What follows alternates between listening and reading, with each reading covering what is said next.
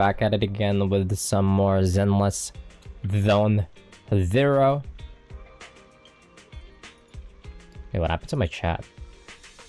Chat's not showing up on OBS. There we go. Anyways, if you've been wondering where each one is during the whole patch, look where she is.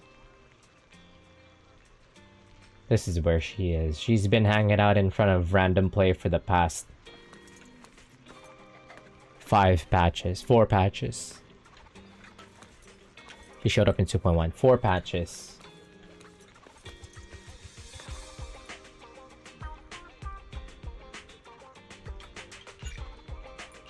Alright, what can we do for a little bit of a warm-up?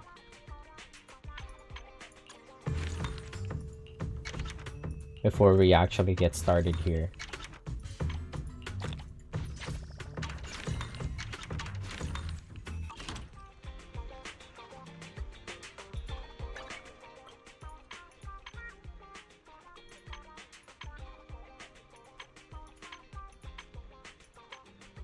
I've cleared everything.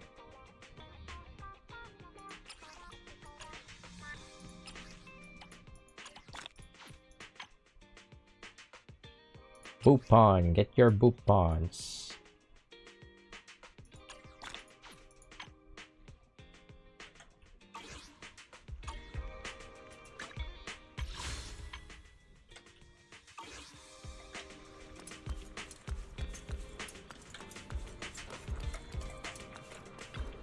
Afternoon!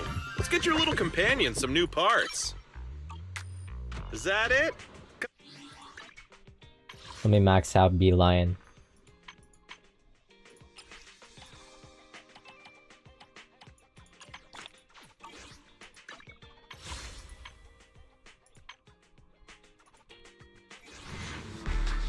But yeah, hopefully we could finish this patch tonight, and then so we could just focus on finishing Octopath Traveler 0.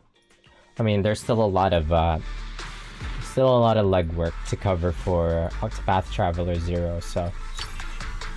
But unfortunately, we won't be able to finish until the next year, I think.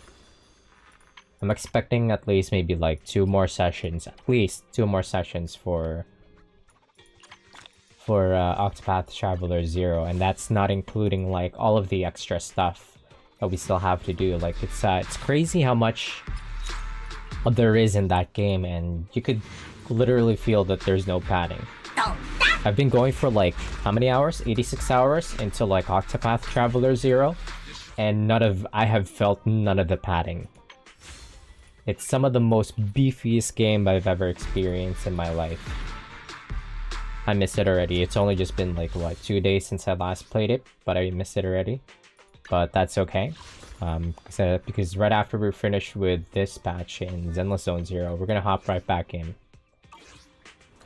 I might actually try to like 100% the game. We'll try to 100% it live on stream. Come back next time, you hear? I think the game deserves it. The game deserves to be 100%ed on stream. There are some stuff that we could do offline, like completing the museum.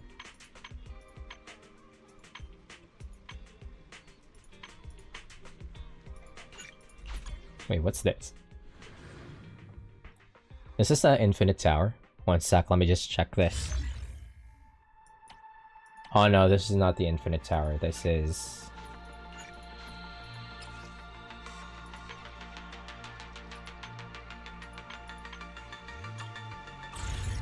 Okay, now I've already finished that.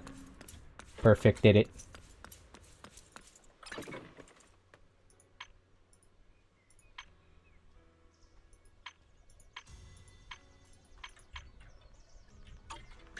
Yeah, a little bit of a warm-up. I'm still trying to build Jane Doe. Let's move. The ocean's got a different She's almost kind there, of charm. but I'm still missing her skills. Different outfit, same objective. Let's move.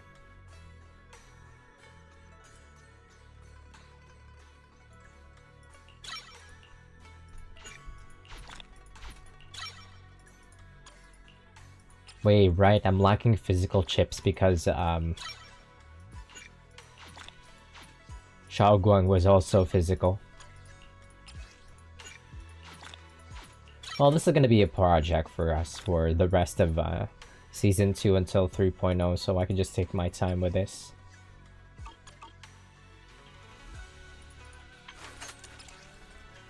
How about for builds, though? The ocean's got Anyway, a different kind of let's actually just continue. I want to finish this Care to as join me fast as for a walk? possible.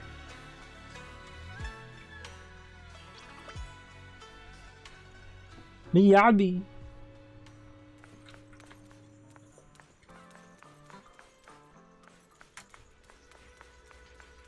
Take Xiaoguang and make Yeishiyuan and the Hollow. Yep.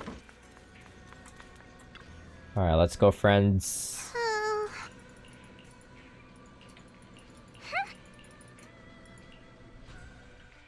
Let's go. Let's go.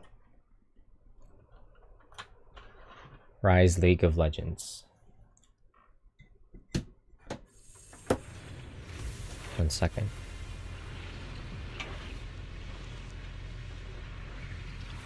Oh, I'm charging my Switch. When did it run out of battery? Hey, what time is it? So I have to do my Pokemon Masters dailies. Yep. Sorry, moving my phones around on my desk.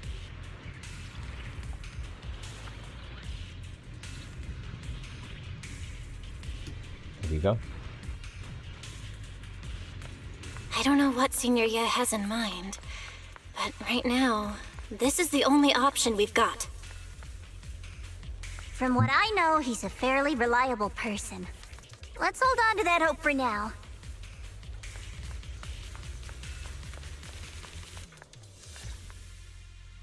I knew you'd come, Junior Bell. And this new friend is... You're from Krampus. I know you. Surely Tops isn't so charitable as to offer their help for free.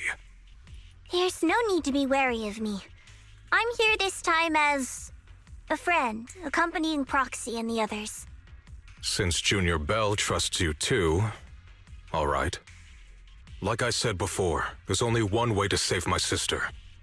We must use the power in the QINGMING sword that comes from the same source as the Creator to channel their power to Xiao Guang. Aren't you worried that the Creator's power could be dangerous? If you know anything about the Exaltists, you'd know they've always revered the Creator as a force of salvation, not destruction. There must be a reason behind that.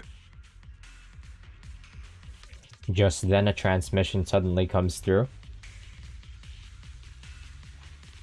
Val, where are you guys? Yishuan Shifu has returned to Failum Heights. Huh?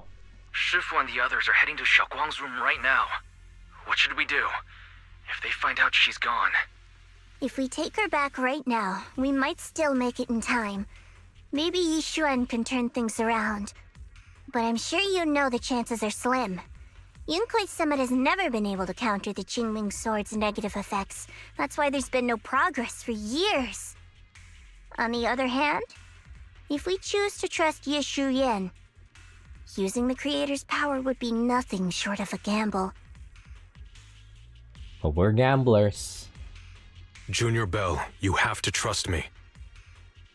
The object before us has remnants of the Creator's power. According to the ancient tome, it comes from a place deep underground, a place once connected to them. But it alone is not enough. I need someone with a pure heart, someone like you, to enter the illusion she's trapped in and guide her back. I have a pure heart. Hello, Sir Flash. How's it going? Good evening. Happy New Year. Today's been rough. Why so?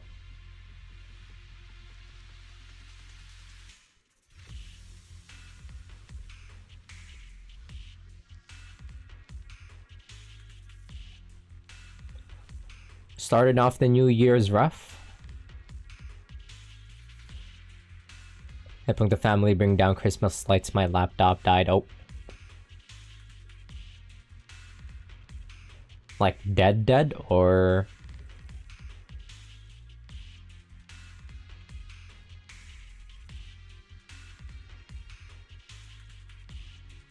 Oh shit, to the point that you had to talk with tech support? How'd that work? Oh, stuck on the boot screen, I see.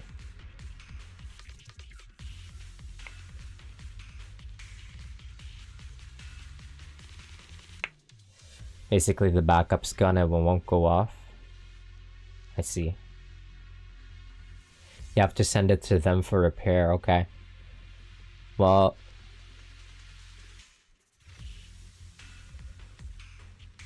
Hope there's nothing in the hard drive that would put you at... Just kidding. Yeah, best of luck, buddy. Like a few years ago I had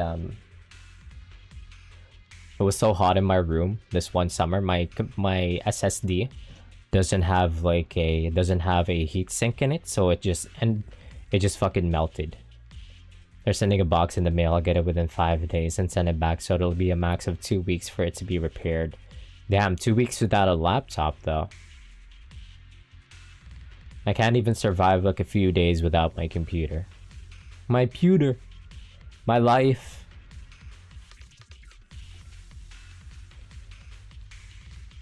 Oh god, you got a spare laptop for now from your mom? That's good then. Yeah, it just takes a little adjustment. Okay, as long as you got a backup.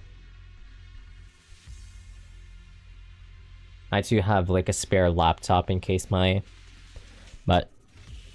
my computers are going pretty strong.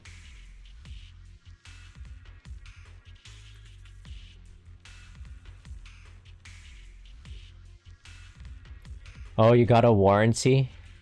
Thinking ahead. I've had my computer for like almost 10 years at this point. It's pretty strong. It's pretty strong. I've only ever had like issues with it when the fucking SSD melted. That was it. I just got like a new SSD with a heatsink, and ever since then, it still runs extremely smoothly.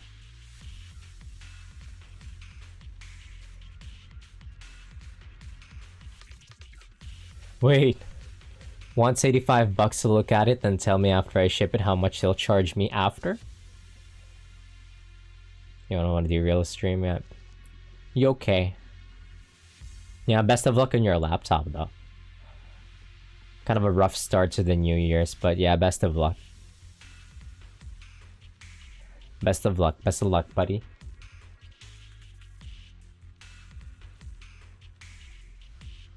Yeah. Fuck Asus. Call the warranty company, they're fixing it for free. Lucky you got the warrant. Thinking ahead with that warranty then.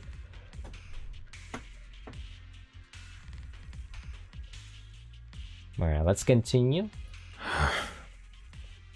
Sorry, I haven't been completely honest with you. I cannot do this myself. Not just because I've hosted the Creator's power before, but because my heart has been tainted by hatred and doubt. I know this puts you at risk, but... Shiyuin bows his head to you. You've never seen him put himself so low. Please, I beg you. Save her. Please bring my sister back. Say less, that was already the plan, my good senior. Yeah, I should have gotten the heart warranty. I promise. When I was carrying Xiaoguang earlier, she suddenly showed brief signs of recovery. That was near here. There might be something to this place. We promise. Wise, please stall Ishu and Shifu and the others for now. I'll try to see if I can help Xiaoguang first. Got it. I'll do my best. I hope you'll bring me some good news, Belle. Weiss is in a rough spot. I don't know if you could hold off like Yishuan from worrying about Xiaoguang. No time to lose. Let's get started right now. Xiaoguang, you have to hold on. Wonder when they're gonna make Shiyuin unplayable, because that is the most playable character I've ever seen. But there's no indicator as to when he's gonna be playable, but he's the most playable character I've ever seen. He might end up in a new faction or something.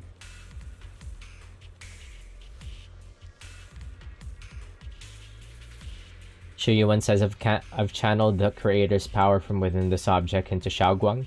There's been no sign of rejection. The Qingming sword truly shares its origin within the creator's power. I mean, he could still be Yunque Summit, but he could also end up in like a different faction. Wait, no, he has the Yunque Summit fit on, does he? Technically? Who knows? I don't know. Shuyuan says, next I'll use a method recorded in the ancient tome to transfer your consciousness into Xiaoguang's body. You'll enter the illusion created by Xiaoguang together with her. I don't know what you'll encounter in that illusion. It could be a fragment of her memories, or it could be a nightmare of her own making. But I need you to bring her back. Please don't let go of her hand. At least let her know that she has people who care about her here, waiting for her to come back. Please. Let's get started when you're ready. Okay, what can we do? Let's do this.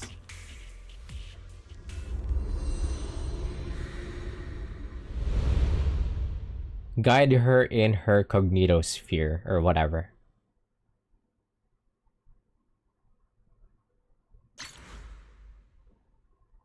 This is just like sonorospheres in Wuthering Waves. You close your eyes, holding on to Xiaoguang's hand. The immense pain in your head makes it impossible to even think. And the endless darkness, a familiar yet strange power, forces your hand from Xiaoguang's. I must never forget these memories. Never.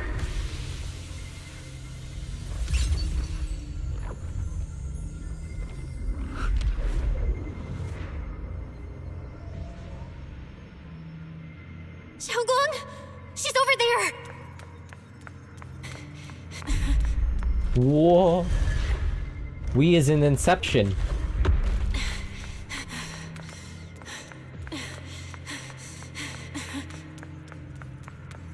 What's going on?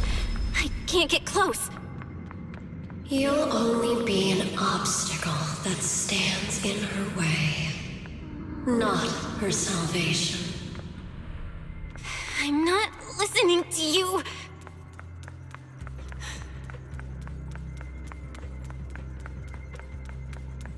We gotta find a way to dodge these. What? Hang on, Xiaoguang. I'm coming. Simply don't walk into them, right?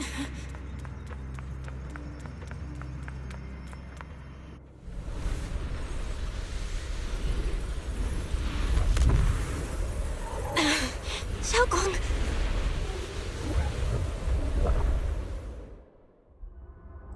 Xiaoguang's eyes are tightly shut as if lost in a dream. And inside her dream, it's an entirely different scene. You live in a dream. Snake Eater. We get to play as Xiaoguang here.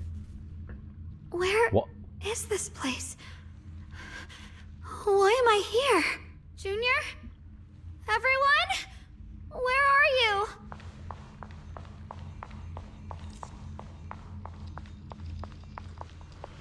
Fear the dodecahedron. The strange device flickers with an eerie glow.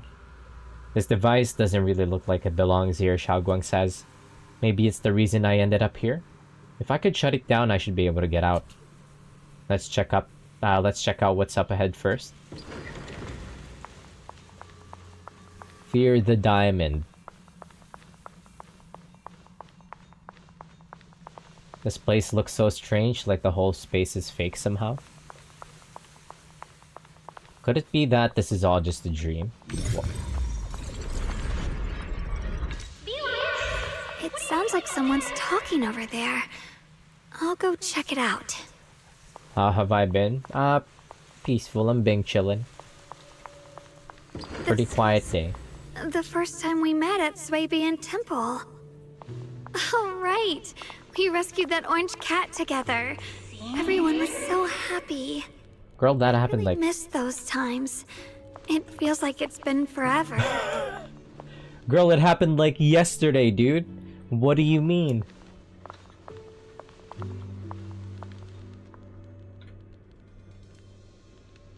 Why is this like a cherished memory?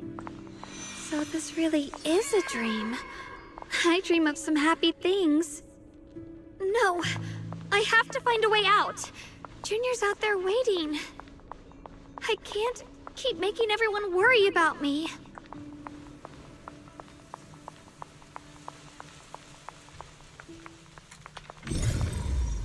Let me through. At this moment, a familiar figure appears. What? It's you! Xiaoguang says, you're finally here? The other Xiaoguang. The actual Xiaoguang says, it's you. What are you doing here? The other Ye Shengguang says, this is the illusion that we created. Everything you see is now... everything you see now is our past memories. The backlash from the Qingmin sword attacks both our body and mind. Physically, it strips away our 5 senses, even our life. Mentally, it causes us to forget. So the memories you see here are only shards, incomplete. Xiaoguang says, so what should I do? I need to piece together these shards of memory. When you truly remember everything, the path of this place shall appear. If you're ready, let's get moving. Let's not keep our little junior waiting too long. After she finishes speaking, she vanishes. This is like what happened in Silent Hill F. You're just piecing together like Hanako's memories. Today's events. Hinako. Must memorize them carefully. I can't let anyone find out. Is it Hinako? Hanako is Blue Archive. Hinako is Silent Hill.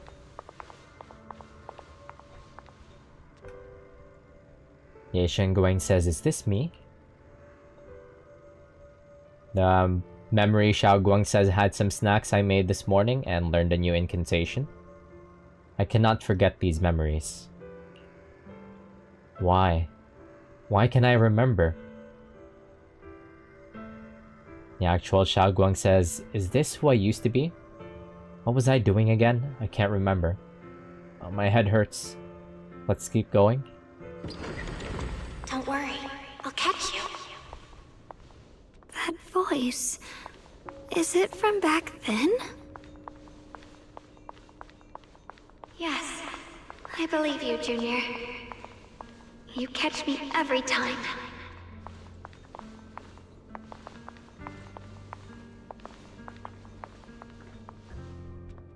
Xiaoguang says, this is that memory of us after shopping on the rooftop of Suibian Temple.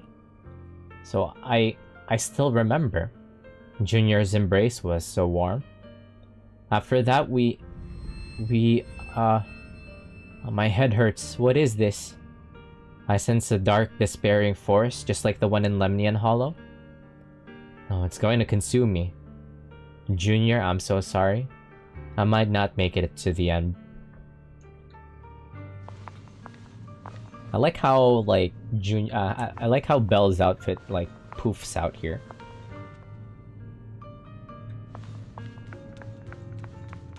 But her outfit just, like, spreads out and, like, poofs out. Cute. Great outfit. I almost forgot the incantation today. Thank goodness no one noticed. I know the sword's effects are getting stronger, and my body is breaking down. Not just my memory. My hearing, smell, taste, touch, sight. They're all deteriorating. I can feel it. My connection to the world is slipping away. My time is running out. She's saying all that while she's walking like a diva on a catwalk. My head. It hurts. I can't forget this. I mustn't. I've already lost everything. Someone, please help. I don't want to be alone. Brother. Shifu. Junior. Remember our promise. In the darkness, a familiar voice rings out. Hang on, Xiaoguang, I'm coming. But it sounds so far away, it's unclear. Memories are disappearing, senses fading, body withering, everything is returning to nothingness. But why? Why do you still want to hold on?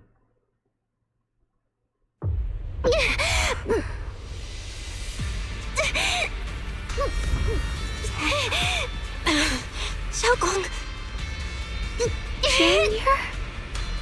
Hold on to me! What? What if I don't press anything? It's not over yet! I'll bring you home!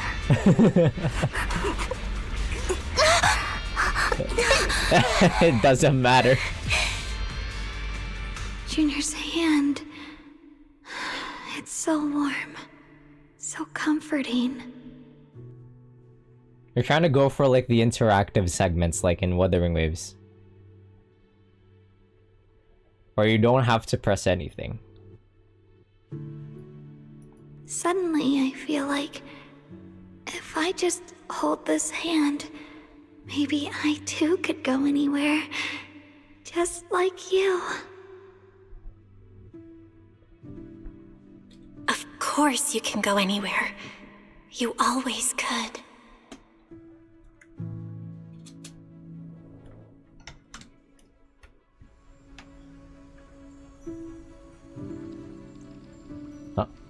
The other Ye Shengguang says, never thought I'd see you again. My dear Junior. Belle says, great, you're still here. I thought you were already. The other Ye Shengguang says, I hate to break it to you, but I've indeed already become one with her. But this is an illusion created by our consciousness, which is why I'm able to appear again.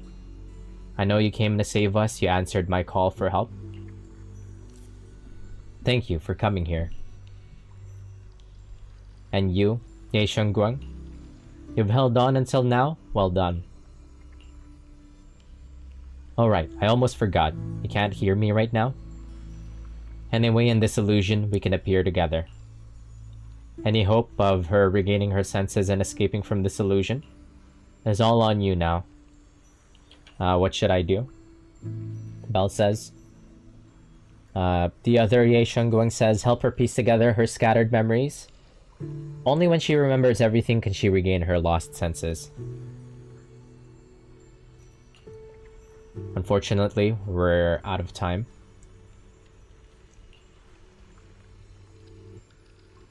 The illusory space was created using the creator's power Ye Shuyu when channeled, but it's not enough to sustain this place for long.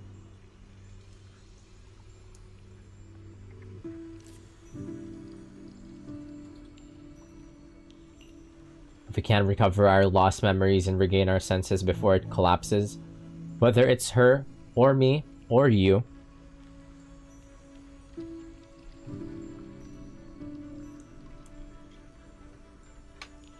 one second.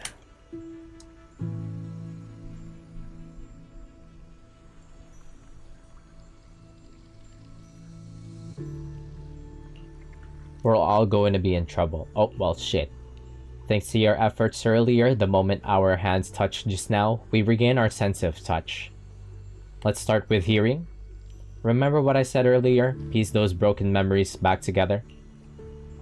Our future is in your hands. After saying these words, Ye Shengguang nods at you and dissipates. Xiaoguang, hold on tight to me. I'm gonna help you get your senses back. Then, we're going home. Let's get you to bed, Grandma.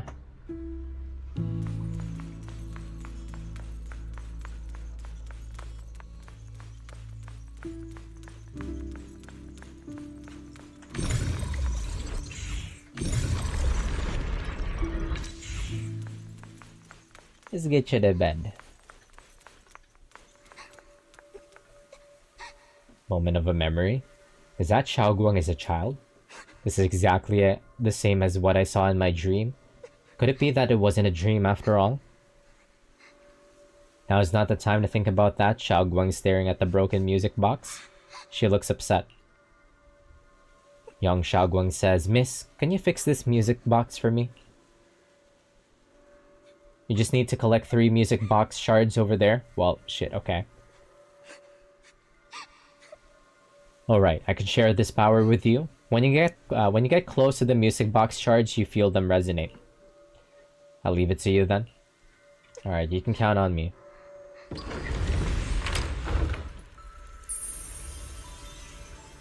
Great fetch quest. Where are we is in the Silent Hill halls. We've got to move faster. Let's hurry and find the next shard.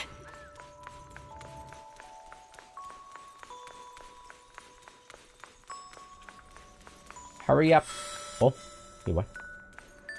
Just being here with you, sharing the time of a single movie, is enough to make me happy.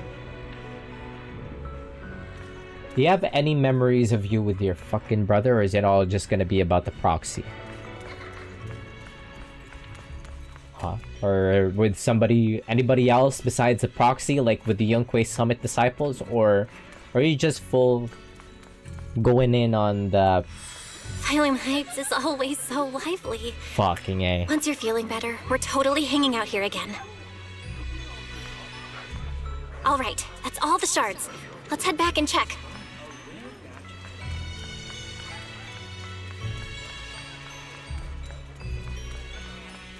I swear to God, if we go through all of her memories and it's just all of the proxies instead of like the brother or like with somebody else from like the Yunque Summit, I'm gonna crash out, dude.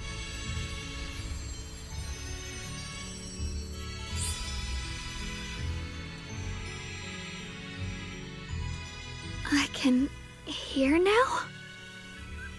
The wind, the falling leaves. Fallen leaves? And the sound of life itself.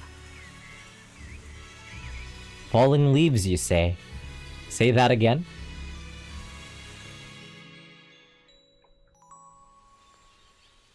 The other Ye Shengguang says you've been doing great. And you as well, Ye Shengguang. How do I even classify which Shengguang is speaking? Brown Shengguang and the white Shengguang.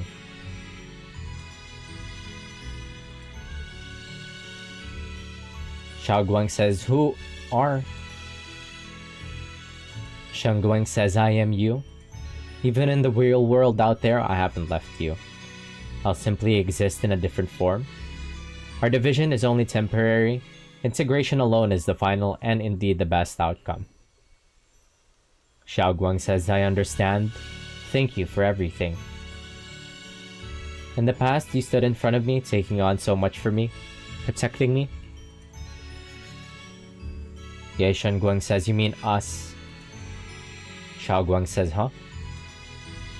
Ye Shengguang says, I said it was us who stood in front of ourselves. It was us who ultimately protected ourselves through all those past events.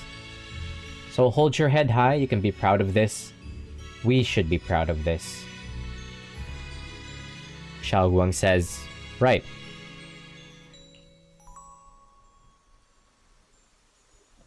Ye Shengguang says, and one more thing, Junior.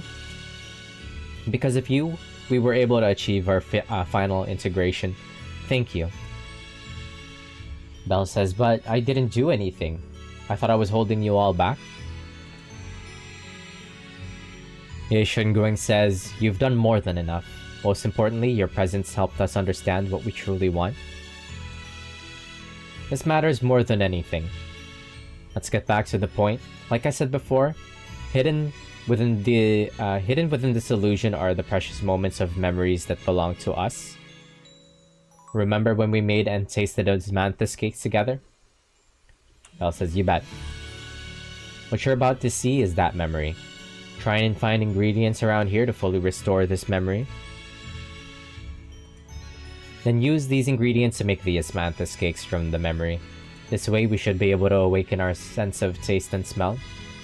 Go ahead, I trust you. With those words, Ye Shengguang vanishes into the wind once again. Xiaoguang, don't worry. We'll get out of here together real soon. Yes, I believe you, Junior.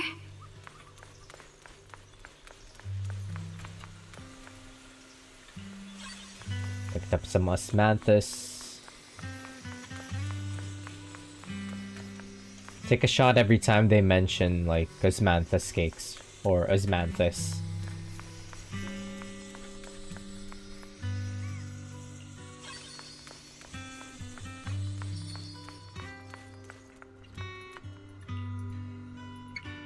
If I use the perception technique, maybe I can recreate the memory. You pour the osmanthus, sticky rice, and spring water into a bowl and mix them. You put the dough into the steamer. A familiar aroma soon envelops the area. Xiaoguang raises her head slightly. It seems her smell and taste are returning. How much sugar was I supposed to add again? Ooh, hot, hot, hot! Wow, freshly baked osmanthus cakes really do smell amazing.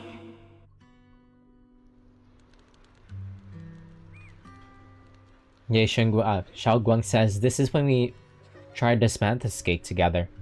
This scent is osmanthus, and this tender texture of sticky rice.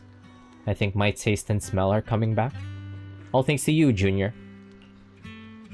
Alright, all that's left is sight. Xiaoguang says, for some reason I feel like I can sense. Next we'll have to face the creator's lingering power and disillusion. Just then another familiar figure appears. Shenguang says, this should be the last time I speak to you in this form. Next we'll have to face enemies manifested from the creator's power. Once we defeat them, we can regain our vision and get out of here. Belle says, is it a fight? I might not be much help. Xiaoguang says, you've helped me so much already. Leave the fighting to me. Shenguang says, right. Besides, the enemy shouldn't be that tough, since there's only a sliver of the creator's power here. Just dodge its attacks and look for openings to strike back, and you'll be able to defeat it. That's all the help I can offer you. The rest is up to you. After those words, Shenguang... Come on, they're going a bit too fast on the dialogue here. What's happening here?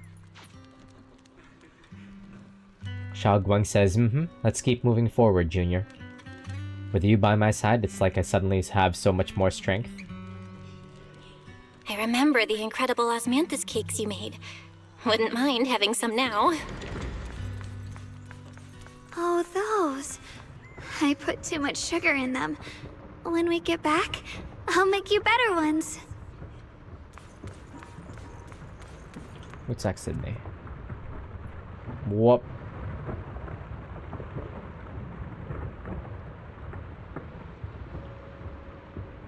Just wishing somebody a happy new year. That's the QINGMING sword. The QINGMING sword.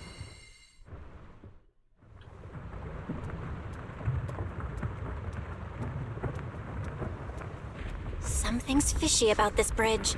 We better watch our step. This is Ye Xuanguang's fate. Why do you keep struggling through this hopeless swamp? Oh, child of God, bearer of both curse and blessing, you'll only be an obstacle that stands in her way. Sarah ASMR. Not her salvation.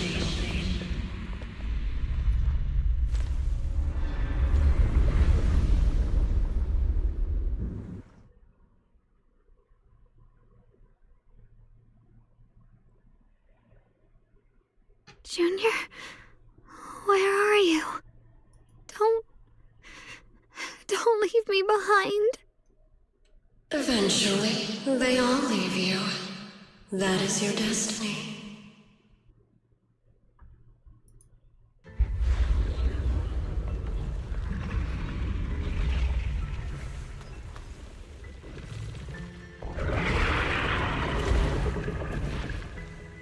It's Venusaur. Wielder of the QINGMING sword, Ye Xuanguang. Your junior's already So we can attack. Okay. She abandoned you, just like everyone else. No one's coming to save you. No one will remember you. You'll stay here forever, becoming mine. I'm not falling for your lies. Everyone's waiting for me. Yeah. I know they are. I can't see anything. I can't see won't anything give up. either. There has to be another way. Right. If I focus on the movements of the air, I can dodge the attacks. It'd be What was such a that? shame if this were to disappear. We meet again, my dear Junior. Hey, what's wrong? Why are you here all alone? Hang on, Xiaoguang. I'm coming. I swear, I'll bring you home. It's all the proxies. It's all memories of the proxies, My man. strength is back. I'll try and attack. Huh? My blade cuts down evil. My spirit soars in the sky. There are still people waiting for me. I can't stop here. Yeah, at least remember your brother. Isn't this supposed to be your mind palace or something? How can you not remember how do you not have any memories of your brother? You're all thinking about, like, proxy. This can't be the end of this memory. Can you please at least just, like... At least try to remember your brother, please. Address the elephant in the room. He's done all this shit for her, and she doesn't even bother to, like, to remember him. Come on now. Are we at the end? The suffocating roars eventually fade into the distance. Instead, there is the sound of the wind, the feel of the grass, the scent of sunshine. The cold presence of the illusion is fading. A long-deprived, tangible warmth envelops you. Not one memory for Big Bro? Like, all this shit that he did just for her, and there is not one memory of him.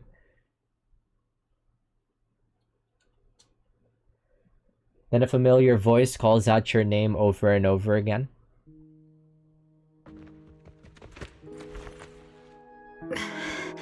Belle, I'm so glad. I got to see you again.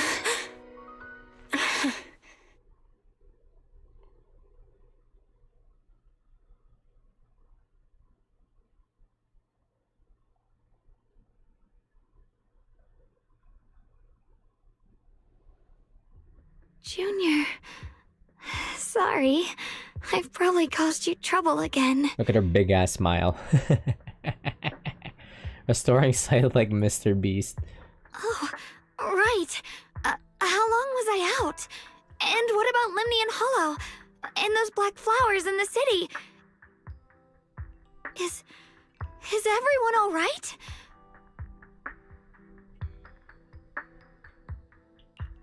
Don't worry. Everyone's fine. We were just missing you. Welcome back, Xiaoguang. Upon hearing the familiar voice, Xiaoguang lifts herself from your arms and immediately turns to look at Senior Ye on the other side. Brother! And Miss Zhao! You woke up pretty quickly. It's nice to see everyone again. I'm not dreaming, am I?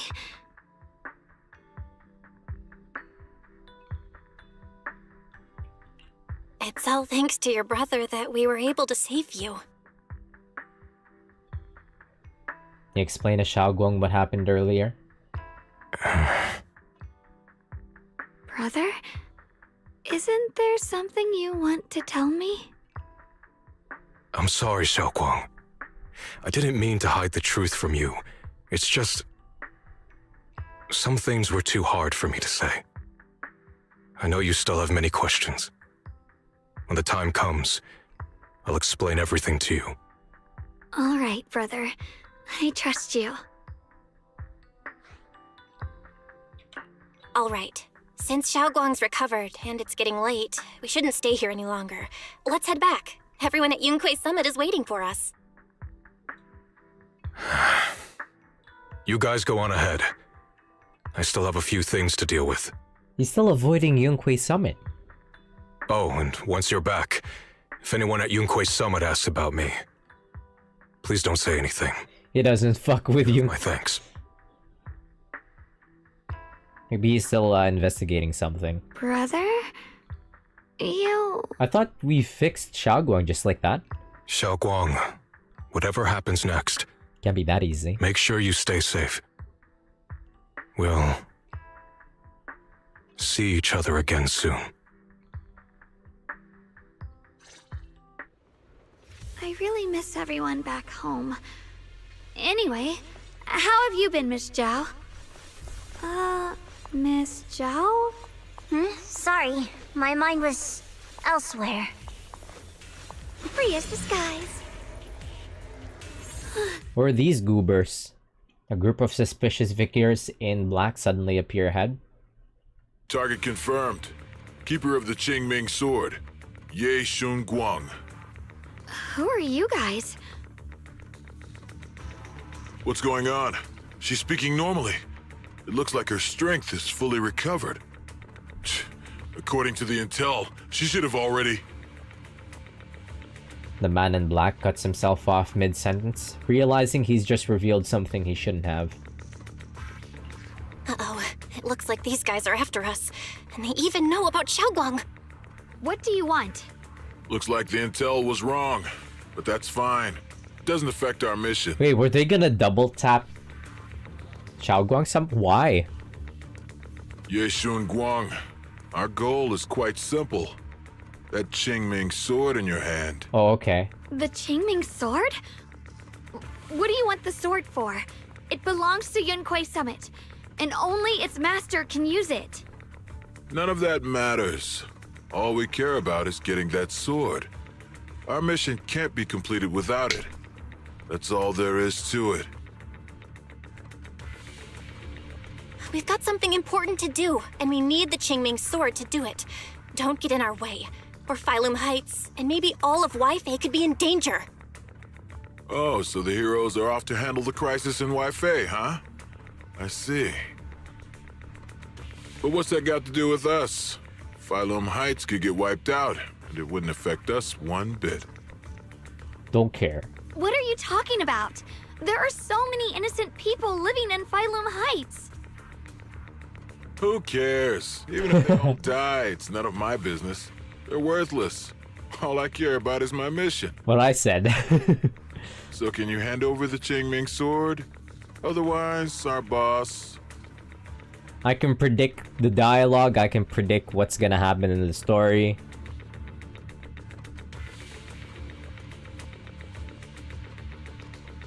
Enough already. You talk too much. I'm like... Which JoJo was it again? The second JoJo. Joseph. You! I'm Joseph Maxi. You know, only the weakest lackeys feel the need to give a long speech before every fight. The true victor speaks only through victory. Miss Zhao? Why did you suddenly... Before Xiaoguang can finish her sentence, Miss Zhao charges forward. Wait, are these guys tops? Miss Zhao's acting a bit off today. She's unusually impulsive. Yeah, she's not acting like herself. Just to be safe, let's hurry up and help her out. Yep. Hand over the Qingming sword and no one gets hurt. Just go ahead and make things easier for everyone, yeah? Yeah. Where did you learn about Xiaoguang? Like I'd just go running my mouth about something that important. What do you take me for? An idiot? I need it. The line is drawn. Frost glistens! Miss Zhao just went inside. Let's follow her. I can't find Miss Zhao anywhere. Where did she go? After searching around for some time, there's still no sign of Miss Zhao. This doesn't make any sense. Miss Zhao wouldn't just run off like that. Wait, don't tell me. Those people in black took her? Miss Zhao's really strong. She wouldn't be captured so easily. Maybe she got separated in the fight and lost her way? In any case, it's all my fault. Since they were coming for me and the Qingming sword. Don't worry just yet. We'll think of something.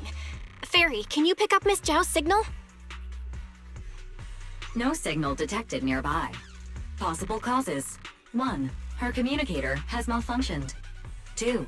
Miss Zhao has been taken away from the area. 3. She encountered danger and her communicator was destroyed. 4. Miss Zhao turned it off herself. I remembered Fairy. It's no good. I have to go after those people in black and find out what happened. Junior, please stay here. If Miss Zhao's just lost, she might come back soon. Let's split up then. Xiaoguang, be careful out there. Why are we splitting up?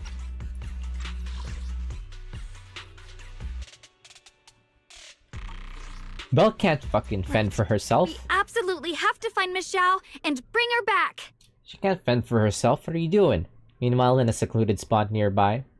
Those two fools. I think they're supposed to be tops. The intel that they got that Xiaoguang is down for the count right now actually came from Zhao, and Zhao, out of love for like Xiaoguang, she actually ended up like liking Xiaoguang. Because Xiaoguang is down for the count right now, and we're not even sure at the point when Zhao reported that Xiaoguang is down for the count. Like, this was the best opportunity for tops to come in and try to steal their sword, but Zhao, because she ended up liking Xiaoguang, she went to fend them off. Why go to such lengths to find me? Can't they tell by now? Actually, She's a traitor. Tops, or at least part of it, doesn't care about the people of Phylum Heights. They don't care about what you're risking your lives to protect. I'm completely worthless to you right now. This is so strange. It doesn't make sense. You search frantically for any sign of Zhao. Miss Zhao, where are you? We're gonna find you, no matter what! Zhao, you're no longer needed. You're too weak. You'll only get in the way. Is this baby Zhao? This family You can't even tell the afford to difference. feed useless trash. Remember this. Things without value get thrown away. That's what happens to trash. Wait, are those other bunny thyrants? So I guess there's like varying degree of like bunny thyrants. The bunny tyrant could appear more like human-like, like Alice. Or bunny tyrants could also end up looking like Zhao, who's more bunny than human. Miss Zhao! See? See what I mean? See what I said? Belle can't fend for herself. You can't leave her alone in a hollow, man.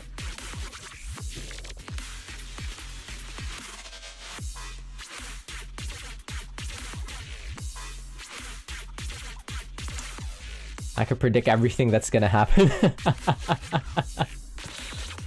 Zhao! Miss Zhao? Uh-oh. Get lost! Miss Zhao, there you are! You should worry less about me and more about yourself. What I said, man. You almost got hit just now. Weren't you even a little scared? Of course I was scared. But hey, I'm fine, thanks to you. Don't celebrate just yet. We've got a whole mess to clean up here.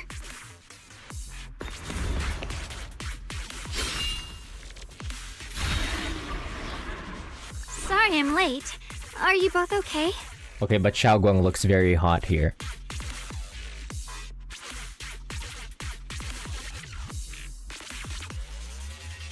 She's lucky she's hot. Xiaoguang! Perfect timing. Zhao and I are both in one piece. Why? What? Why worry about me? Why take risks to find me? Why do you care about me at all? You can get better info on the creator from the mayor anyway, and when it comes to fighting, I can't compete with the wielder of the QINGMING sword. Because you're oomph. You might be a labubu, but you're our oomph. In theory, right now, I'm of no value to you. Value? Seriously? You're one of us. Caring about your teammates is kind of the bare minimum, isn't it?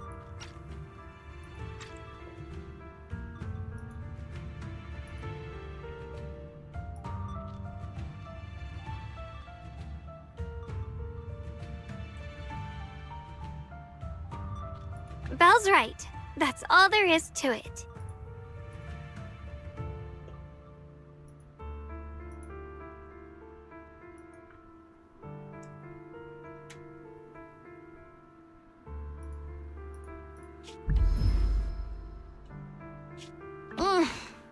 You guys really are a bunch of weirdos.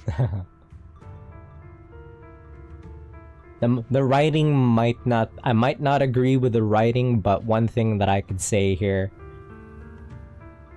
that can salvage the writing is at least Xiaoguang is hot. They finally started catering for the people that like legs.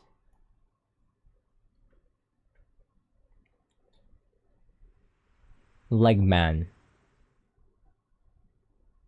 After some time, you finally make it out. You finally make it back to Phylum Heights. Despite everything, thanks for not leaving me behind just now. I should be the one thanking you. I was lucky you were there. Why'd she hide anyway? Was it just shame? Shame. Shame. Miss Zhao doesn't respond. She stays silent for a long time, as if fighting an intense battle within herself. At last, she turns to you, her eyes filled with a mix of confusion and searching curiosity. I've been wanting to ask. Why are you all able to trust others so easily? Why not? There's no such thing as kindness without reason. Every relationship exists because there's something to gain. Value and profit. That's the only solid foundation between people. All relationships, in the end, are a game of value. Just like those people in Black said, if someone can't offer any value, no one will care if they die. That's the rule everyone lives by, isn't it? That's not true. At least, that's not what I believe. You're right, Miss Zhao. Such things do exist. But there has to be something more, beyond such cold logic. You must believe in people. Something warmer. Something that lets us lean on each other and share warmth through the cold nights. It's something I felt from Shifu, my brother, my junior, from everyone. I think that must be what they call love. If only that reflected in our memories, you know? Maybe they could only show, like, cutscenes that have already happened, and that's the main reason why it focused mostly on, like, the proxies and Xiaoguang and her memories when trying to recover her memories. They couldn't work the cutscenes. They don't have the cutscenes for... They couldn't work the cutscenes for those moments that Belle wasn't present in. I mean, like, they could have at least, like, bothered to, like, include, I don't know, even if it's, like, something that we've never seen happen before, some touching memory that she has with her brother, or a touching memory that she has with the rest of Yunque Summit. You know, give me something.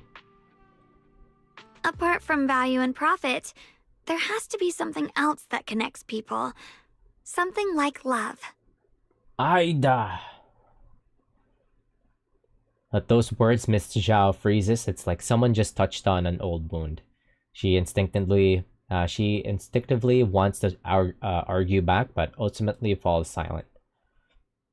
After a moment, she speaks again, her tone calm and detached, as if she's telling someone else's story, not her own. How unfortunate. I've never felt anything like that. Damn. I was born into a big family, but it wasn't really a home. More like an arena where everyone fought to survive. Blood ties were thin, warmth was a luxury found only in dreams, and the only rule that mattered was equivalent exchange. Whoever could bring back food, resources, or information would earn a little more favor in return. I remember one bitterly cold winter when I was sent out to trade firewood for a piece of dry bread. But instead, the man saw how young I was, took everything I had, pushed me into the snow, and left. Poor Zhao. Calling me a worthless beggar. I went back empty-handed and was met with a single word. Useless.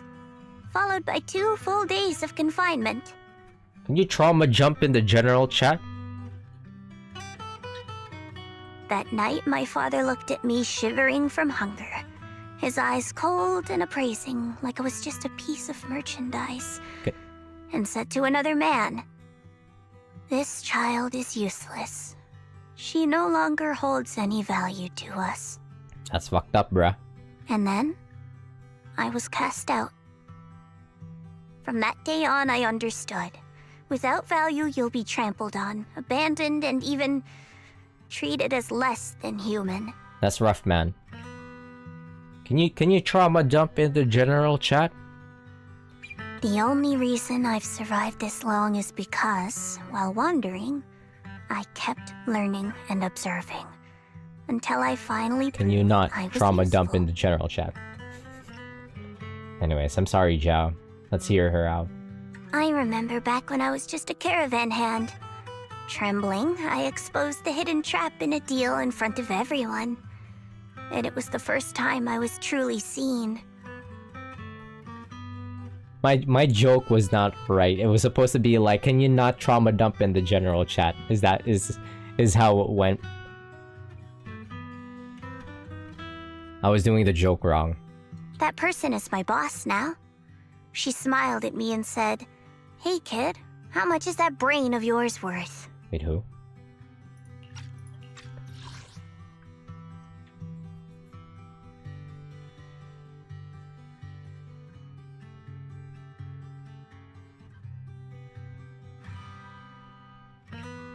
But you're different.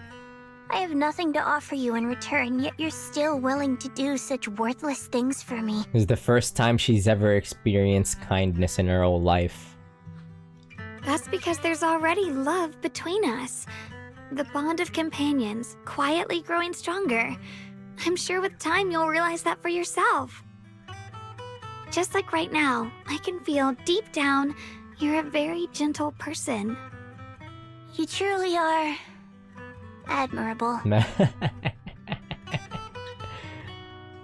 Huh? Zhao is Xiaoguang's #1 fan. That's hilarious. It's cute. Forget it.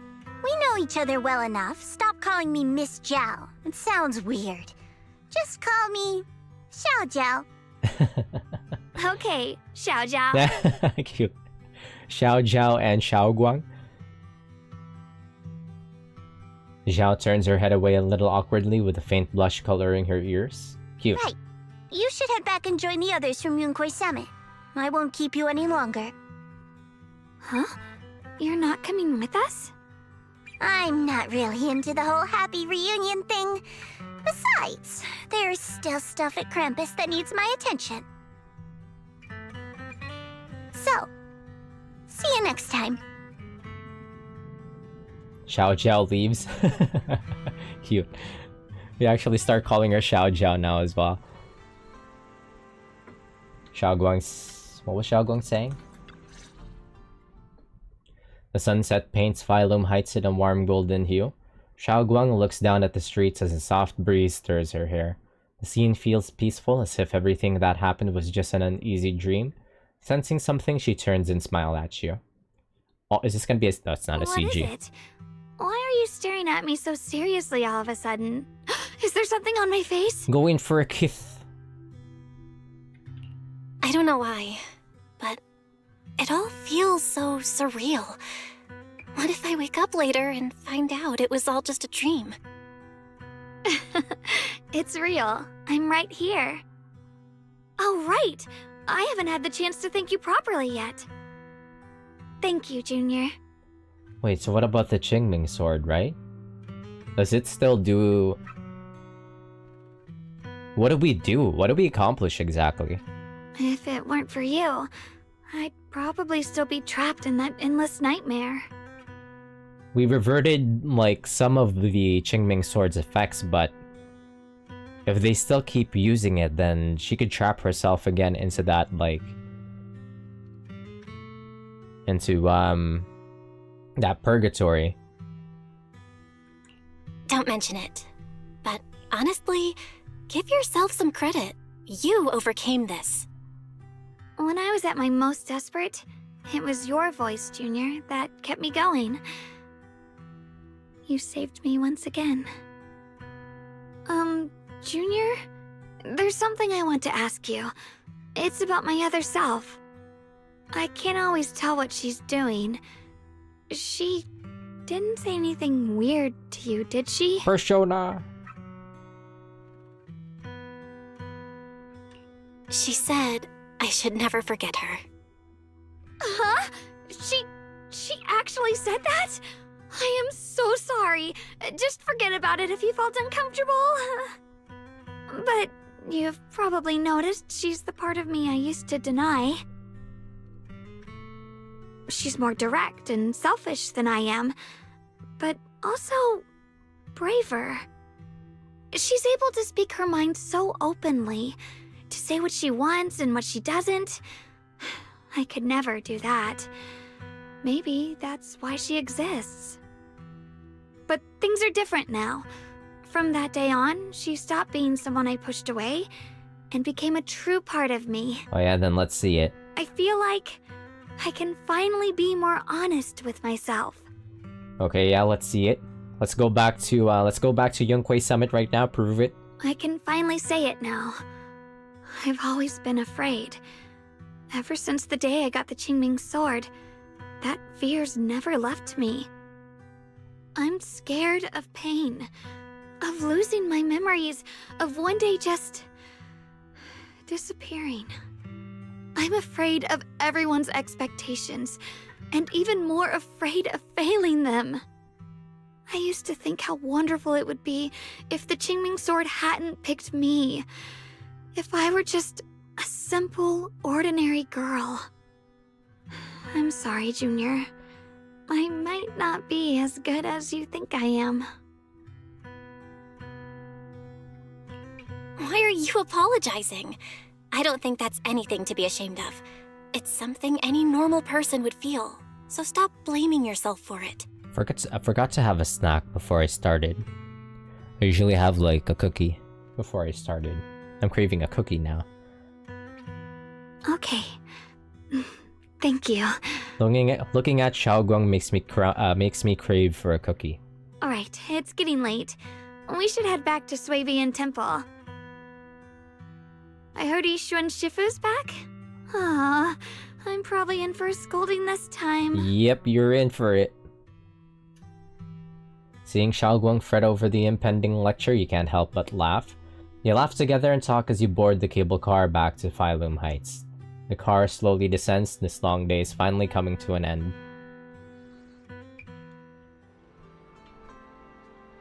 Should I send a message to everyone at Yunquay Summit? Forget it. I'll just go back and get scolded, I guess. What? What's this?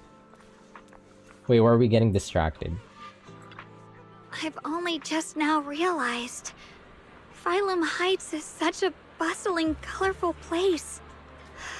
The air smells of coffee and fresh bread, mingling with the calls of vendors and the carefree laughter of children.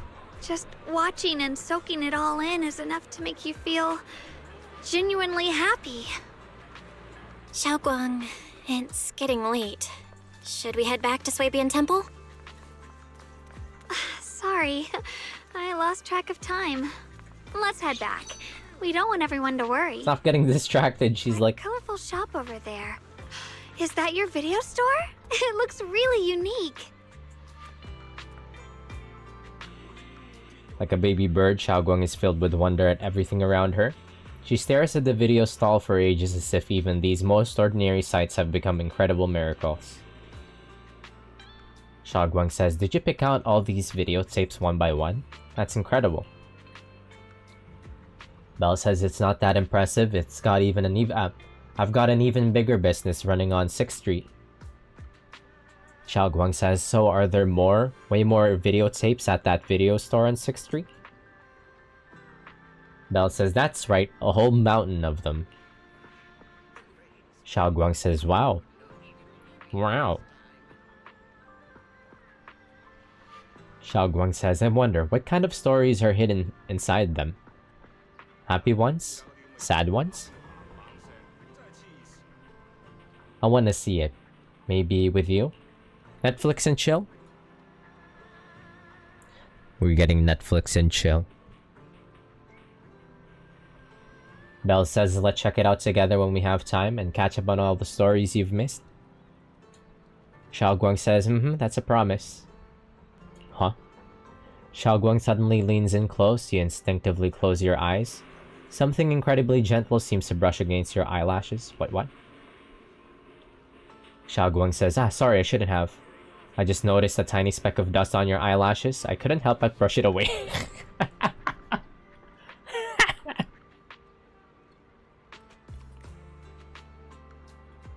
Okay, I think I see what they're trying to go for.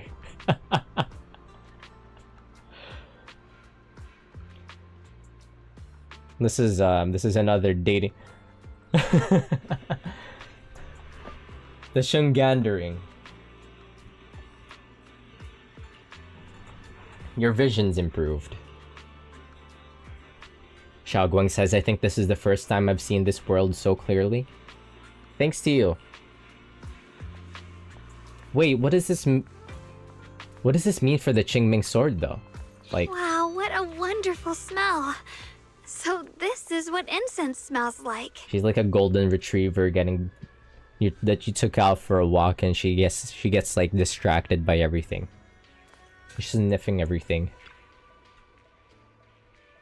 Xiaoguang says, "My sense of smell seems a bit sharper than before too. Doesn't that mean that the mantis cakes will taste even better? I want to try it right now. Then the mantis cakes I make will definitely taste even better too." Wait, this isn't the time for that. Let's hurry up and meet up with everyone. Like, I can't wait.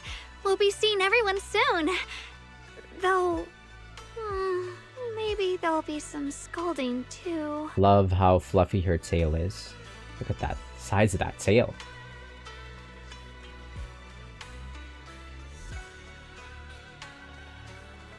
So fluffy.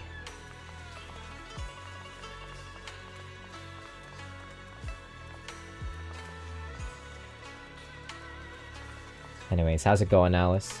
Look, it's Yixuan Shifu. Xiaoguang gently pats Yixuan Shifu on the back. Xiaoguang! That's her daughter, you see. Yixuan Shifu, it's me! Are you alright? Yixuan Mama. She back from her business trip, like, finally. I'm perfectly fine now. If you don't believe me, you can ask Junior. Yixuan gives Xiaoguang a quick look over and asks her a few questions before finally confirming that she's perfectly fine. Hey, what about her memories, though? I wasn't so sure she'd make a full recovery. She'd almost completely lost all 5 of her senses. Oh, lost all 5 senses? I'm sorry. It looks like someone's got some explaining to do. Oh no. Mama's mad. Everything is finally explained to Yixuan Shifu, though the part about Ye Shiyuan is still left unmentioned for the time being. I see. No wonder you didn't want to tell me about Xiaoguang's condition earlier. Anyway, at least things seem to have turned out well in the end. Xiaoguang wouldn't have recovered without you, Belle. Just cleaning up the mess they made This themselves. fucking bitch. By the way, we couldn't contact you for quite a while, Shifu. Why is this asshole still here? Did something happen? I was supposed to be here sooner. I tried to take a shortcut through a few hollows, but I ran into trouble in one of them. So it took me a bit longer. Not just a bit longer. To be precise, you were trapped by an unknown enemy and were completely out of contact for a while. Trapped? Who the heck could possibly trap you? They were extremely cautious in hiding their tracks, and I haven't found any clues yet. However, judging from our brief encounter, they're definitely not weaker than me. Wait, what?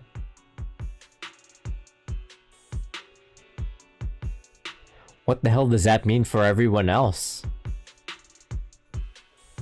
She was facing like Void Hunter tier enemies out there?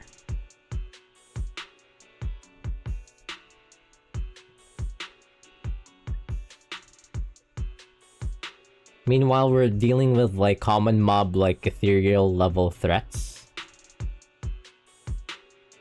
They were as strong as any Void Hunter. What?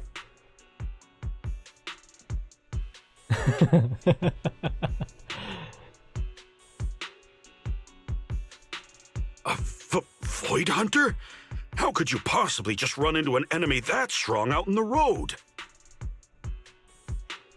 Clearly, someone's deliberately targeting Yunque's summit. I haven't quite figured that out yet, but we can talk about it later. She went through like hell. She's like Doomslayer in hell out there. What the hell is happening?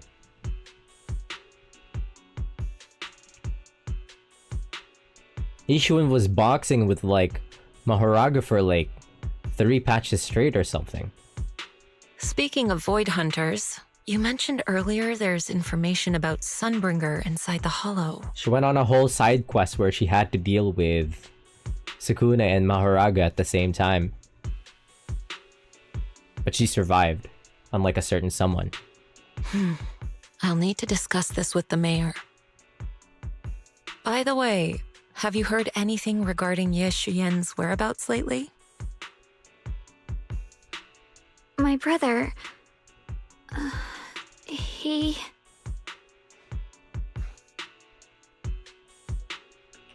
We haven't heard anything. Shifu, have you got any leads?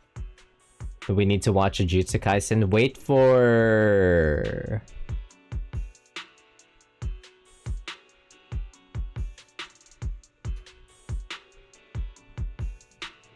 Hop on. Hop on. I want to say you should just wait for like when they drop like the new season completely.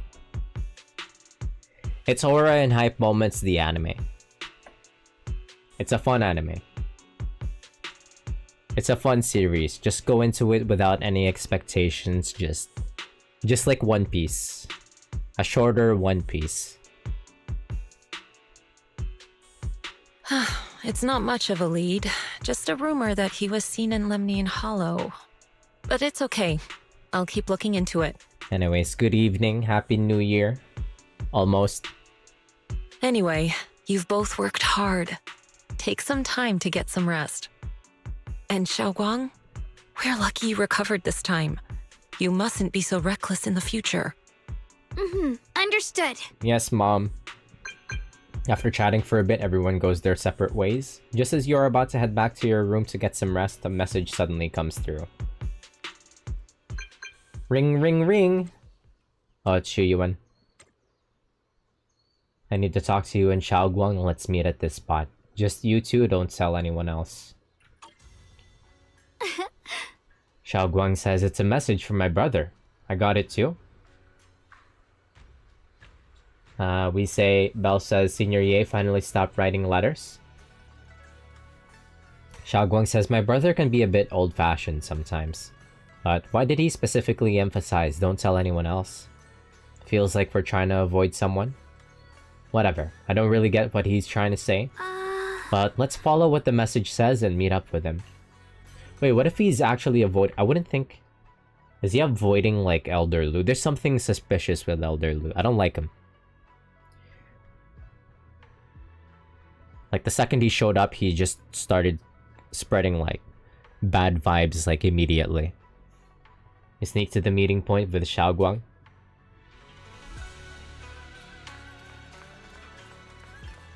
Can I switch characters right now? Never mind, I can't. It would look odd though if we could be running around, if we're running around as like Jane Doe in the cutscenes like we did like previously. The night is deep and still. A tall figure stands in the shadows, almost blending with the darkness itself. At the sound of our footsteps, he slowly turns around. On that familiar face is a gaze tinged with coldness and weariness, like a lone wolf licking its wounds. Only when he sees you clearly do his tense features gradually soften, faintly revealing a trace of the gentle warmth you once knew. Xiaoguang, how are you doing? Are you feeling better? He's Sigma maxing, is that why? He's trying to keep up his Sigma. Don't worry, I'm perfectly fine now. My senses feel even sharper than before. Chuyuan is actually pretty young. I think he's just about the same age as Wise, even though he looks like that. Xiaoguang is definitely around like the proxy's age, and if that's the case, Chuyuan should also be around the proxy's age. They're pretty young. They're actually pretty young. So, can you finally tell me what you've been hiding from everyone? Junior Bell, thank you for looking after my sister. I know it hasn't been easy. It's no trouble at all. It was the right thing to do. Xiaoguang means a lot to me as my senior. Brother, are you trying to change the subject? I'll tell you what you want to know when the time comes, but not now. We have something more urgent to deal with at the moment. I found a way to break the QINGMING sword's bond with Xiaoguang. It's in Lemnian Hollow, the same place where we helped to regain her senses. Okay. That object seems to have some ties to the Creator's power. I've already mastered a special method and can use it to erase the bond. Let's head there now, Xiaoguang. Once we break the sword's hold, you won't have to live in its shadow any longer. You'll finally be free. But then, what about the QINGMING sword after the pact is broken? Yunkui's summit will find the next sword keeper. That's their concern, not ours. Oh, it just breaks the... It just breaks the connection.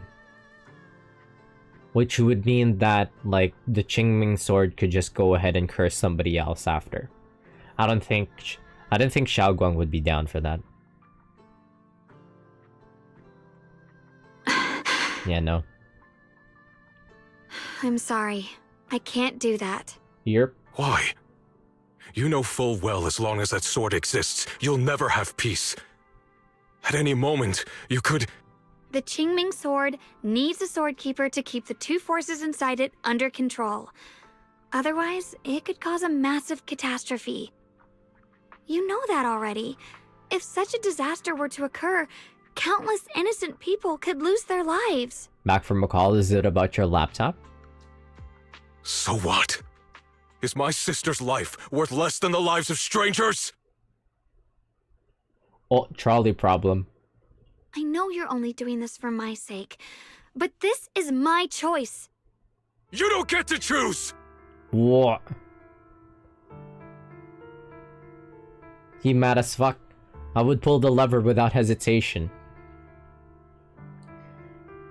That's what Rover would do. Senior Ye has never looked this angry before. His once gentle eyes now burn with pain and fury. Startled, Xiaoguang steps back, her face turning pale. The air around them seems to freeze in place. Grok over.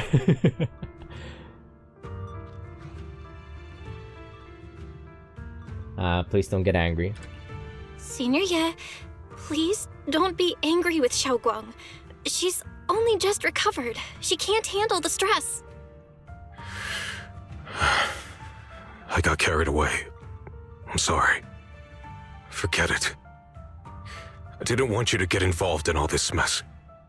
But if that's what it takes to make you give up the QINGMING sword, then so be it. Wait. Xiaoguang, listen. We never had a choice from the very beginning. Oh. This whole thing was a setup.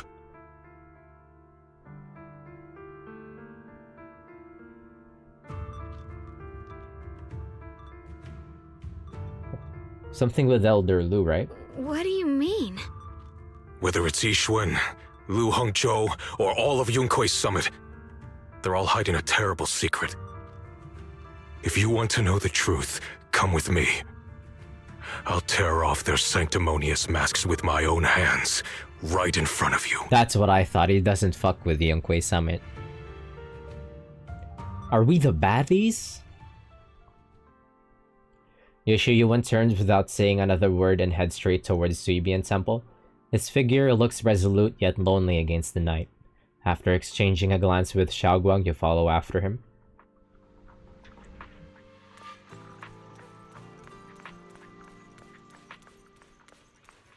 Oh, what's happening here?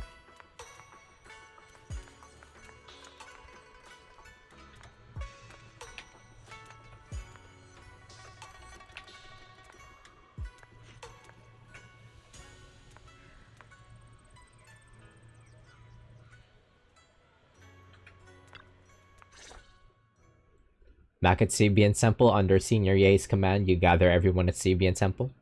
Yixuan, you actually have the nerve to return to Suibian Temple? Aren't you ashamed of yourself? It's Yunkui's summit who ought to feel ashamed. Shuyan, what's that supposed to mean? Exactly what it sounds like.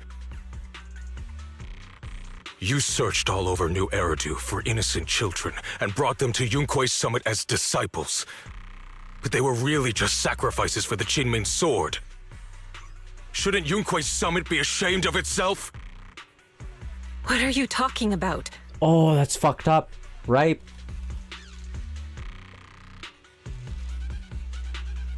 Right, because Yixuan and her sister were also just orphans that Yunque Summit picked up off the streets. Exactly the same thing that happened with the Ye siblings.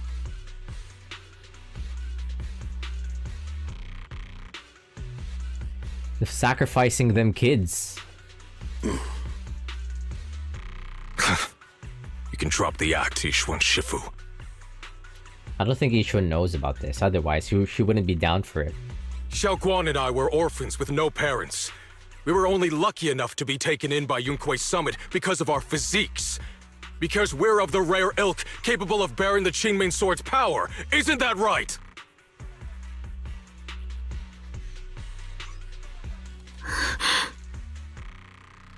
When did Yunkui's summit set its sights on us?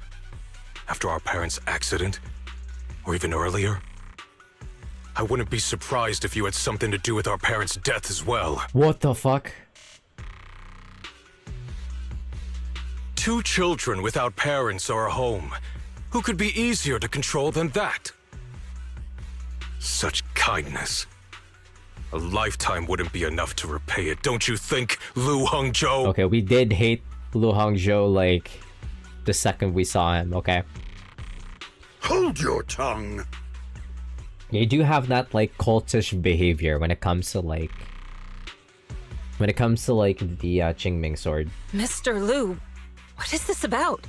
You told me that Xiaoguang touching the Qingming sword was just a coincidence. A coincidence?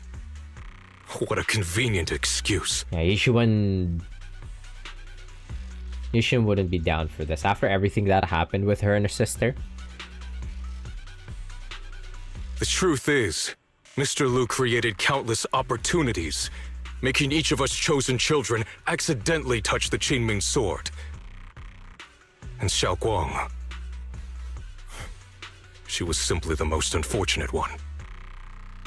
Fool! To be chosen by the Qingming sword isn't a misfortune, it's the greatest honor. It's the power of a hero to protect all living beings. We're gonna put this guy to the ground. So, Mr. Lu, everything he said is true? You've been lying to me all along? It doesn't end there. Yixuan, did you really think that sword case you poured your heart into was actually useful? Don't be so naive.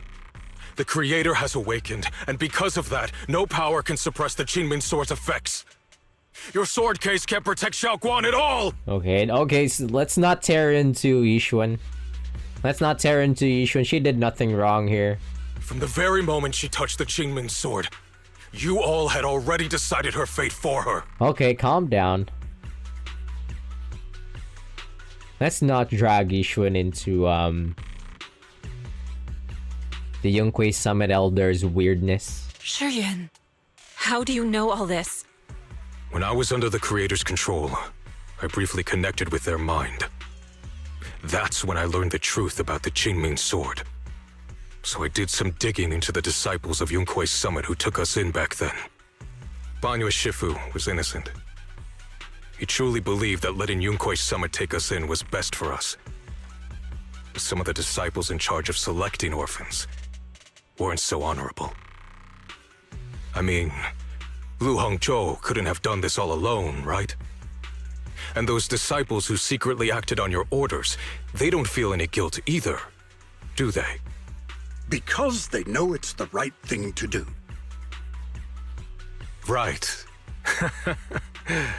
The right thing to do. Even after all this, you're still trying to forge so-called heroes out of lies and sacrifice. People willing to die for your cause.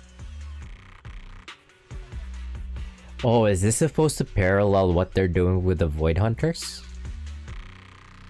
What the mayor is doing with the Void Hunters?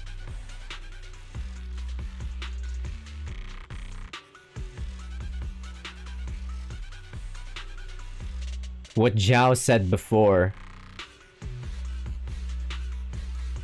But who was that that said something about like... Oh yeah, it was Zhao.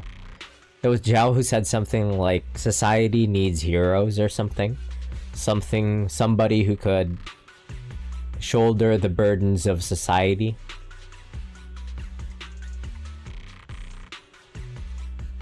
How ridiculous. And you, High Preceptor Yishuan. I'd assumed you were in on it. But from the looks of it, you were completely unaware. See, Shifu would have never done that. Are you so busy as High Preceptor that you're too occupied to notice your disciples suffering? Or is it because you only ever think about your sister, and the lives of everyone else mean nothing to you? Ah, come on now, Shu Yuan.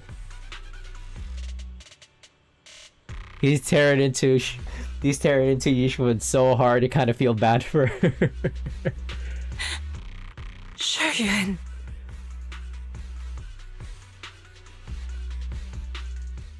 Now you know the truth, Xiaoguang. It was all a lie from the start. We never had a choice. Jesus Christ. Give up the Qingming sword. Don't let it weigh you down any longer. Is he right? He's right about Lu Hongzhou, but I think Yishuan didn't deserve any of that. I think she cares about the disciples. He's tried everything. He's just hurt. I think Shu Yuan's just crashing out. Crashing out at everyone.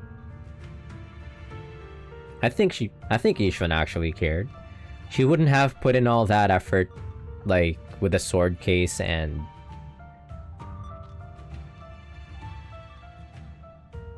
Let's see. You deserve a life of your own, one that's free and whole. But you see, Xiaoguang, the hero that she is, will still decide to bear the curse of the Qingming sword for everyone.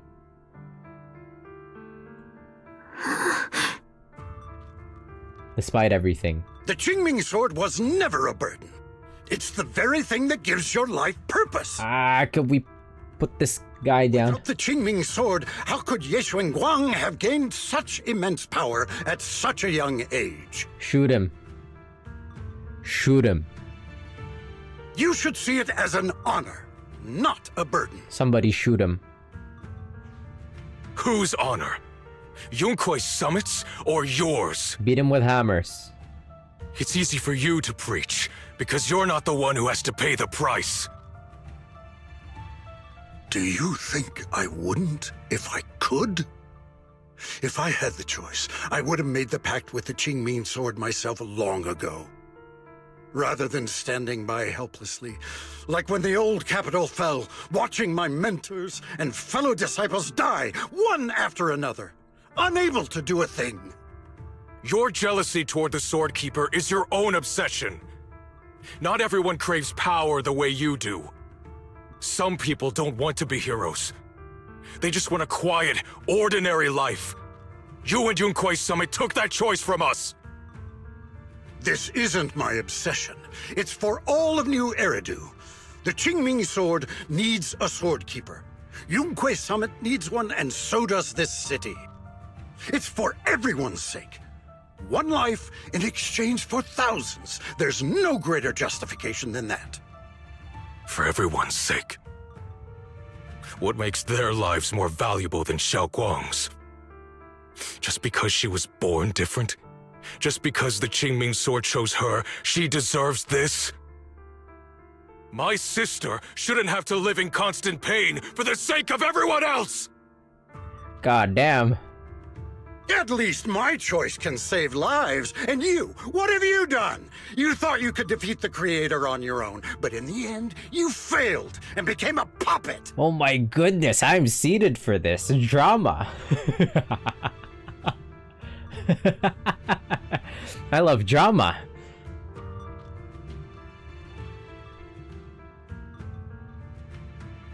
God damn.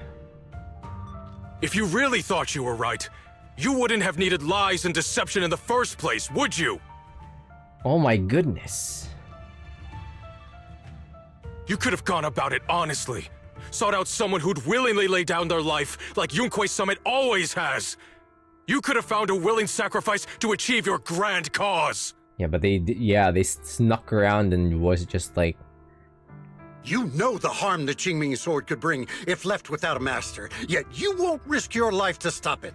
Doesn't that make you the real selfish one? Could Ye Xuanguang really stand by and watch countless innocent lives be lost because of her?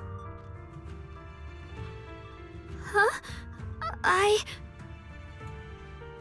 Shut up, Lu Hongshou. This was never Xiaoguang's responsibility. Shoot him. Shoot him. Her path was decided the moment the QINGMING sword chose her. She was destined to become a hero. Shoot him. Enough! Oh. Ye Shiyan, this happened because I failed to watch over everyone. Yunquei Summit owes you an explanation. I don't need an explanation. Just let Xiaoguang go. That's what I thought. She shouldn't have to live her life bound to the QINGMING sword. She should be at the club. Okay, yeah. Sorry, everyone, but maybe we should hear what Xiaoguang has to say first. It's her life. We don't have the right to decide for her. Fucking hate how Bell chimes in, like... Sorry, everyone, in this tense-ass moment. Thanks for speaking up for me, Junior. Mr. Liu, I just have one question. Was what happened to my parents back then really connected to Yunquei Summit? Oh, shit, right. Did they get winter soldiered?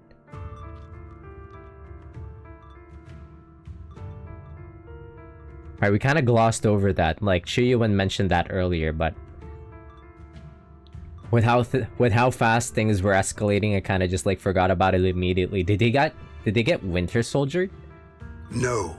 I did keep the QINGMING sword's cost a secret, but I'd never go as far as to do something like that. Okay, so you're not completely devoid of humanity. I didn't learn about your special constitutions until after your parents were gone. I get it now. Everyone, I'm sorry. I'll discuss what to do next with my brother. Xiaoguang, are you alright? I'm sorry, it's all my fault. I'm fine, Shifu. I understand both my brother's fears and Mr. Liu's reasoning. I've already made my decision. Yeah, she's gonna be a hero. Xiaoguang gives you a small smile. There's no fear in her expression now, no trace of confusion. It holds a certain serenity, the kind that comes after seeing through every truth and lie. It's still choosing to embrace one's fate. Oh my god, he was going in on Yishuan, like, that's crazy.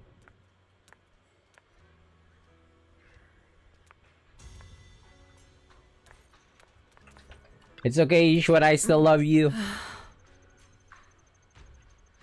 It's okay, Shifu, I still love you. Yishuan says, as a Shifu, I failed to protect my own disciple. Whether as the High Preceptor of Yunkwei Summit or as your Shifu, I have failed. Belle says, don't say that, don't be so hard on yourself.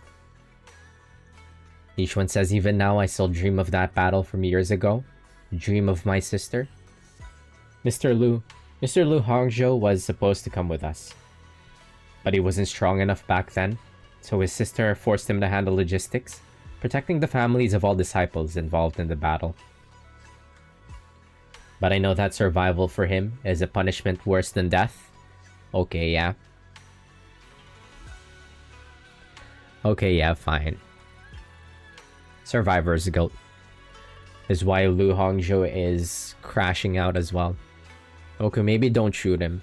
Now I feel bad for him. He hated his own weakness, hated that he could only watch helplessly as his companions died. Just like back then, when I could only watch my sister die. I know that feeling all too well, that agony of wanting to take their place yet being completely powerless. Maybe that's exactly why I was so quick to trust what he said. Either way, these are my mistakes. I'll give everyone a proper explanation about Lu Hongzhou's situation. We're putting the hammers back. Put it to the side for now. We're all victims here. We're all victims of the apocalypse here. Everybody's just... These are powers from the beyond that is working against everybody. We must stand strong together. Yishuan says, based on the current information, not only will he be expelled from Yunkwei Summit, he'll also face punishment from public security. Oh, okay.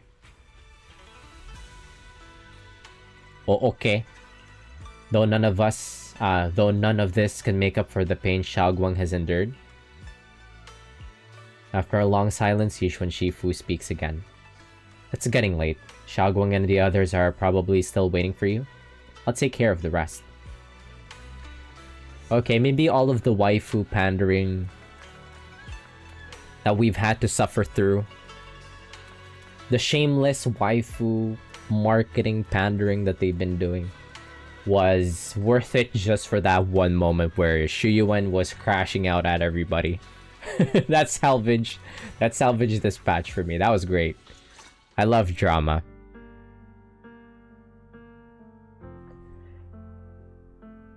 I love drama so much. You walk to one side with Xiaoguang, Senior Ye, and Lockspring. Xiaoguang, we're leaving right now. Once you sever your bond with the QINGMING sword, you can... I'm sorry, brother. I've made up my mind. I won't give up the QINGMING sword. Is it because of what Lu Hongzhou said? None of that is your responsibility. Don't let yourself be guilt-tripped by some false sense of duty. No, this is my choice. My own choice. Yeah, she's a grown-ass woman, though. I remember when we were little. I loved the osmanthus cakes from the shop on the corner, but they always made my stomach hurt. After that, you wouldn't let me eat them anymore. Guten Morgen. Oh my god, it's Helen Zhou from Zenless Zone Zero? Hey, what was that noise?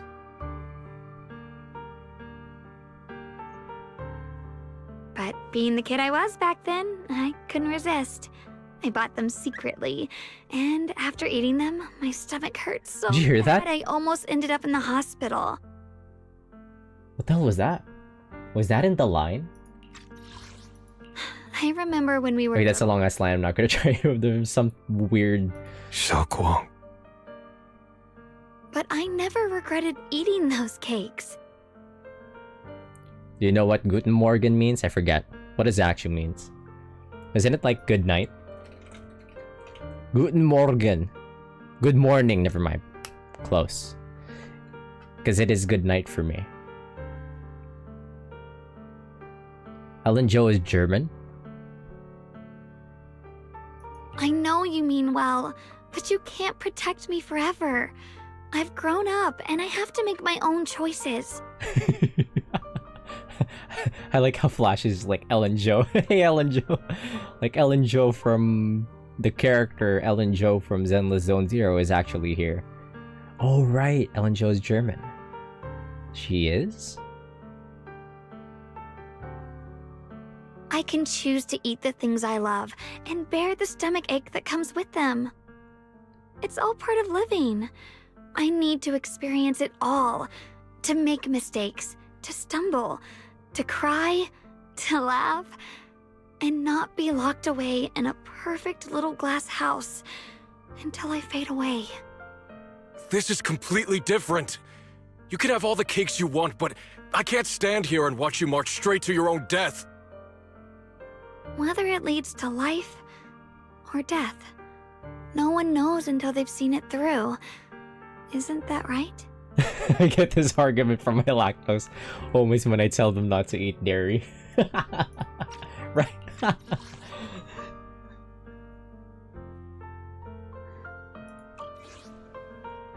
They regret it later. Do you know what's more terrifying than dying? Living in constant fear and pain, with no end in sight. You never know when your memories will start to fade, when your senses will slip away, when you'll lose all connection to the world around you. Well, we could just do the same thing like before and just, you know, restore her memories. Your whole life will be nothing but endless suffering. And you still refuse to let go of that damn sword. I knew it'd be this way. I've known from the very beginning. From the moment I made the pact with the QINGMING sword, I understood my fate. Is like that dog at peace. That gif of that dog. I knew the two forces within the QINGMING sword could only be subdued by the sword keeper. I knew its effects couldn't be contained. And I knew that one day I would lose my memories, my senses, everything. What? But you never told me that.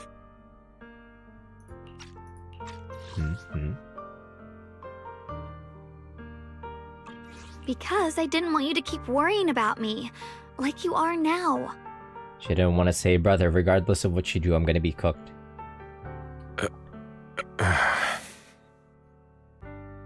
So, I know I'll have to watch myself slowly fall apart. I know my whole life will be shadowed by loss, and I know the more I have, the more I'll eventually lose. But everyone dies eventually, and before that happens, I want to choose how I live. You once said that I'm no different from everyone else, that my life matters just the same. So, if that's true, the reverse must be true as well. I am all life. I felt the QINGMING sword's pain. I won't let anyone else endure that same despair. I don't want to face the terror of another disaster. So I won't give up the sword and let others suffer in my place. She might be her. You may think it's foolish, but this is who I want to be. The kind of person I choose to become. There's a light in Xiaoguang's eyes, bright enough to be considered dazzling. Across from her, Senior Ye remains silent for what feels like an eternity. I'm only human. I'll always care more about my own sister than people I don't know. I can't and won't carry the weight of all living beings. If this is really what you want, I'll respect your choice. But I'll never give up. I'll find a way to save you, no matter what. Then can you promise me one thing? From now on, you have to allow yourself to be happy. Me happy? Can't allow that.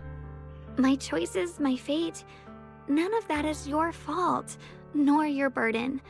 You've already done more than enough for me. He's Sigma Wolf Maxing. Sigma Lone Wolf Maxing.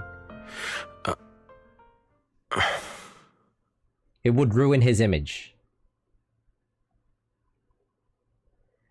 Yushuiwan opens his mouth, but no words come out. He looks at Xiaoguang one last time, his eyes filled with pain, reluctance, helplessness, and perhaps a trace of relief he himself doesn't notice. Oh, okay. At last he remains silent, turns around, and walks out of the room. Okay, so he's at least willing to accept that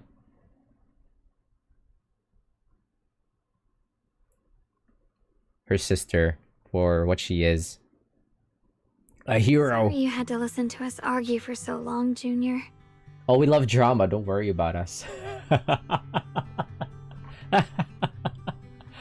We live for drama.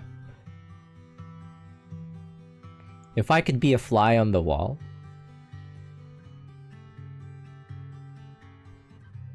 Xiaoguang, we love to be the fly on the wall. That's what life is all about, being the fly on the wall, listening in on the drama.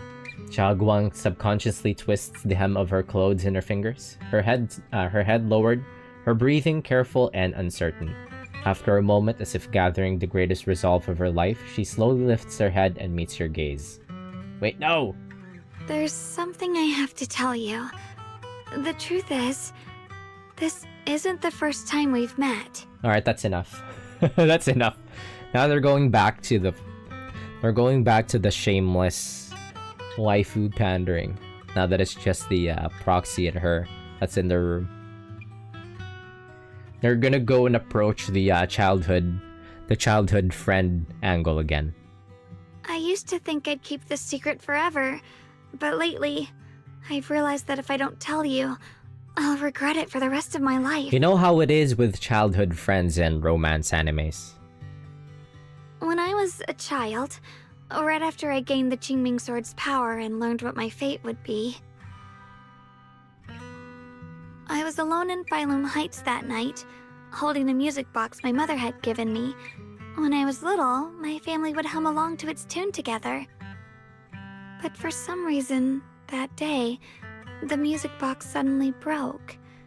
No matter how I tried, it wouldn't play anymore. Just like how my parents would never come back. At that moment, I felt like I was broken too. The same as the music box. I couldn't hold back my tears. Then you appeared. You fixed my music box and bought me some osmanthus candy from Good Goods. That's how I came to love the taste of osmanthus.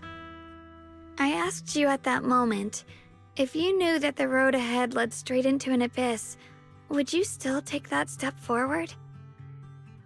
And then you told me that if I quit before I even began, there would be no way forward, and that the abyss I feared might not be as terrifying as I thought. So she gave the same story pretty much. But that was so long ago.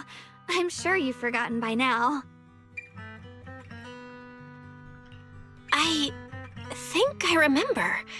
I dreamed about it before, but something felt off. So you do remember. That's good. Maybe that brief meeting didn't mean much to you, but to me, it was like sunlight breaking into a cold, dark room. Your words kept me going through the long darkness. Perhaps it wasn't just your words. It was the sense of peace you gave me. It made me feel like I could find the strength to face whatever lies ahead. After saying that, Xiaoguang seems much more at ease. She takes another deep breath as if she's ready to reveal the deepest secrets hidden in her heart. She's going in! And about the other Yeshengguang. In the past, I wanted to hide her. I thought she was so selfish, so despicable. She made me feel ashamed. She's about to go in. But I don't feel that way anymore. She's a genuine part of who I am. The fear and unease within me, and the proof that I'm still human. No matter how capable someone is, they still feel fear, don't they? So I'll let myself be afraid, fragile, and want to run away. Okay, since they fuse together now, can they switch at will? But beyond those fears that make me human, I also have the courage and love that come with it. Fear keeps me cautious, while love and courage carry me forward. Back then, she said not to die before this world does. And now, I'd say I'll coexist alongside it. At first, I only entered Limnian Hollow on Xiao Zhao's advice to look for my brother. But deep down, it was out of guilt. I didn't want to keep being the one everyone had to protect. Later, when I first saw the Hollow expand and chaos engulfed Phylum Heights, I chose to enter it out of duty. As the QINGMING Sword's keeper, I was the only one who could do it, so I had no choice. But now, from this moment on, I choose to accept the QINGMING Sword and become the Sword Keeper, not out of guilt or out of duty. I didn't submit to this fate. After seeing every possible path, I chose it because I want to make a difference in the world and for myself. I like how like throughout this whole exchange, Bella's just like thinking emoji all the way through. And also, I want to do something for you. It might sound strange, but Junior, you really are someone very, very special to me. Alright. You're so effortlessly gentle, yet so dependable. She's thinking so hard. In all my pain and anxiety. She's thinking so hard.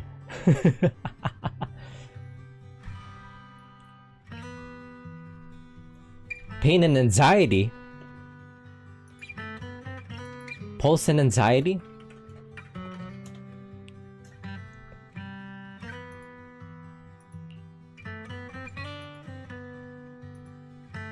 After saying that, Xiaoguang suddenly looks a little shy. Anyway, over time, I've come to understand a lot. And it's all thanks to you. She's pain and anxiety to Turbina. Turbina Zone 0. I'll always be there to support you, Xiaoguang. Oh, she's finally done thinking. She's finally done thinking emoji. I can't make decisions for you, but no matter what happens, I'll be there to catch you. Oh, it's getting pretty late. Sorry for taking up so much of your time. Well, good night, Junior. I hope we both get a good night's sleep. Now, Keith. Return to your room and rest.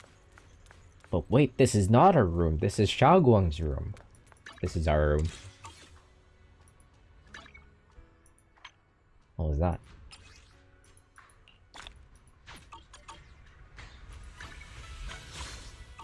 Not enough for one roll. Come on now. Xiaoguang has finally fully recovered, not just her senses, but her memories too. Although we haven't completely solved the issues of the side effects of the QINGMING Sword, at least things are moving in the right direction. Alright, time to get some sleep. You dragged your tired body into bed.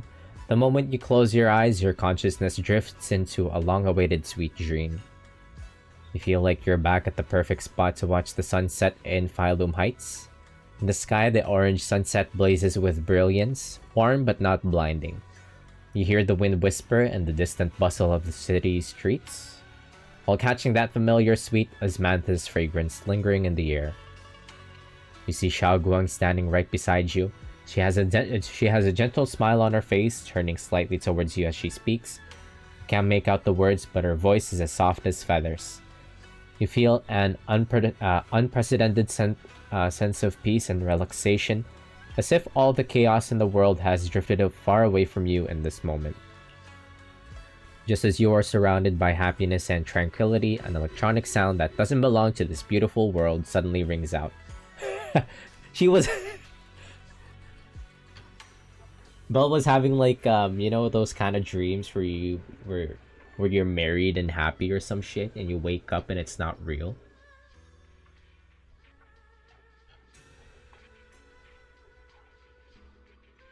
Like everything is happy in that dream and you wake up. None of it is real. Well, in this case, it's still happening. We're kind of on the honeymoon stage. Uh-oh.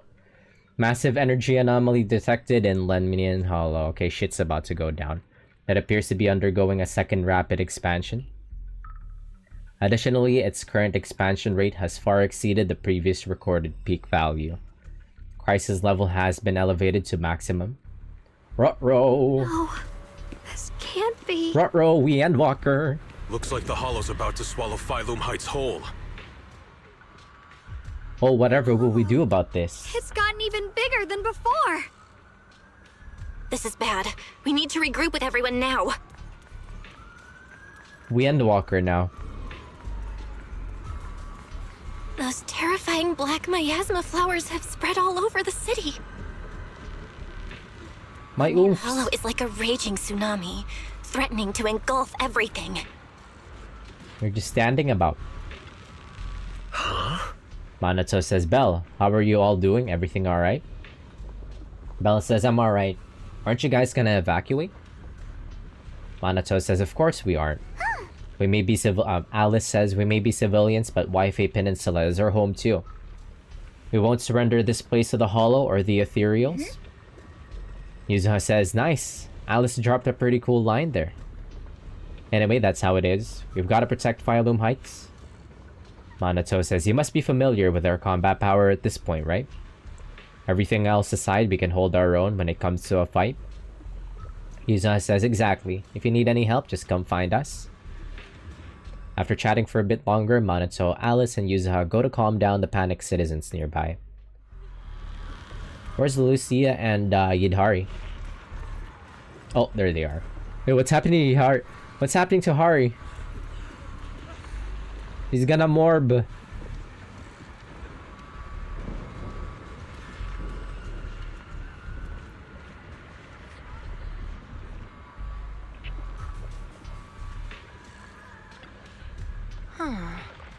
Yidhari says there's a strong ether energy here. It's just like being in a hollow. Lucia says, must be those black flowers and their abnormal miasma causing trouble. If this keeps up, Phylum Heights is gonna be in big trouble. Belle says it might get dangerous here. Lucia says, so this is where we step in and help. Hari says, yeah, looks like most of the defense force is tied up with evacuation duty. They seem pretty short-staffed. Lucia says, Proxy, just say the word if you need anything from us. After that, Lucia takes Yidhari aside for a brief rest. Wait, is that section 6? Wait, that's section 6? Where's Miyabi? Wait, I saw Dial-In and Banyue in the corner. Magus says, I didn't expect this day to come so soon. Thanks to our previous experience, evacuating the residents went pretty well. Other defense force squads are already deployed throughout the city, but someone has to go into the Lemnian Hollow to deal with the source of the issue. Proxy, you know, Obel Squad is ready for action anytime. Belle says, got it, I'll be counting on you all when the time comes. Magus says, protecting Phylum Heights is our responsibility. After giving you a nod, Magus and Seed leave for now to patrol the area. What are they doing patrolling the area? They should be evacuating the citizens. Dial-In and Banyue. Dial-In says, Proxy, seems like we're about to get caught up in another big battle. Banyue says, Phylum Heights has gathered quite a few members from different organizations. The Defense Force, Hollow Special Operations, the civilian groups, Spook Shack, and of course us, Krampus. Dial-In says, at a time like this, we should all put aside our differences and work together. Belle says, I agree, we need everyone's strength. Banyue says this is no small matter. Exercise caution and stay safe. After giving you some final instructions, Dylan and Banyue leave for now to make some pre-battle preparations.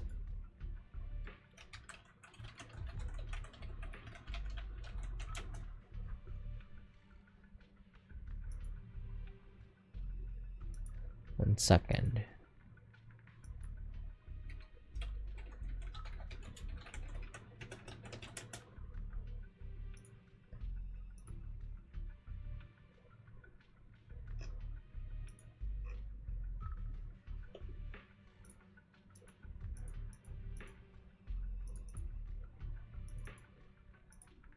Oh.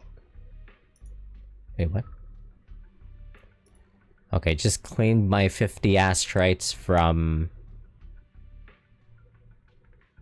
that drop rewards on Twitch for watching Wuthering Wave streams.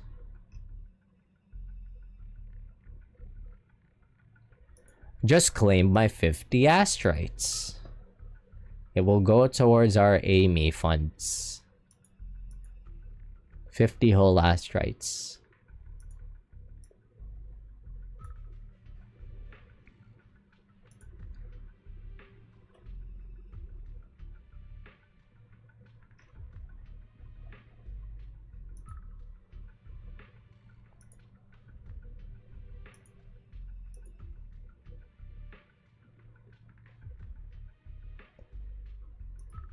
Alright, after giving you some final instructions, Dylan and Banyue leave for now to make some pre-battle preparations.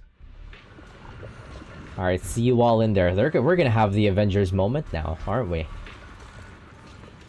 We might be getting to the, heading to the end of the patch. Wait, what time is it? If there's some time left for the night, I want to play some Octopath. My palate cleanser. You arrive at the plaza in Phylum Heights and notice Yishun Shifu is here too.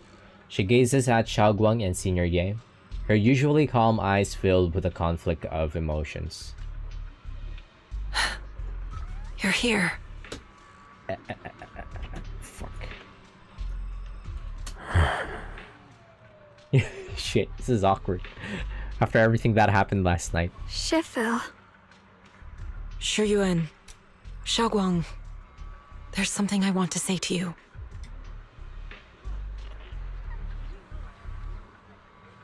About Yunquay Summit. About the QINGMING sword. I am truly sorry. I know my apology cannot resolve anything, nor do I deserve forgiveness. It was my negligence that caused all this. Shifu, it's not your fault. It is genuinely not her fault. It is my fault. To be honest, ever since my sister's passing, I found myself avoiding the QINGMING sword subconsciously. I feared it, maybe even hated it, but I had to keep guard over it due to my position as the High Preceptor of Yunquay Summit.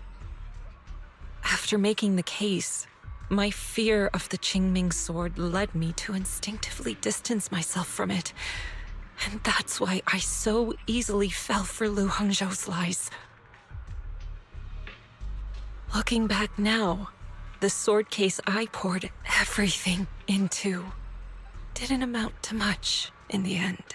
Yeah, but Xiaoguan can ore farm with it. It's a core part of her character. Not character. Gameplay. No, not gameplay. Combat. If my guess is right, the sword case originally did work as intended. Though it could not completely sever the negative effects of the sword, it still provided Xiaoguang some protection. Okay, at least Shiyuan turned. Ran it back. It's only due to the creator's power becoming active recently that the sword case's power slowly wore off. Shiyuan, I understand your anger. He ran back his crash out. I failed in my duties, whether as the Yunquay Summit High Preceptor or as your and Xiaoguang's Shifu. I need to apologize for what I said before as well. I let my anger get the better of me and said those hurtful words. That didn't come from my heart. However, I can never forgive Lu Hongzhou or Yunque Summit. I've authorized a top-level investigation into what Lu Hongzhou has done. Everyone who was involved will answer for their actions. It means nothing to me now. What I can't forgive is the glory Yunque Summit built upon these sacrifices. Brother, the past may be set in stone, but we can shape the future. And I don't want to be a sacrifice anymore.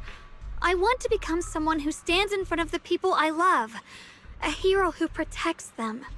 Yunque Stonks has just been down to shit, huh? Like, everybody hates how we're, like, tied down by Yunque Summit, like the proxies are tied down by Yunque Summit, that they actually get involved with a faction when they've always been this, like, independent existence as faithen as proxies.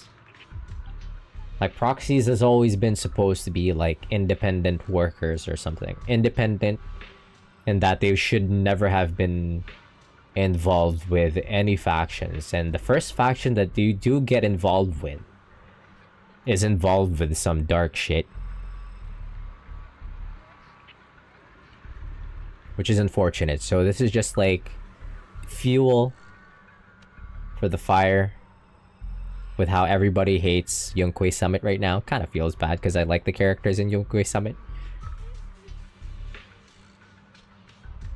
Before, when I went into Limnian Hollow, it was out of guilt.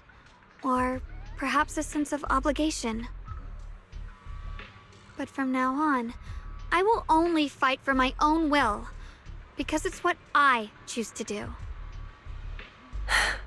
Xiaoguang, you've really grown up. She's like a proud mama. That's enough heart-to-heart for now. We still have a crisis to deal with. Yeah, bruh. The head won't be easy. Lock in. The final days are upon us.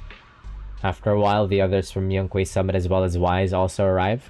No one speaks. The air is filled with an eerie calm before a storm. Every face carries a weight unlike ever before. Everyone, I have bad news. The latest data shows the energy of the miasma anomaly within Lemnian Hollow has already reached its peak. Looks like that bit of relief was only temporary. That's right. And based on the information we have, both the energy of the miasma anomaly and the hollow itself are expanding at an alarming rate. This means we have to locate the source of the miasma anomaly and seal it off as quickly as possible. Otherwise, the entire Phylum Heights could turn into a massive hollow. Or worse, the entire New Eridu.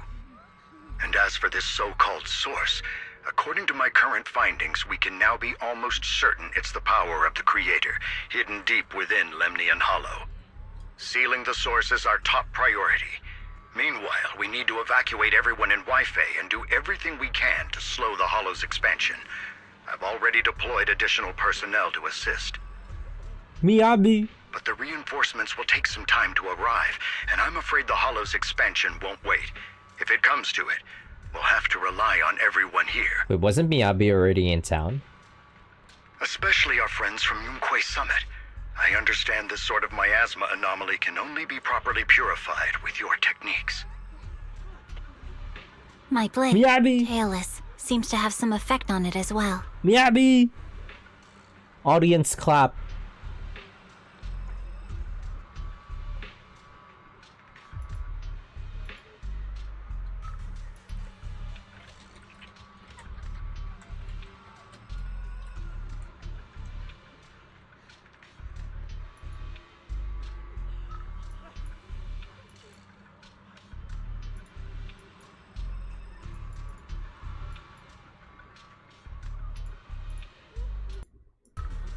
Like, look, it's Miyabi.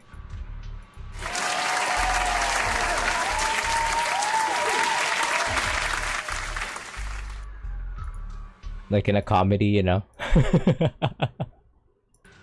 Is that so? Perhaps it's connected to the power of the Creator. Like a live show comedy. They don't They don't make that. Yeah, sitcom claps. They don't make those anymore. In any case, if we want to slow the Hollow's expansion, we'll have to enter the Lemnian Hollow first and clear out the abnormal miasma.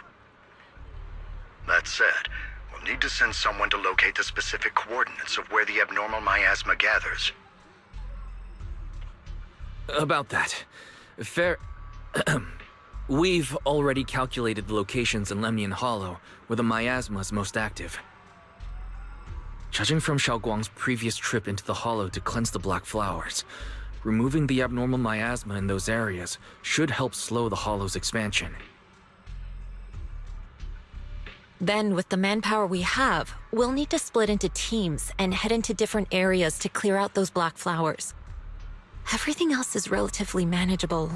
The real question is, who's going to enter the center of Lemnian Hollow and seal the Creator's power? Well, obviously.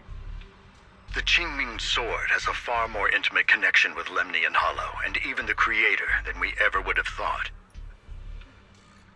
Considering the current situation, it's likely that only the QINGMING sword keeper is capable of sealing away the Creator's power.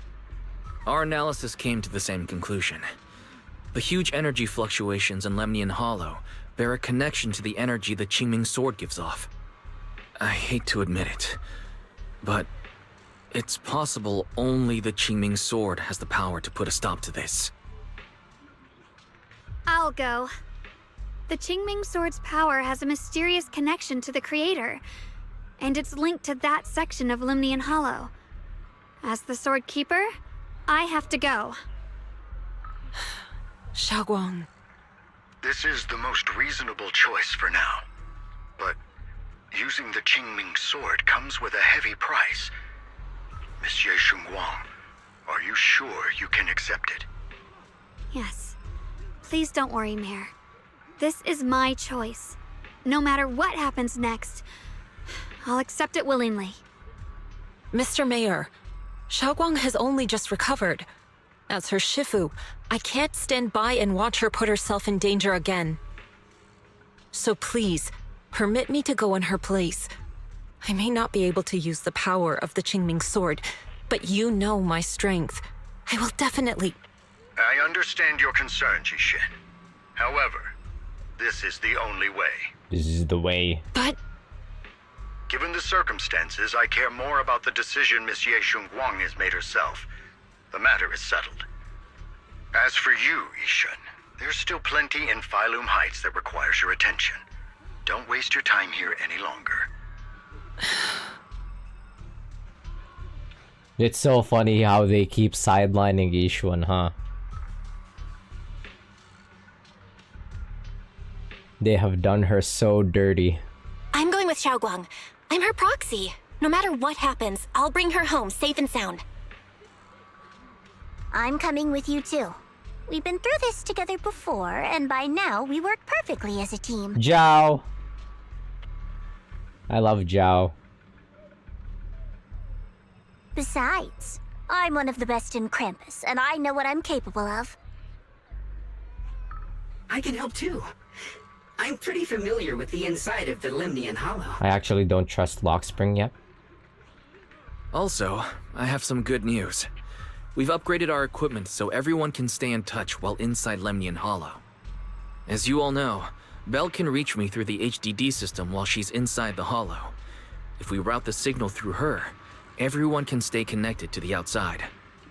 To make sure Belle can focus while inside the Hollow, I'll be the one keeping an eye on all communications. I see. This channel of communication will certainly make things much easier for us. Thank you. Then, I'll handle assigning the rest of the team to their groups. Yishun quickly divides everyone into teams, and thus the final battle for the survival of New Eridu begins. Oval squad assembled. Stay sharp. We move out on my mark. Wait, why is Jufu Oval squad? Explosive little surprise! Everyone, with me. Let's cut down this spreading darkness. Whatever that Creator is planning, we're not letting them pull it off. Disciples of Yonghui Summit, hear me! Stand your ground and guard Phylum Heights! What's with the Avengers team assembles is pretty funny. Everyone is ready. The air is heavy with tension, like the calm before a storm. Elite units from every faction have assembled, geared up, and ready to go. No one shows any excess emotion, only the quiet resolve of those about to face battle. The future peace of this place is in your hands. Dealing with the Hollow is precisely our duty as Hollow Special Operations. Miyabi! Where the hell is Yanagi and Sukaku and Harumasa? Masa. That sounded just like something Obel Squad would say. Spook Shack wouldn't miss an event like this. For the glory of the Krampus Compliance Authority. Yishuan approaches Xiaoguang, her eyes filled with unspoken worry and guilt. Xiaoguang, I've let you down as your Shifu. Above all else, I hope you make it back safely. Don't worry, Shifu. I will. And with Junior on our side, we'll definitely get the job done. You can count on me. We'll do our best. Besides, no one knows that area better than us. I believe in you. You're all disciples I can truly be proud of. Salute emoji! We love you, Yishuan.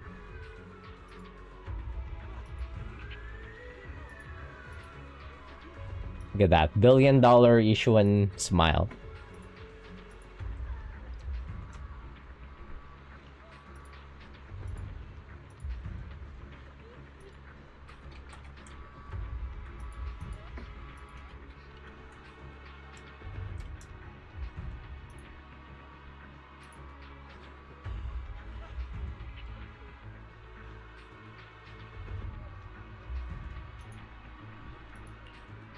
After giving her final instructions, Yishuan steps back and faces everyone, delivering the final order. Well then, I'll leave everything from here on to all of you. Objective survive. Everyone goes over their mission objectives one last time with no words left to say. Like surging currents, they rush towards the battlefield of fate without hesitation. Xiaoguang says, "This is it, the final battle." Zhao says, "Let me break things down for everyone. This operation involves 5 squads who will act simultaneously." Are we gonna play all 5 squads? Among them, Yishuan will lead the majority of the Yonkwei Summit disciples and members of HSO, except for Hoshimi Miyabi in guarding Phylum Heights. This squad is primarily responsible for clearing abnormal miasma in Phylum Heights and protecting citizens who have yet to evacuate.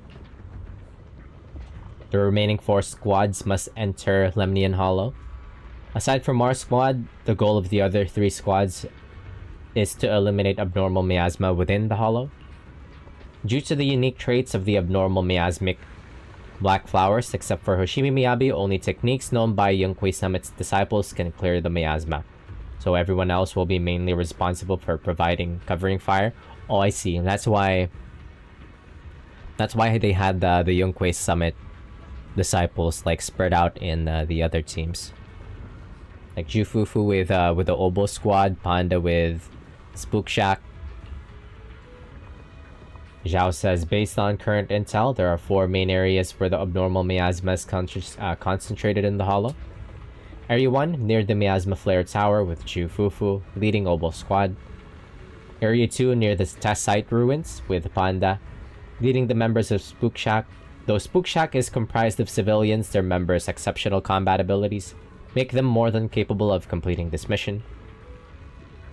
Area 3, near the old mining site with Hoshimi Miyabi leading Banyue and Dialin. That's kind of a crack team, like Banyue and Miyabi. Dialin's also pretty cracked. And then there's us, Xiaoguang, Lockspring, and the Proxy. We need to venture deep into the depths of Lemnian Hollow, find the source of the Creator's power, and seal it away. It's possible that we'll be facing the Creator itself. Xiaoguang says, "No worries, Xiao Jiao. If we work together, we can defeat even the Creator." Zhao says, that's not what I'm worried about. Never mind. So that's the situation. Get ready, everyone. Lockspring says, I'll do my best to provide everyone with intel on the terrain inside the Lemnian Hollow. Alright, let's head out. Let's go.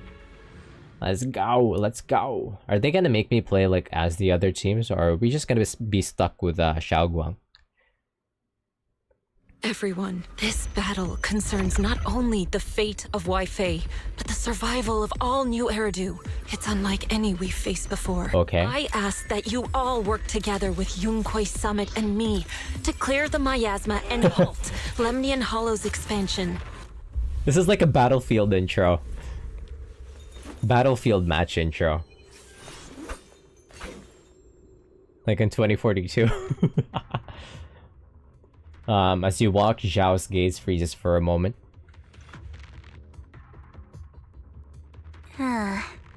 It was right around here that you saved me before. Oh, that incident. Oh, we have Junior to thank for that. Yes, Xinguang. I've always envied you. Huh? You're the chosen sword keeper. The one who stands out instantly in any crowd, always at the center of everyone's attention. You never have to prove your worth, and yet you can have everything. And me, I've always been the one who never gets chosen. Zhao, now's not the time. Zhao, we love you. Xiao, what are you talking about? I don't understand. As much as I wish it weren't true, there will always be a natural divide between people. What we sometimes call talent, and other times destiny. In that regard, luck has never been on my side. But today you are lucky. When we were dividing into groups just now, I said I was one of the best at Krampus. That was a lie. When it comes to talent, I'm one of the few in Krampus who has none. Dylan can hear the voices of the dead, Banye has the experience and wisdom of a long life, and I'm the only one who has nothing. All I have is a heart that refuses to give up, no matter what. What you see now is only the facade I've forced myself to maintain. I'm always afraid. Afraid that if I ever let my guard down, Krampus will cast me out, and I'll turn back into that same worthless fool who kept getting thrown aside. That's why I've been fighting so hard to keep up the meaningless record as Krampus's unbeaten legend, pushing myself to the limit even when I'm hurt, because no one fears failure more than I do. Can you trauma dump? Can you not trauma dump in the general chat? She's doing it again. I even hide the fact that I like vegetables and tell people I prefer meat, as if that would make them respect me more. Pretty ridiculous, isn't it? She's trauma dumping in the general chat again. Xiao, I've been meaning to ask you this for a long time, but aren't you being too hard on yourself? Xiaoguang turned into her therapist. Junior once told me that even if I wasn't the Qingming Sword's keeper, I still deserve to be respected and heard. It's a right everyone should have. This world isn't just for those deemed valuable. To exist is enough. No one has the right to deny your existence. We love you, Zhao. Look at me rambling. We're short on time, so let's just keep moving. Everyone, the tunnel ahead leads straight to the mining area. Just then, you hear those strange voices echoing again. Are you in pain? Are you tired?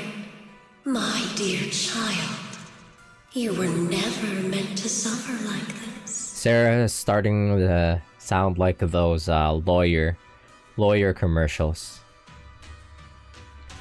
Are you in pain? Are you tired? Or like those commercials that's like for medicine. Oh, child of God, bearer of both curse and That has like a billion side effects. welcome my descent. Remember who you are, your true self. Junior? What's wrong? Does your head hurt? I'm fine. It's just... I think I heard that strange voice again. It might be the influence of the Creator's power. We'd better stay alert. Everyone, our goal is to locate the source of the Creator's power and seal it away. We might need to use the power of the QINGMING sword, but Xiaoguang, if you feel unwell at any point, you must tell us. Relax. I'm doing much better now. Hurry, is this guy? Finally found you. What are they doing here?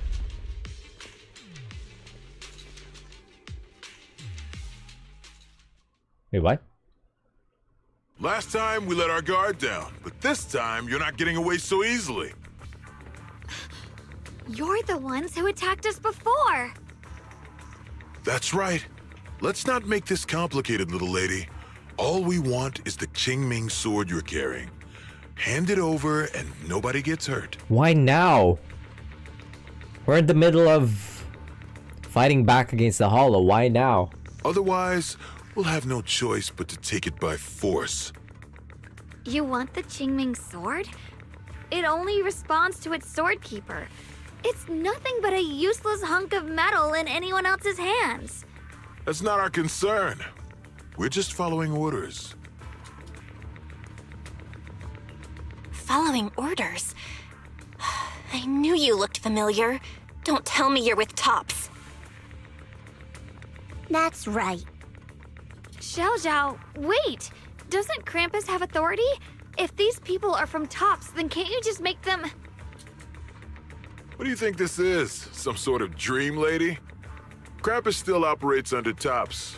Besides, the mission to capture the QINGMING sword was entrusted to the rabbits standing right in front of you. What? Xiao, you...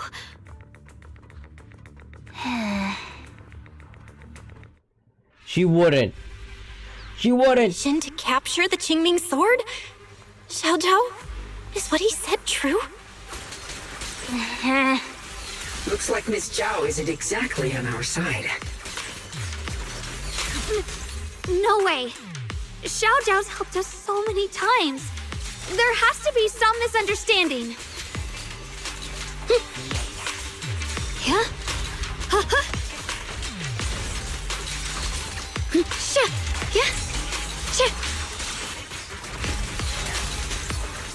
Here is Frost. Frost glistens! Good. Our backup's here.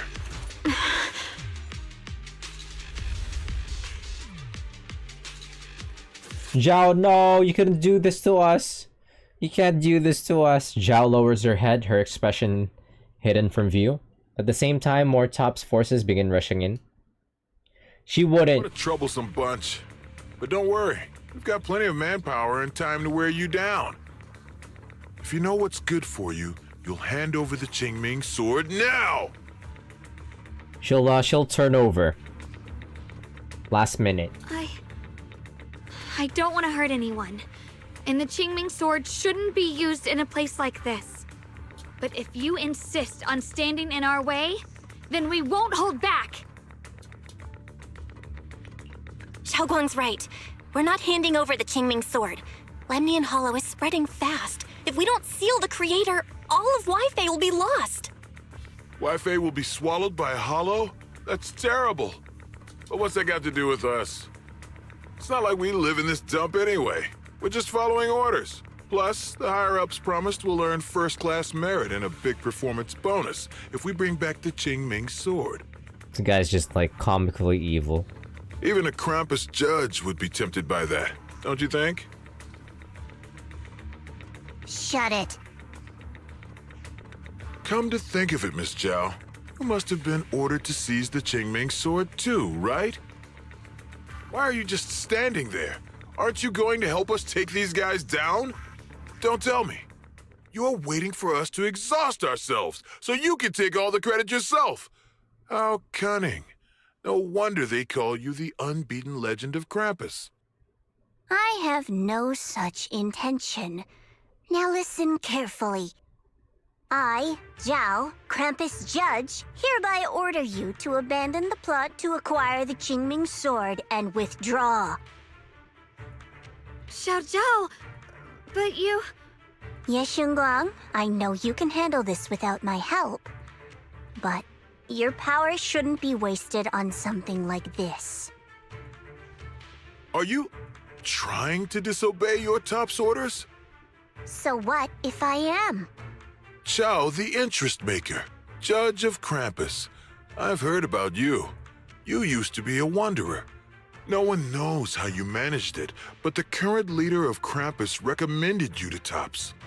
If you choose to betray Krampus and Tops, powerless and without anyone to rely on, the punishment heading your way would be unimaginable. That's none of your concern. You're really willing to throw away everything you worked so hard for?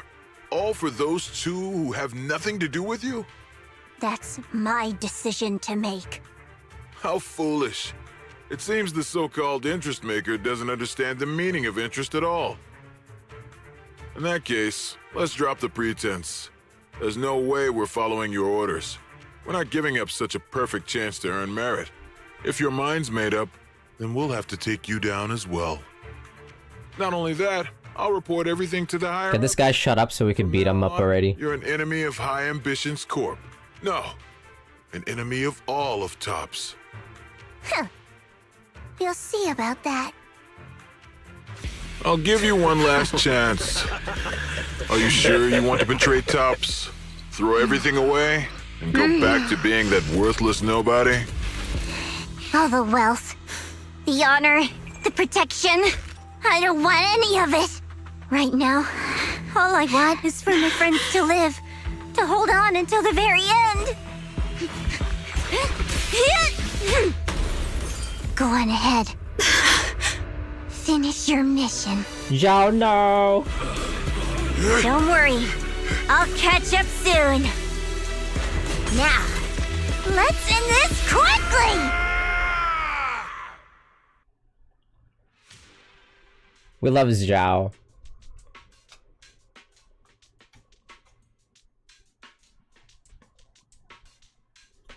She kind of reminds me of those The deepest part of Palico companions in like Monster Hunter.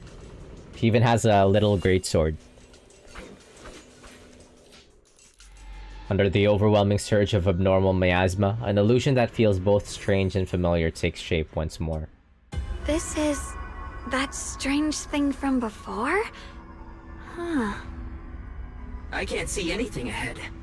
You must all be seeing the same hallucinations as before. Maybe that means we really are getting closer to the Creator. Your teacher, Carol. She saw the truth long before you did. What? Did you say my teacher? Don't you see?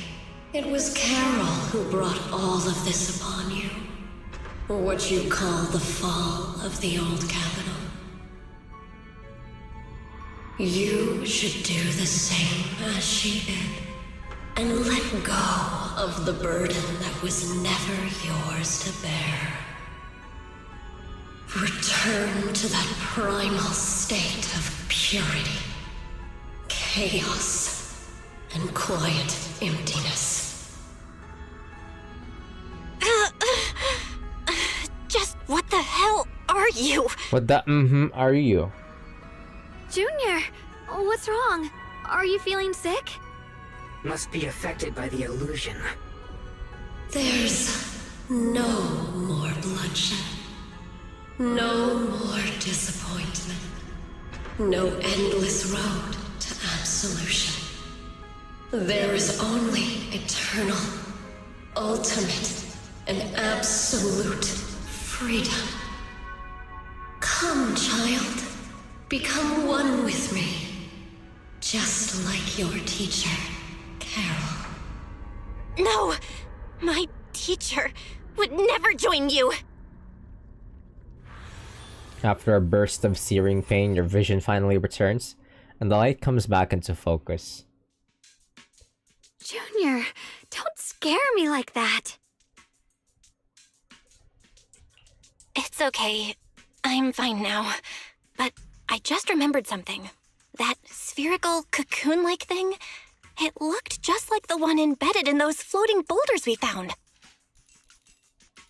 The floating boulders? You mean those huge rocks we saw before? If the vision you saw came from the Creator, does that mean the Creator's power has covered the whole Lemnian Hollow right from the start? Oh no. Oh no, we need to warn the teams in the other areas right now. To quickly contact Wise and share this theory. I see. Got it. You focus on stealing the Creator, and I'll take care of getting the message to everyone else. Wise hangs up the call and you feel a moment of relief. Actually, I've heard some rumors about the thing you saw. As we mentioned before, Sunbringer was betrayed by her followers. After that, she entered the Hollow alone and met the Creator. The Creator turned Sunbringer into their messenger, and even created other messengers modeled after her power. Their existence serves one ultimate purpose: to turn the entire world into a vast hollow. Oh.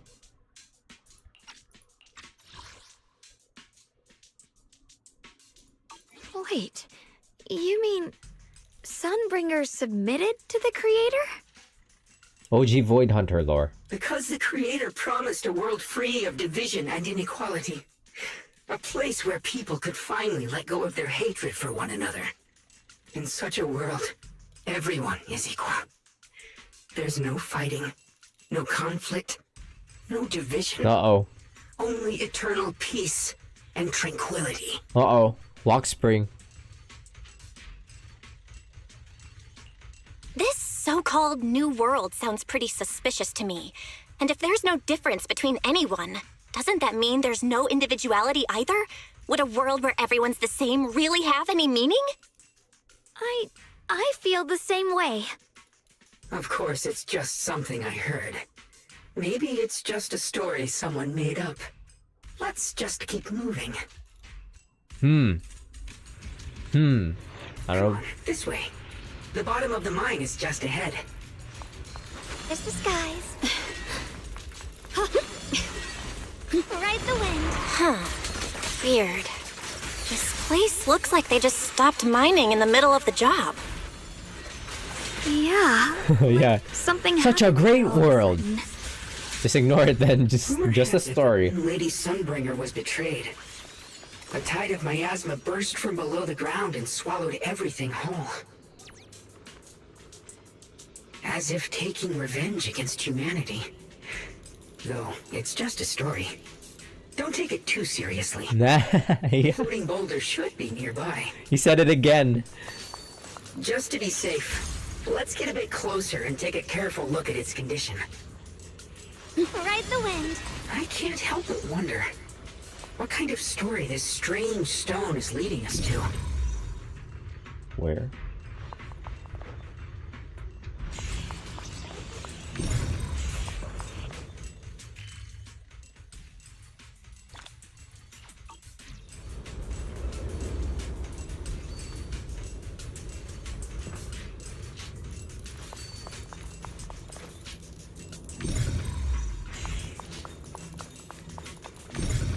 Oh, right there, okay.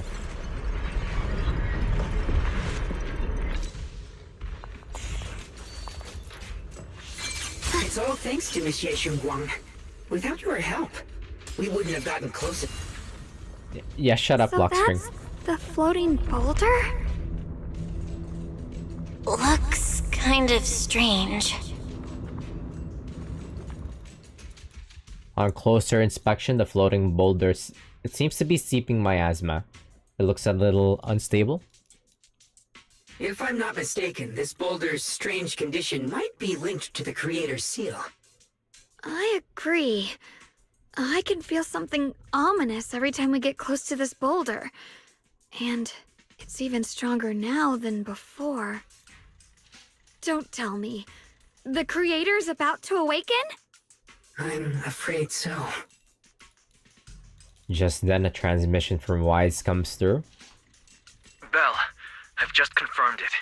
It seems the other teams have also noticed the same anomaly with the floating boulders. There's no immediate danger, but it's hard to say what might come next.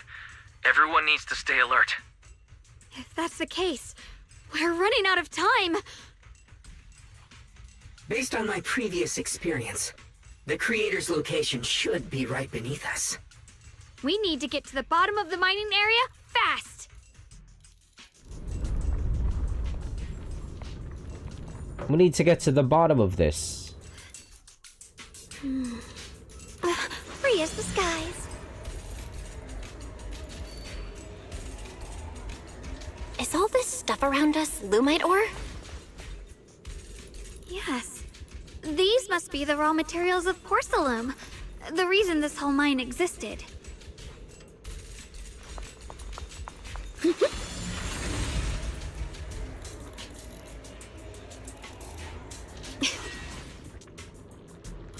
Xiaoguang says there are so many black flowers here.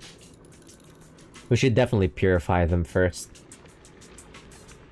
Bell says, hold up, you've only just recovered?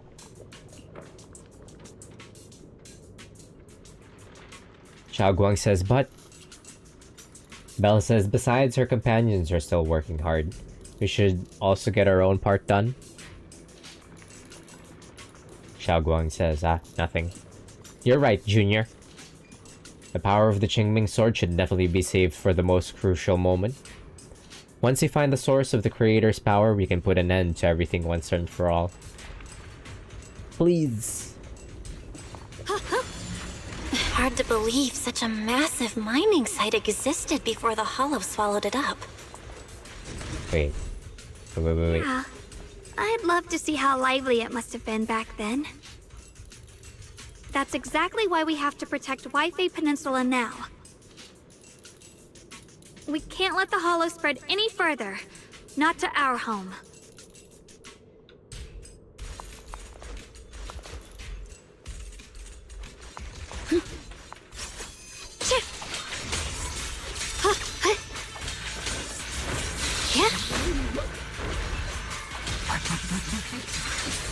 Glimmer!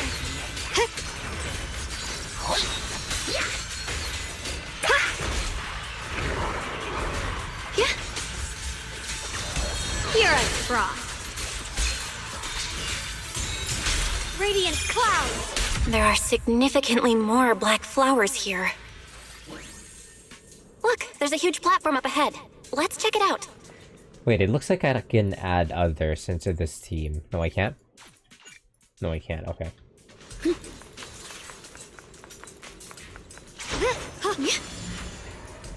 We're about halfway down at this point. We can use that crane to go further down, but we'll have to find a way to rotate it first. There's a console over there. Let's give it a try. Looks like this console's busted, but maybe I can fix it. Let me give it a try. It's working. Kinda. We're gonna need more power. Let's look around and see if there's another generator nearby. I missed one. Ride the wind.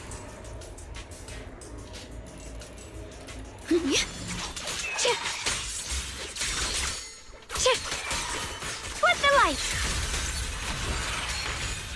The blade knows my heart. Not this again. Whatever.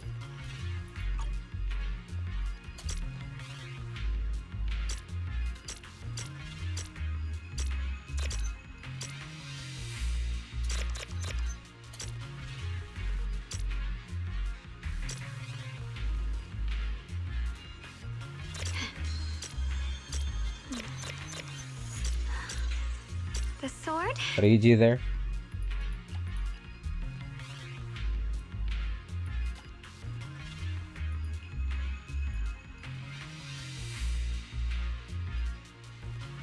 Hold.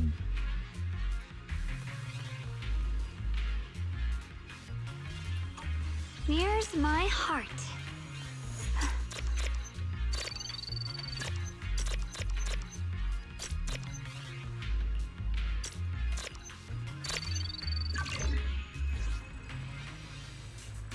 Almost there.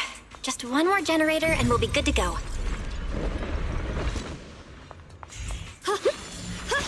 The blade knows my heart. We did it! We did it! We did it!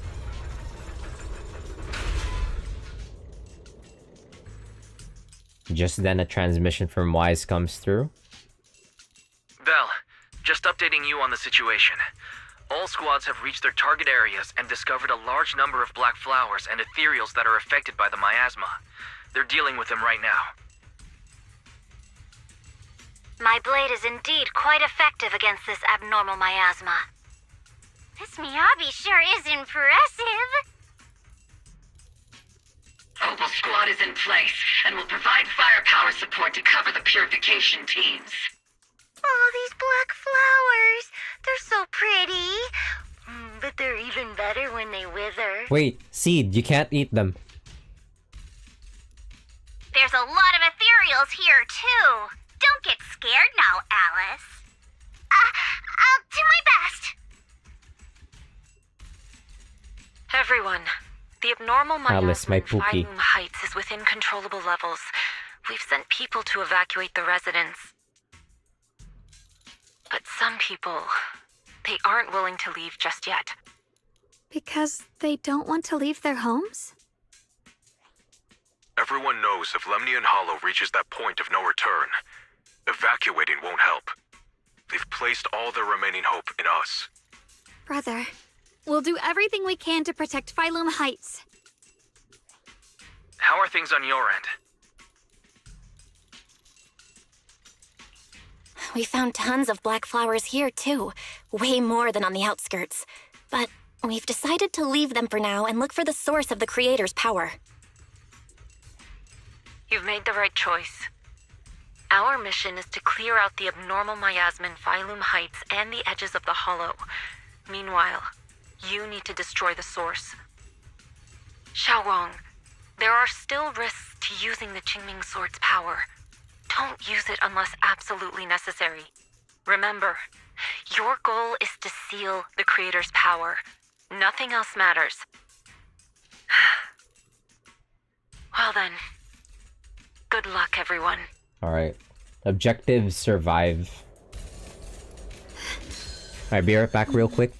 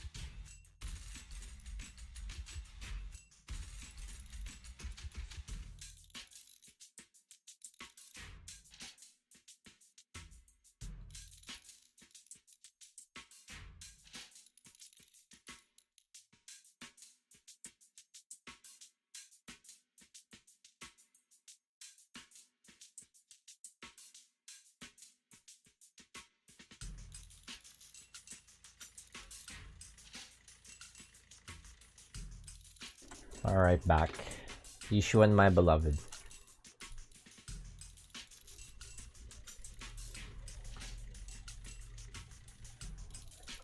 Love her dynamic wallpaper.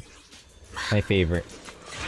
Jeez, this mine's massive. Jeez Louise. What could they be hiding down here? Yeah. We should be careful, though. Something is hidden underground. Warning. Command error. Insufficient access rights. Huh? Is Lockspring malfunctioning again? Core data corrupted. Forcing system reboot. At a time like this? Reboot complete. Don't worry, you two. The system glitched a bit. Probably because of the interference from the energy down here. Free as the skies.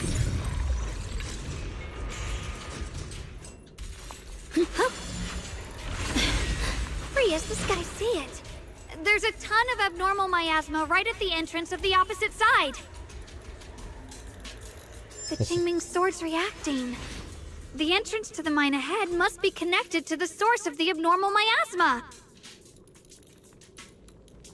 Let's hurry over and take a look.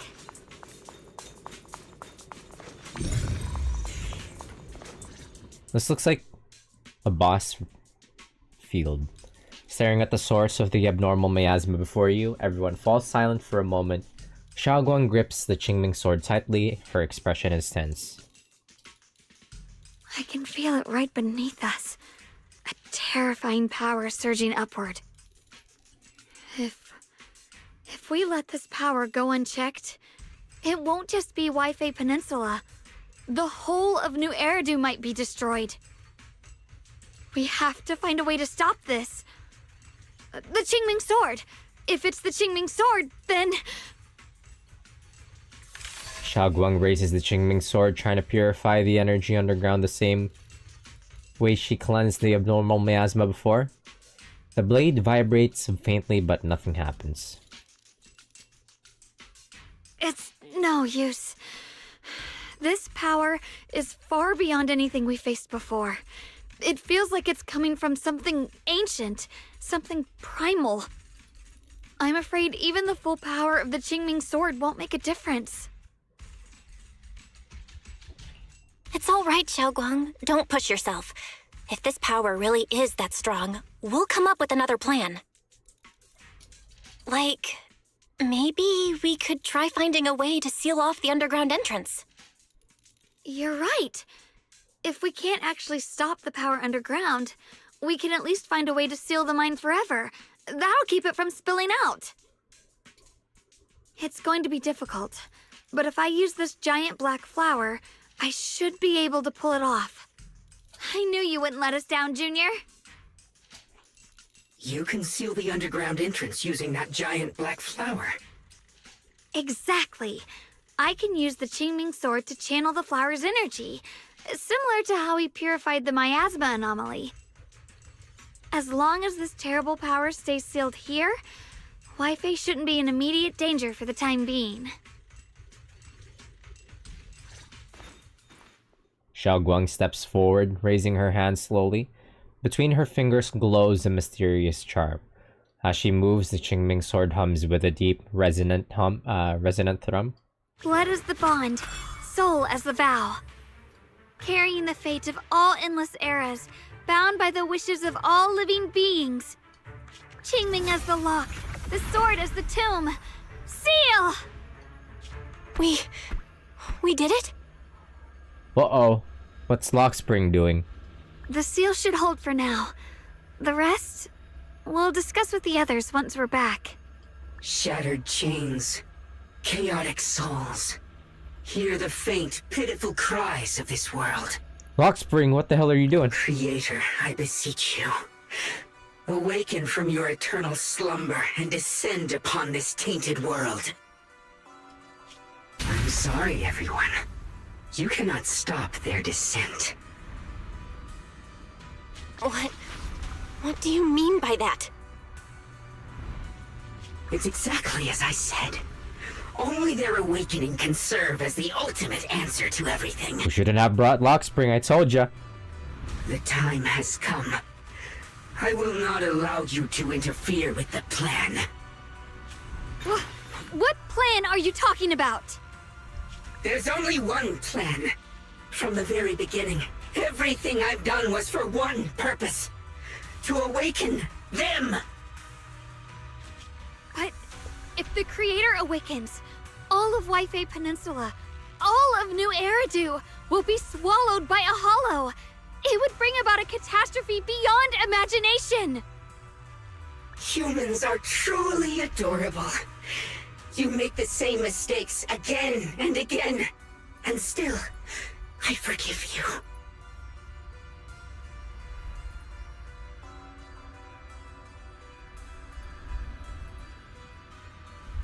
You call their revival a catastrophe. I call it salvation. What an evil-looking bamboo. We should bring it into the Lemnian Hollow.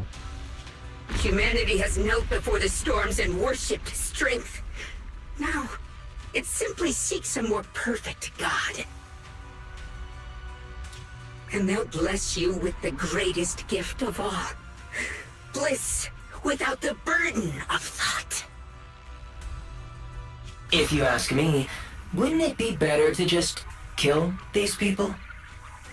Leaving them alive is only asking for trouble. Enough! Oh. In short, dear friends, I'll create a better world for all of you. When that time comes, you'll thank me for my judgment. Try to make this fucking bamboo look threatening is just so funny. This potato. You mean to say I'm supposed to be scared of this potato? Lockspring, what's going on? Has something taken control of your mind? Lockspring tenses for a moment as if something has awakened within him, and then a strange voice echoes out. Oh, are you talking about me? I didn't take control of it. We're in a perfectly equal partnership. Warning. Another independent, high-level intelligence data construct detected inside the target. Its core architecture bears a strong resemblance to a data source from the Agreement. Attempting to access related memory banks. Insufficient permissions. I smell the scent of my own kind. Now's not the time for you to show up. Lockspring returns to normal, his voice as calm as ever, yet beneath the calmness lies a cold, unmistakable resolve. Haven't you figured it out yet? From the beginning, getting close to you was all part of the plan. I'll use you to feed it the purest, most powerful energy, and awaken it for real. Wait, are you saying you were working with the Exaltists and Sarah from the very beginning? I did work with Miss Sarah, yes. But the Exaltists, they don't interest me. Then why do you want to revive the Creator? There's nothing in it for you, is there? I'm not human. And because of that, I can see truths that you can't. As long as this world stays chaotic and disordered, groups like the Exaltists will keep emerging, like mold growing on something rotten. You can never completely eradicate them, because they are born from the despair of this world, just like Miss Sarah. If Miss Sarah hadn't gone through all that suffering, trapped between life and death, how could she have seen the truth behind it all? A true rebirth can only be achieved through temporary destruction. Lockspring, what are you talking about? Temporary destruction? If the Creator awakens, that's when the true despair starts. You still don't see it. New Eridu as it is now. It's rotten. People deceive and exploit each other, sending others to hell just to serve their own interests. Workers sacrifice their bodies mining porcelain to make a living, while tops reap all the benefits, living in a carefree luxury. The Agamemnon squad of Obsidian Division fought with passion, only to become sacrifices in a trade of interests. Colonel Isolde spent her life trapped in the flames of vengeance. Your former companions, Banwei and Dylan, were no different. Banwei saved lives, yet was met with hatred, while Dylan was forced to become a scapegoat. Do you see it now? You humans are obsessed with this game of sacrificing others to elevate yourselves. Tell me, is any of it fair? And of course, you too are part of those countless sacrifices. Ye Shunguang, wielder of the Qingming sword from Yongkoi Summit, and the carefully chosen, most perfect sacrifice. You, more than anyone, should understand why your fate turned out so tragic. You were meant to live a normal, happy life, not spend your days trapped in endless fear and suffering. Holy shit. I'm playing Pokemon on the side and I finally encountered a shiny Cobalion.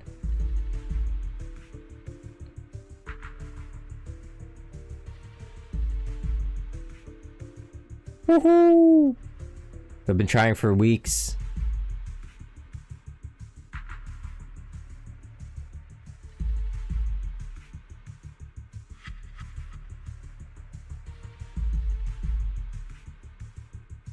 Cool. My watch is ended.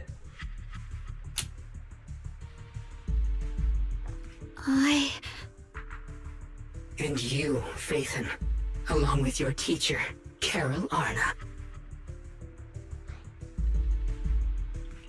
What does that mean? You know about my teacher? I know a little. And that's exactly why I feel such deep anger and injustice for you. Are you really willing to live as the so-called children of the devil? You did nothing wrong. In fact, you were the ones who tried to save everyone. And the root of all this tragedy lies in humanity's division. You can never truly understand another's situation, nor ever grasp their pain. But the world the Creator can bring is nothing like this. It will be a world of unity, equality, and eternal peace. Make us whole. When those who harm others feel the same pain. When those who sacrifice others are themselves sacrificed. Only then will people truly abandon their malice toward one another. Okay, I get your point. Can you fucking carry on, man? In such a world, all are one. Get your point, shut up! There's no strife, no conflict, no division. Only everlasting peace and harmony. There is no such world. You're lying to yourself. I agree. The world may be flawed, but at least it's real. Stubborn fools. Looks like there's no point in trying to convince you. But regardless, my mission is to protect humanity. That will never change. Lockspring spreads his arms as if to embrace the whole world, yet the look in his eyes sends chills down the spine. So I'll make sure to protect you all. I will erase every trace of malice and free will within you. Everything that causes only pain. Then I'll place your purified souls inside the finest crystal spheres, keeping them safe forever. So you'll never again have to face the ugliness and pain of the human world. I'll grant all of you the greatest of rebirths. Lockspring! Finally. Get behind me, Junior. Let's take out these ethereals first. I can't believe Lockspring actually wants to summon the Creator. I thought only the Exaltists would try something like that. Just as you finally catch your breath, a transmission comes in from Wise. Belle, bad news. Just now, the activity in Lemnian Hollow spiked again. The Hollow. It's expanding at an accelerated rate. We've got anomalies here as well. Those floating boulders we saw are spewing out miasma and ethereals.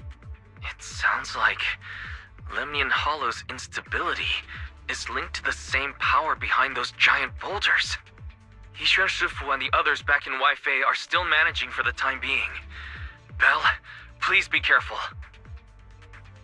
Y says a few final words to us and tells us they'll inform the other squads of the odd boulders. The situation isn't looking good. Who knows what Lockspring will do next? We need to take down these ethereals and catch up to him. I just hope the other squads are safe. At the same time, the other squads have also been contacted and are already approaching the boulders. What the fuck was that?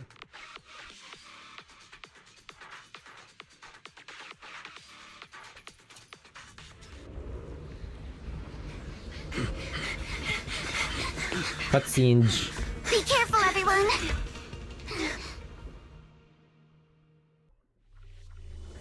Oh yeah, we get to play as... Big boulder. That's what I thought. Spewing out miasma. Not good.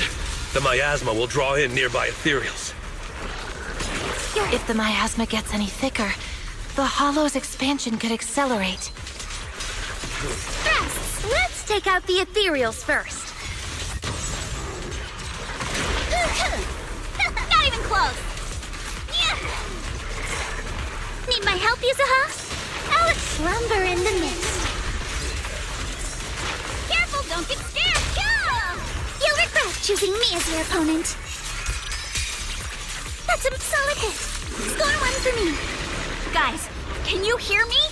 The miasmic ethereals on our side just keep coming. There's no way to wipe them out completely. Please. Whoa. There's nothing. Safe, everyone. There's nothing. Meanwhile, with Hoshimi Miyabi, Banyue, and Dialin squad, we get to play as everyone. That's what I thought.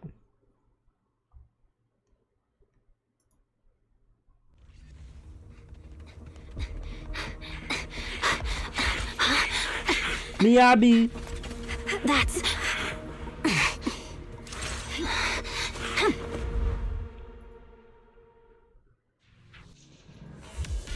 Just got word from Yuzuha. Looks like we're all running into the same problem. We can't keep this up. My Miyabi's better. Find a way to deal with that boulder. No room for mercy.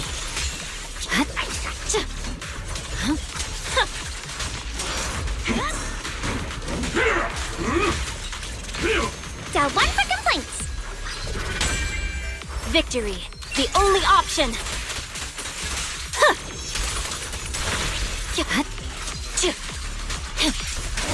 I'm here.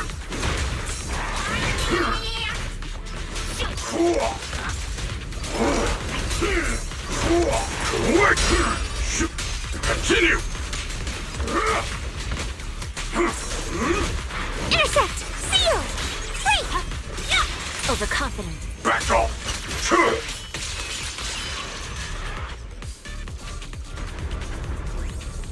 Proxy, do you copy? I suspect that the boulder might be the source of all this. I'm going to try attacking it. She gonna do what? As for Jufufu and Noble Squad, I don't know how to play Noble Squad. I did not roll for anybody from Mobile Squad. Actually, I do have Seed. Never mind. We lucked out with Seed.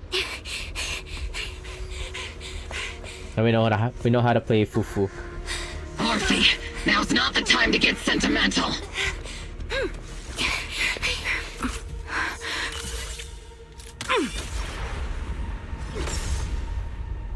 Our attacks aren't working. Keep moving. We'll face it head on. Everyone, we just tried attacking the big boulder, but it didn't work out. Yeah, same here. Mobile Squad, focus on suppressing the surrounding ethereals first.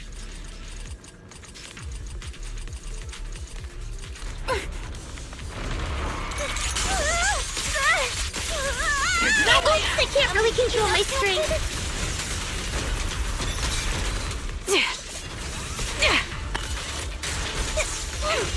Supporting position. Full speed ahead, Senior. I'll pierce right through.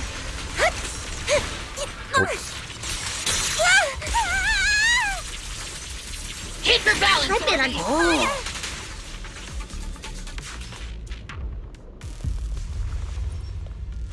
There are so many. Doesn't matter how many. We fight. Isolde. Surrounded by waves of miasma and ethereals, the battle reaches a deadlock. Just as exhaustion and pressure weigh down on everyone, a calm, familiar voice, one that should no longer exist in this world, suddenly echoes out. Soldiers, open fire! Move forward! Wait. Isolde! How? Am I hallucinating? Wait, is Isolde fighting with Obel Squad? But I see her too! And those miasma soldiers as well! Wait, is Isolde and her miasma soldiers fighting with Obel Squad? That's crazy! This is kind of a crazy visual here. Perhaps the thick miasma around us is projecting fragments of our deepest memories. Why is Fufu like aura farming? Forget it. Even if it's just an illusion. Even if your body has decayed, your soul still... What's wrong? Forgot how to fight? We'll have to clear the path ahead ourselves. I don't need you to tell me that. Isolde, Colonel of the Obel Squad. Magus, Captain of the Obel Squad. Two gazes crossing the boundaries of time and death seem to meet at this very moment. Let me see how much you've improved, old friend. Try not to let me steal the spotlight. You've gotten better, Orphe. Your aim was much more stable this time. Wait, what? Oh! Thanks. In real time? Is her soul? I thought it was just an echo. Is their soul actually here? Magus, what's your ammunition? Don't make a rookie mistake. Stop talking nonsense. My aim's every bit as good as yours. You damn ethereals. Today you'll witness the true power of Obel Squad. This is honestly kind of a crazy visual, like the way that Obel Squad is like fighting with the miasma soldiers. There's no way we're losing. They stand side by side, these hazy, long-buried memories. The days of training, fighting, laughing and crying together burn vividly once more. Okay, that one shot of Obel Squad is pretty cool. Whoa! That's so cool! Magus, the you I remember would have reacted the moment I raised my hand. That's so cool, what? Isolde. Don't just stand there. The enemies are right in front of us. Attack! Melody, is it just me? Or are there more and more ethereals showing up? And the number's growing really, really fast. Things are looking pretty bad if it keeps up. Stay sharp, everyone. They're just ethereals. Nothing we can't clear out. What, it's still alive? I thought I killed it. Show no mercy. Damn, they just keep coming. But you won't back down. You know me too well. Just as everyone is about to jump back into battle, they all receive a call from the proxy. Great job, everyone. I've just been notified the abnormal activity in Lemnian Hollow has stabilized to some extent. All thanks to your hard work. I just spoke to Bell and Xiaoguang. They're currently doing everything they can to suppress the ethereals on their side, too. We'll be counting on you all in the upcoming battles. Hearing this news, the creeping exhaustion from continuous battles burns into determination. Leave it to us. We might just be civilians, but Spook Shack's still a force to be reckoned with. Right, Alice? I'll do my best. There's a lot of them. These ethereals are no match for us. We shall guard this place to the very end. Even the toughest knot is still just a rope that can be cut. These ethereals are nothing to fear. That's right, speak your shit, Miyabi. This all reminds me of the past. But things are different now. We fight for the future of New Eridu! That sounded real cool, Orphe. Well then, everyone, let's get ready for battle. With blazing determination, 3 teams rush towards the mountain of ethereals. Meanwhile, on Xiaoguang and Belle's side, this is the final confrontation.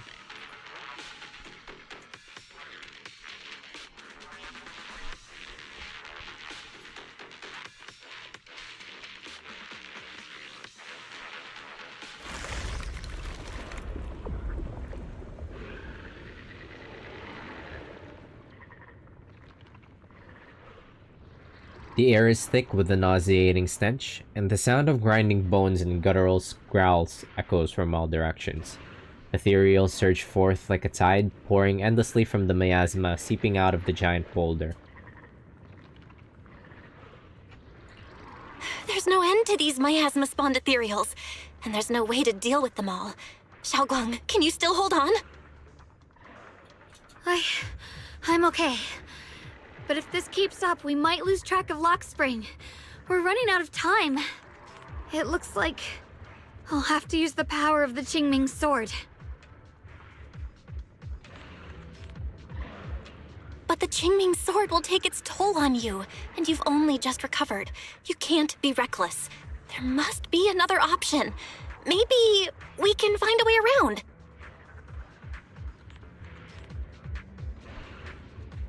There is no other path. This is the only way through.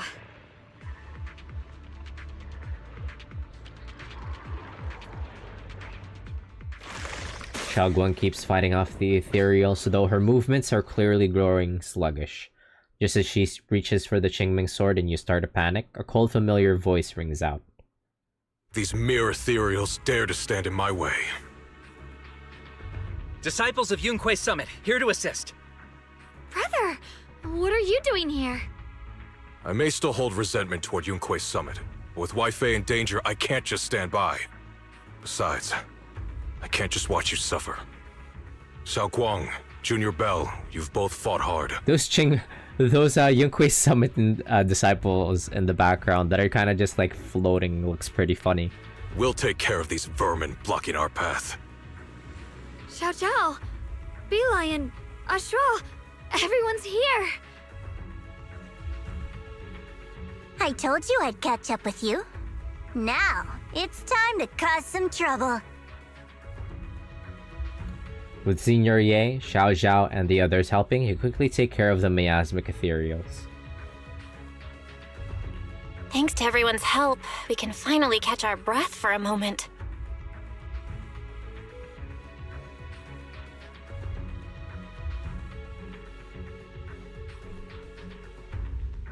But if you're all here, is everything all right back at Phylum Heights? Not like they said already that it's not like they can do much for... We've reached a critical point that any help that they can do in Phylum Heights is not going to be of much help. Don't worry. Ishwin Shifu is holding things down there, along with the other disciples. She said no matter what, she won't let the Hollow's expansion harm a single civilian. From what I know, this floating boulder constantly releases miasma and ethereals, so things won't stay peaceful for long. Xiaoguang, I know you have your own mission. Go, and do what only you can do. Leave the boulder to us. Thank you, brother. I'm coming with you. But, Xiao Zhao, things will only get more dangerous from here on. That just means you'll need my help even more, right? Right. Then we'll be counting on you, Xiao Zhao. Don't mention it. Let's go. No matter what lies ahead, no matter what the Creator really is, we'll face it together. You enter the mine with Xiaoguang and Xiao Zhao. That's all. By the way, when Xiao Zhao showed up out of nowhere just now, it was like our savior descending from the heavens. So cool. That's such a weird way to describe it. She knows she likes it though. Xiaoguang's right. Welcome back. She knows she likes it though. That's really funny. Yeah, I really enjoy Zhao's character. I never would have guessed the underground space was this massive. It's huge! Looks like the kind of place a big shot would use to make their entrance. I like slinging swords with Xiaoguang. What does it even do? After a while, you finally catch up to Lockspring. Lockspring says, still trying to resist? If you just accept their arrival with courage, everything would be so much easier. Xiaoguang says, we'll stop you no matter what. Lockspring says, that's a pity. Belle says, you've been leading us here all along. Lockspring says, that's right, this is my plan. As you all know, the QINGMING sword shares the same origin as the creator. So, Ye Shengguang, keeper of the QINGMING sword, your existence is crucial to us. The creator needs to reclaim their rightful owner. Rightful power. Zhao says, so that's why the creator's descent requires Ye Shengguang. But why would you tell us? Aren't you afraid we might hide her away? Zhao says, because without her, your plan will become impossible. Lockspring says, you wouldn't do that. Even without reclaiming the power of the QINGMING sword, you destroying a tiny place like Phylum Heights would still be child's play for the creator. And your only bargaining chip is the QINGMING sword keeper? The best case scenario for me would have been to arrive here with the QINGMING sword keeper who had already lost their 5 senses. I was so close to success, but I never expected you'd be able to use the remnants of the creator's power to restore Ye Shengguang's senses. Belle says, so Xiaoguang losing her senses was part of your plan too? Lockspring says, of course. What's easier to control than someone who's lost their 5 senses? So I carefully prepared the perfect bait to lure you in. An illusion of your teacher, Carol. But don't worry, I only showed you what really happened. I didn't make any of it up. You can probably tell that she also supports the creator. Belle says, teacher is different from you guys. No way she'd side with the Exaltus. Why couldn't they do this with a cutscene, and why are they making me read this out? What the hell, man? What the hell, man? Lockspring says, don't even put them and the Exaltists in the same breath. Don't you get it? The creator is far superior to the Exaltists in every way. The creator is supreme, and the Exaltists merely caught their fleeting attention by chance. Like I said before, as long as New Eridu remains in such chaos, new groups like the Exaltists will keep popping up. Only the new world brought by the creator can resolve all of this. Someday you'll understand. Lockspring! Be careful of those ethereals. Lockspring's up ahead! We need to take out these enemies and catch up! If the creator really awakens, it won't just destroy Phylum Heights. All of New Eridu could fall! This! Well, I guess in a way we're kind of saving New Eridu, huh? You're gonna be a hero, Zhao.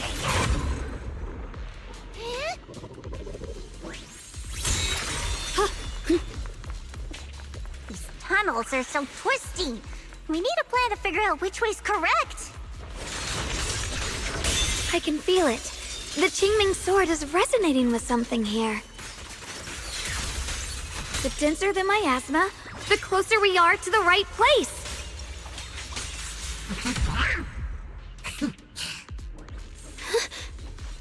The miasma's really strong in that direction. Let's go. Go where?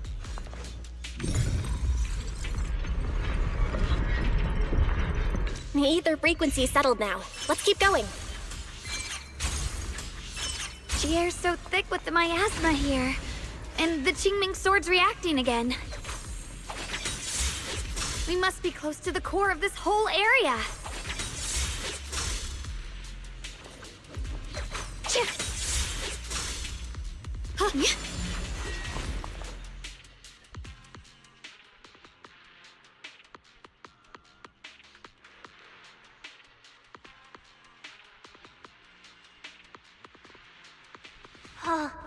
Whoa!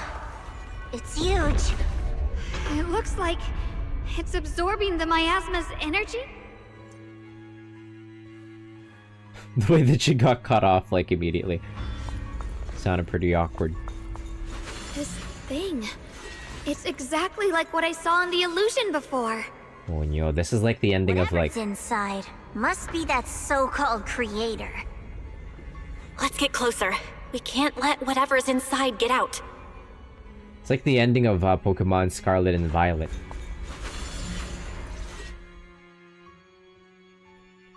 Where the professor from the future or the professor from the past start beating her ass. Lock Spring stands before the massive cocoon, silently watching you. I knew you'd make it here eventually. Lock Spring. They're about to awaken. This is fate's choice, and no one can stop it. Even you. You really are a stubborn one. Miss Zhao of Krampus. I know your story. Just like the two standing beside you, you've chosen the wrong side. I thought that after all the pain and resentment you've been through, you'd choose to stand with me. Unfortunately, not everyone chooses destruction. I don't understand, Lock Spring. You once said Junior and I were, in a way, both victims, and that we should hate this world. You were angry for our sake, weren't you?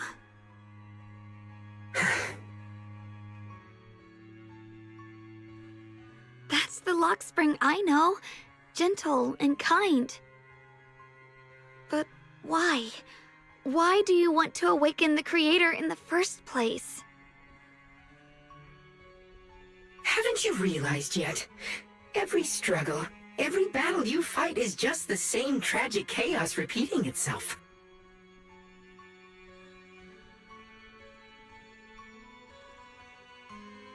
Humanity can't reach the light on its own.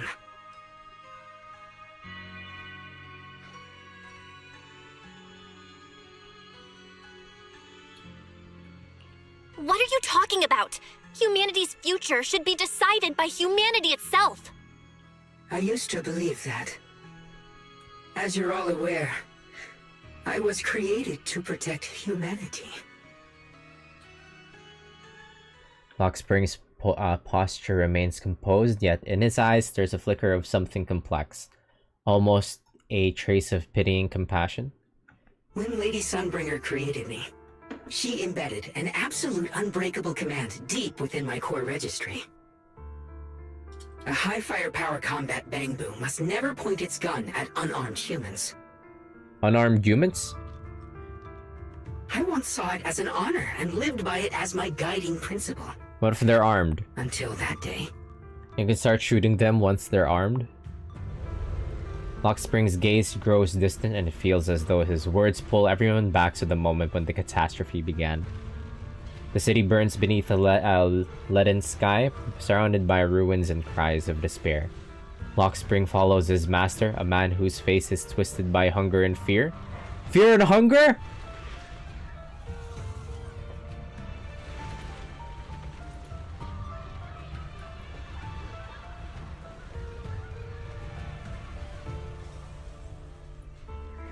Fear and hunger mentioned.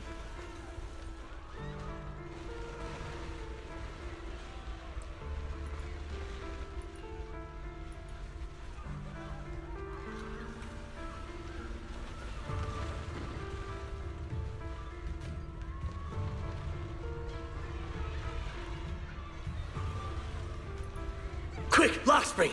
That woman has the last can of food. Grab it now. Ahead, the frail woman clutches a can tightly. It's the only food for the crying baby in her arms. She stares at Lock Spring in terror, backing away step by step. Command conflict detected. Target identified as unarmed human. The attack command cannot be executed. What the hell do you mean? You useless. This is an emergency. If you don't grab it, I'll be the one who starves. Do you understand?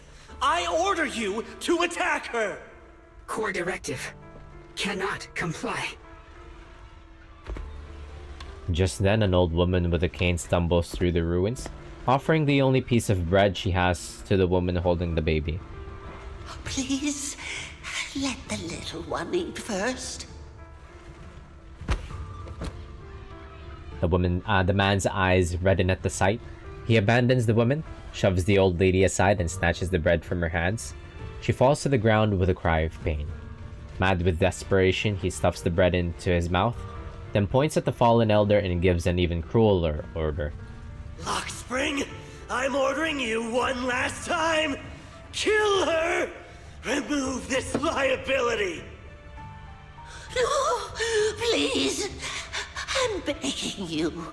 In that moment, I lock onto the old woman's... Am I supposed to feel bad for Lockspring? What a lame ass. Data starts to collide and spiral into chaos. You're giving me a bang boo of a villain? So fucking lame, man. My directives state that I am to serve my master.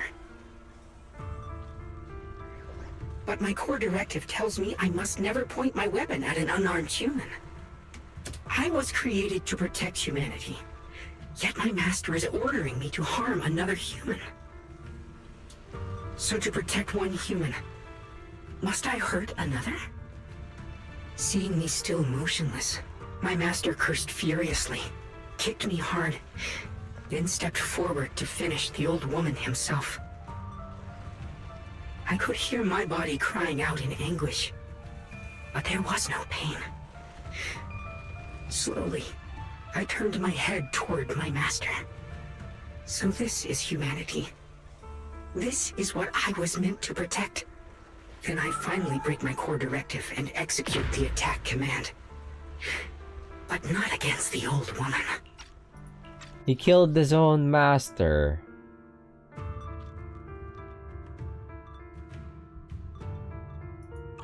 Not at her, but at him. The man who was my master. Lockspring continues to watch in silence. His expression is calm, but his voice carries an unmistakable chill. From that day on, I finally understood. Humans are creatures ruled by emotion and desire.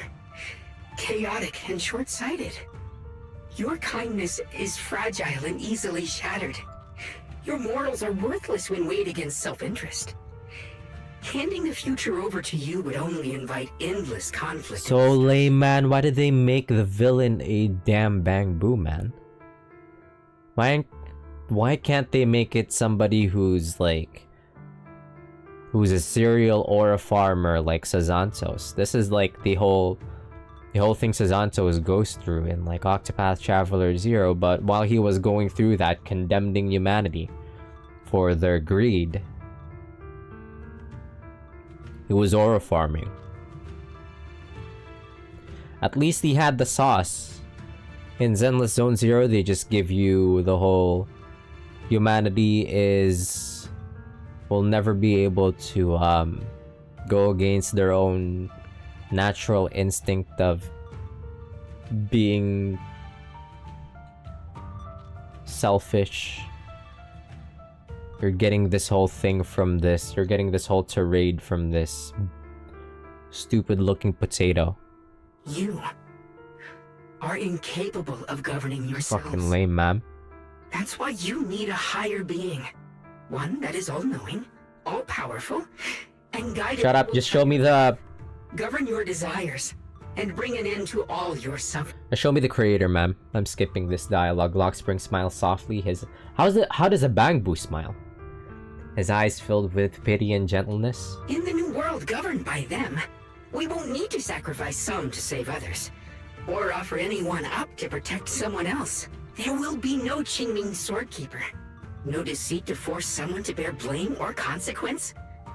No hidden truths or stigmas. No oppression of the weak. Trying to make worship of the like that one image with like that guy with a dog, and he's trying to make it look ferocious or something. They're trying to make it like fierce, you know. What was that meme again? A guy trying to make his dog look scary, look tough.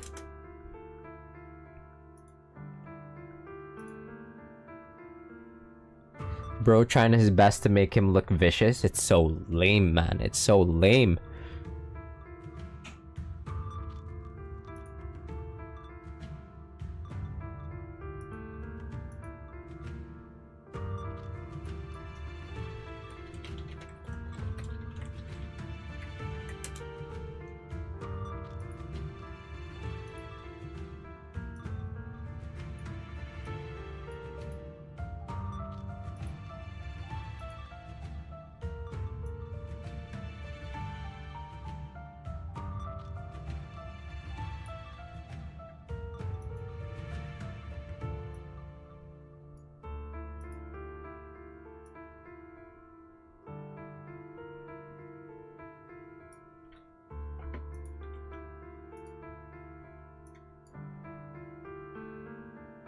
That is the reason I chose to call upon their descent. Only then can my mission be truly fulfilled. It will be the most fundamental and eternal form of protection. That sounds like pure delusion. Would you say angels of delusion? You'll understand soon enough.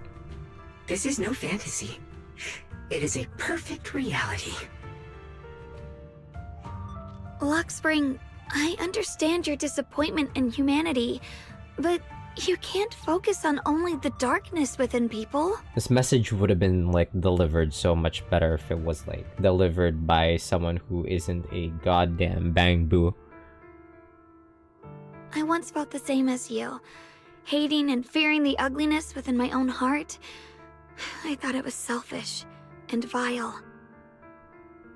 But now I understand that good and evil, light and darkness are simply parts of human nature. And for those of us struggling through the mud, it's because we've seen the darkness that we fight to reach for even the smallest glimmer of light. Because without evil, good loses its meaning. Without darkness, there can be no light. Such childish reasoning. You're just making excuses for your own chaos. Happiness doesn't need to come from suffering. The Creator will grant you true, everlasting joy. But what the Creator brings isn't salvation. It's destruction. Even if that perfect world you described were real, I still wouldn't call it better.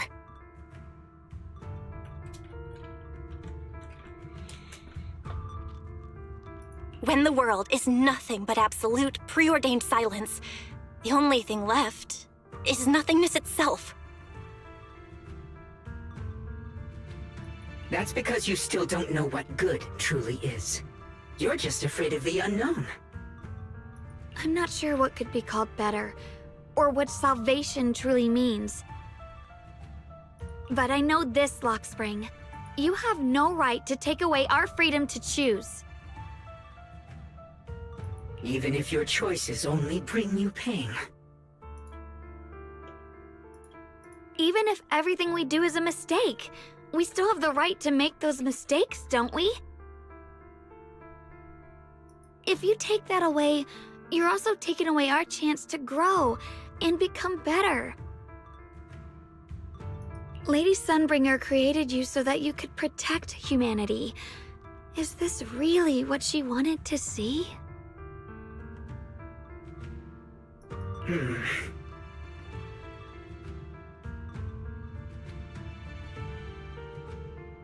Lady Sunbringer created me because she wanted humanity to have the strength to protect itself and survive amid the cruel disasters.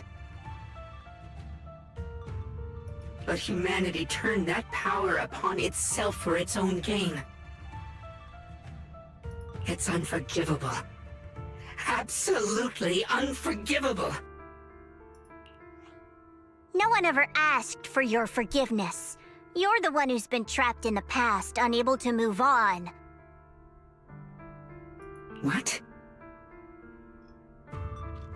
Placing your hopes on some mysterious creator to change everything is just as ridiculous as dreaming of a savior descending from the heavens. Just like how I once naively believed in equivalent exchange, seeking a sense of security from the approval of others. You despise the ugliness of humankind, so you want to wipe it out. You can't accept your own powerlessness, so you seek to create a new world where your existence feels useful. But if you can't even face yourself, how could you ever truly see others? Or the world around you? You just don't understand. My choice is the purest, most genuine protection there is. And just what is it that you want to protect, Lockspring? Is it merely the concept of humanity? You said people are obsessed with the game of sacrificing others to elevate themselves. But how is what you're doing any different?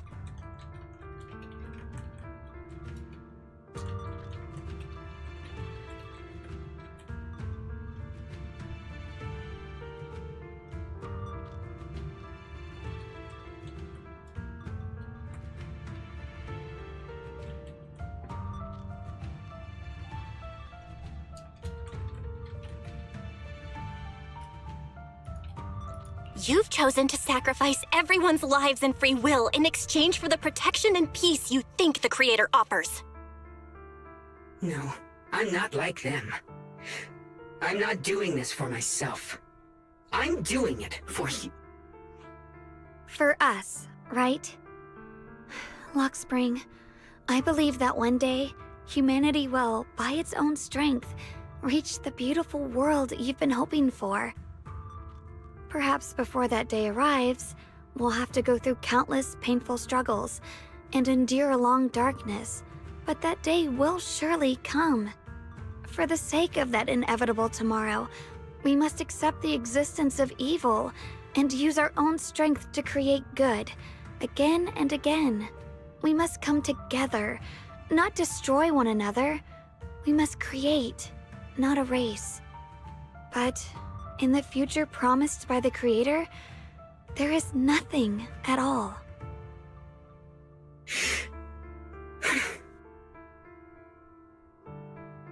Why have you two made the same choice as my Creator? I don't understand it. I just don't! Creator? You mean Sunbringer? So she didn't actually submit to the Creator? No! Even after being misunderstood and treated as an enemy, she still chose to forgive. To love. But I won't allow it. I won't let you make peace with such a foolish world. Lockspring, you're not a cold, lifeless machine. I know that, just like us, you already have a life and a heart. Yeah, so it's a bamboo intelligent construct. That means you've also come to know pain. Everything you're doing now isn't to protect humanity. It's to escape the pain you once witnessed. The pain you couldn't bear. I've run away many times myself, so I know what that feels like. But that's not a choice. It's surrender. It's handing over your own fate and everyone else's to some unknown being. Lockspring, I know it hurts, but now let's choose to face it together, all right? There's no other path left to take. You choose to create light, while I choose to bury the pain. Bury the light. Wait, what?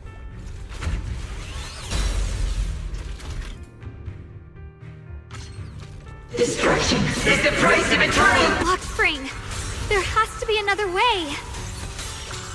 This is the best way, and the only way. See that giant cocoon there? They've been drawing in the miasmic energy from the entire Limnian Hollow. It won't be long before they hatch. And when that happens, everything will be proven. I see edge.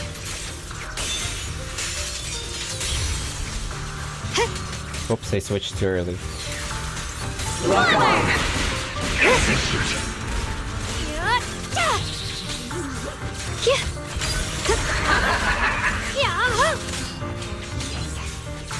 Destruction is the price of eternal peace! Tied to my favor! Hear us, Frost! Radiant clouds! Shift! Split the heavens!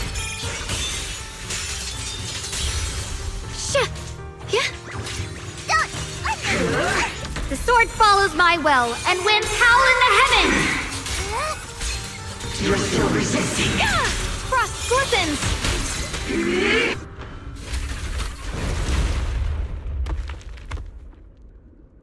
We killed him.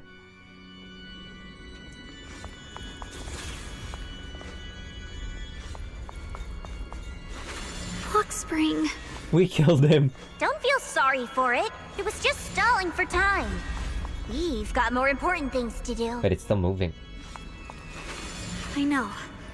We need to stop the creator's cocoon from drawing in any more miasmic energy before it's too late.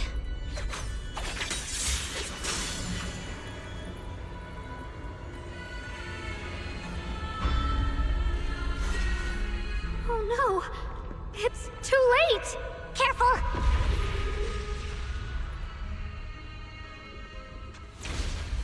The massive cocoon, pulsing like a heart, finally loses its glow as the last trace of energy is completely absorbed.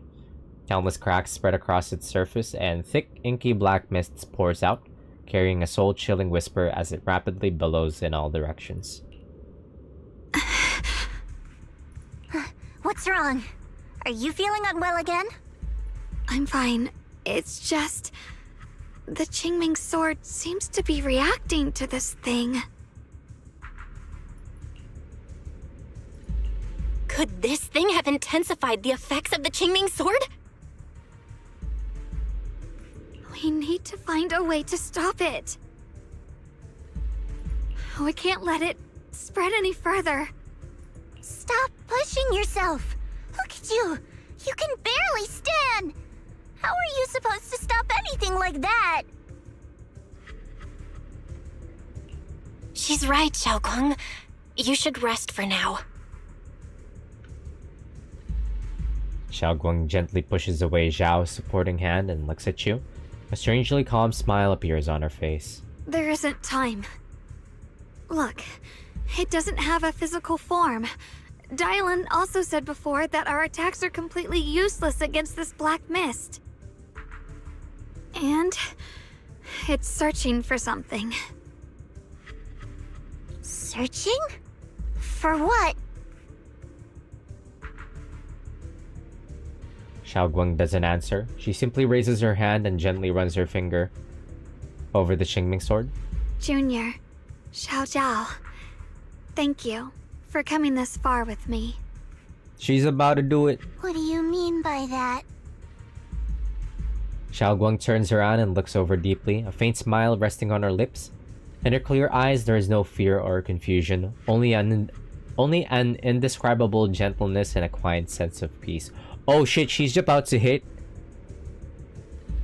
She's about to hit the honored one. Throughout heaven and earth, she's the honored one. I just want to do what I should have done long ago.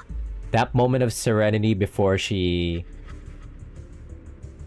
goes crazy. I'm going to have that osmanthus cake I love, even though it always makes my stomach hurt. What are you doing? No, don't go! The ever-expanding black mist suddenly seems to find its target, turning into a massive torrent of darkness that surges towards Xiaoguang with a force that could devour everything. Watch out! Xiaoguang! Why? No! This is the fate I chose. Finally, it's mine.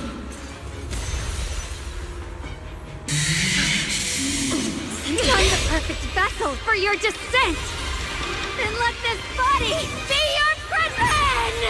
You've lost your mind. Oh shit! If you do this, you'll also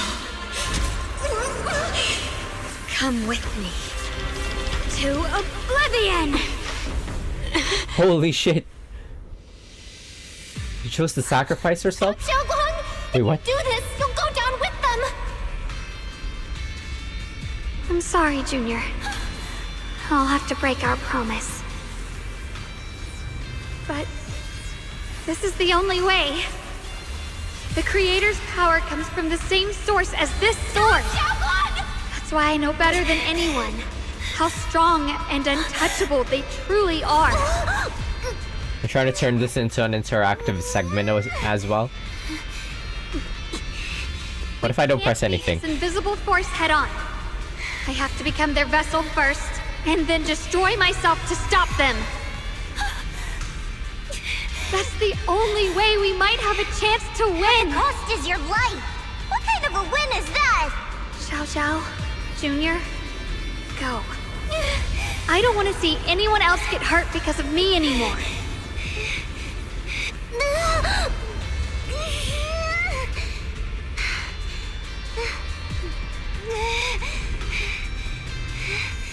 No way we'd ever leave you! Xiaoguang, don't give up! There's gotta be another way! I'm not giving up. I'm only protecting the things that matter more than my life. For everyone in Phylum Heights, for my friends, and for you. Xiaoguang, no!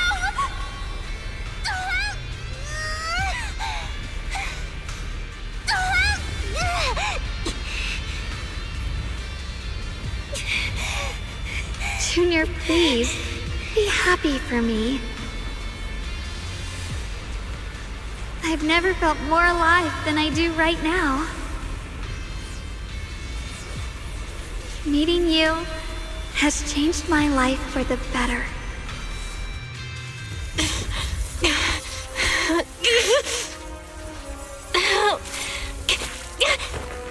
There has to be another way! This is the same as...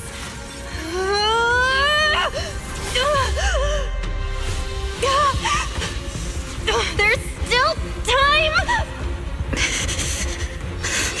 I will bring you home!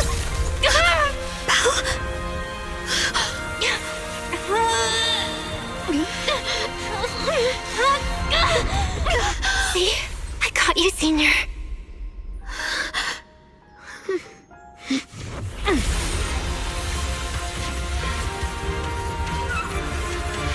Go!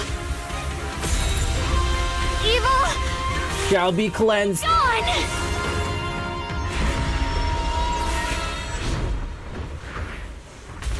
Eradicate all evil. Is that...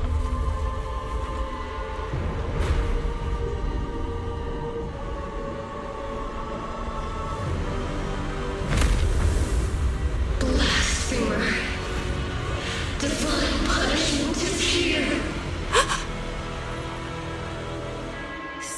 Sarah?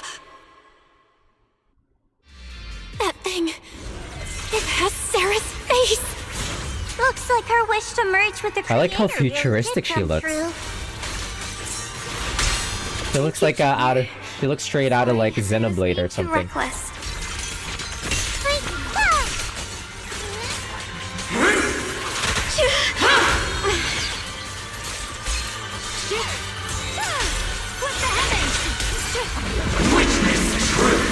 She looks like an enemy straight out of like Punishing Grey Raven or something, or like the latest patch of like latest region of like Wuthering Waves.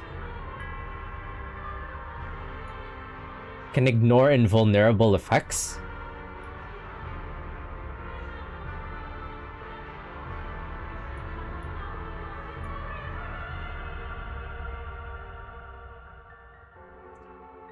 Can only counter with defensive or evasive assists. Okay. Successfully counter all will cause a shutdown effect. Agent during control skills, agents cannot trigger an ultimate.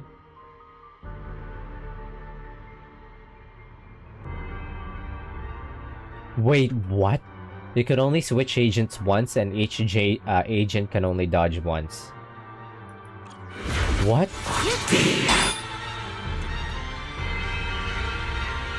When enemies use control skills, attacks will no longer have flash indicators. What? How are you supposed to know?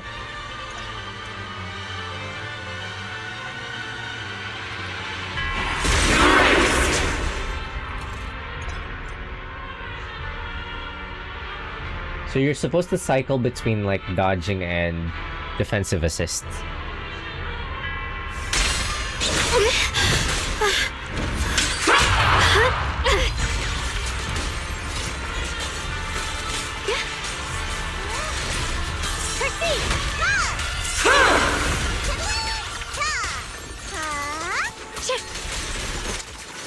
Welcome to the realm beyond the world.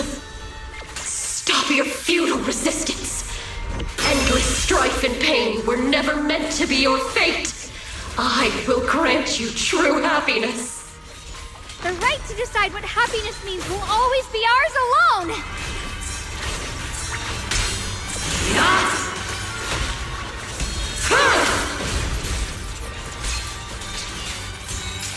Radiant cloud!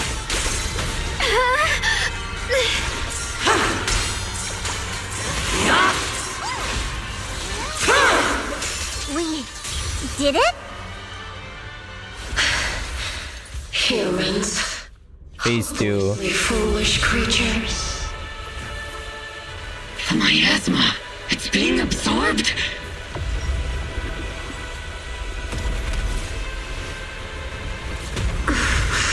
What is this?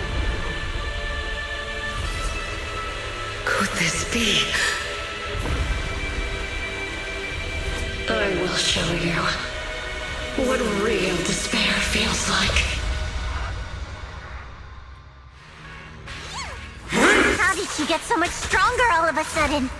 At this rate, we won't last much longer. No matter what, we have to hold on. Measure of steel slices the world through. Radiant cloud. Loosens the QINGMING's might. Rends the heavens.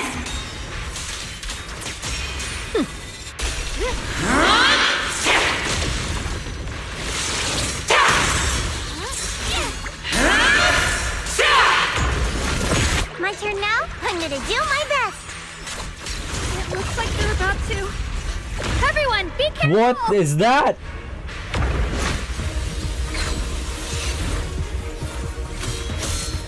She can also fire like a million swords, like. She can also fire off. She can also fire off unlimited blade work. Yes, they're attacking the floating boulder that's powering the creator. This could work. He's Gilgamesh. Just a little longer. I've had enough of this damn rock! Soldiers, increase firepower!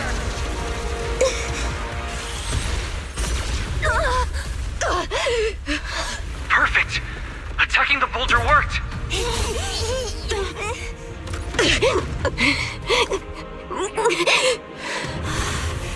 Before the will of humankind, even the divine shall crumble.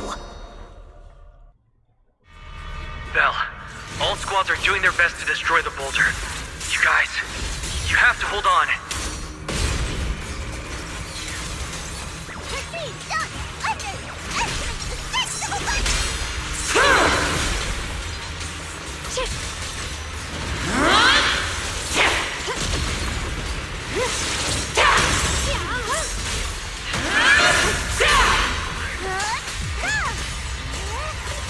We did it! Bookcheck squad has destroyed their boulder! You're welcome. I can't see shit. Waiting for your good news next! Thank you, everyone! Split the heavens! I can't see shit. Shit! Miss Miyabi and Senior Ye's sides made it too! That's all of them! The boulders are destroyed! Shit! No matter how imperfect this world is, it's still worth saving. Our mission's done. The rest is up to you now, heroes. Hero? This battle was never ours alone. It's the strength and will of everyone that has carried us this far.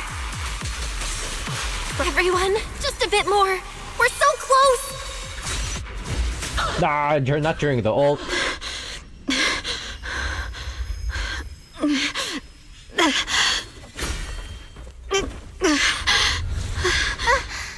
you okay?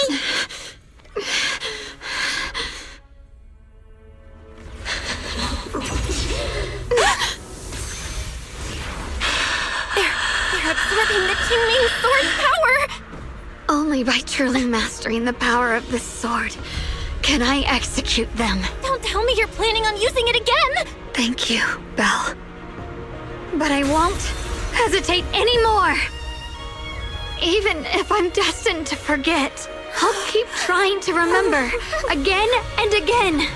Even when trembling with fear, I will still stand in front of my friends. Even if I fall 1,000 times, I'll crawl up and fight again. That's the power that pulls people back from the abyss over and over again. We never needed gods. All we needed were our own hands to hold on and lift each other up. Okay, that line just now was very Xenoblade 1.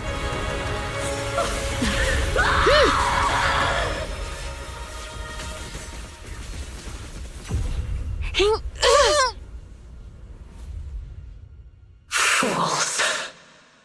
One day, you'll all...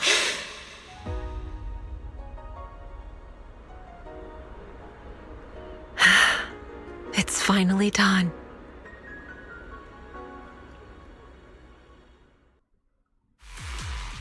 As a final trace of the creator fades into the air, everything falls silent. The eerie black mist finally dissipates, leaving behind a scarred wasteland and those who survived. Maybe it's just your imagination, but even though you're still deep underground, it feels as if a ray of sunlight has pierced through the rock above, bringing a long-lost warmth that almost brings tears to your eyes. Finally, it's fucking over. Xiao Jiao lets out a long sigh and plops down on the ground, showing for the first time a tired smile, her guard lowered. It's finally over. Any longer, and I would have thought I'd never see the sun again. Well done, Xiao Jiao. And you too, Junior. You too, Xiaoguang. How are you feeling? The QINGMING sword's reaction just now had me worried. It felt like, in that final moment, when I used the QINGMING sword to put an end to that thing, it was as if something changed between me and the sword. I used to believe the QINGMING sword had chosen me on its own, and that I held no power over it.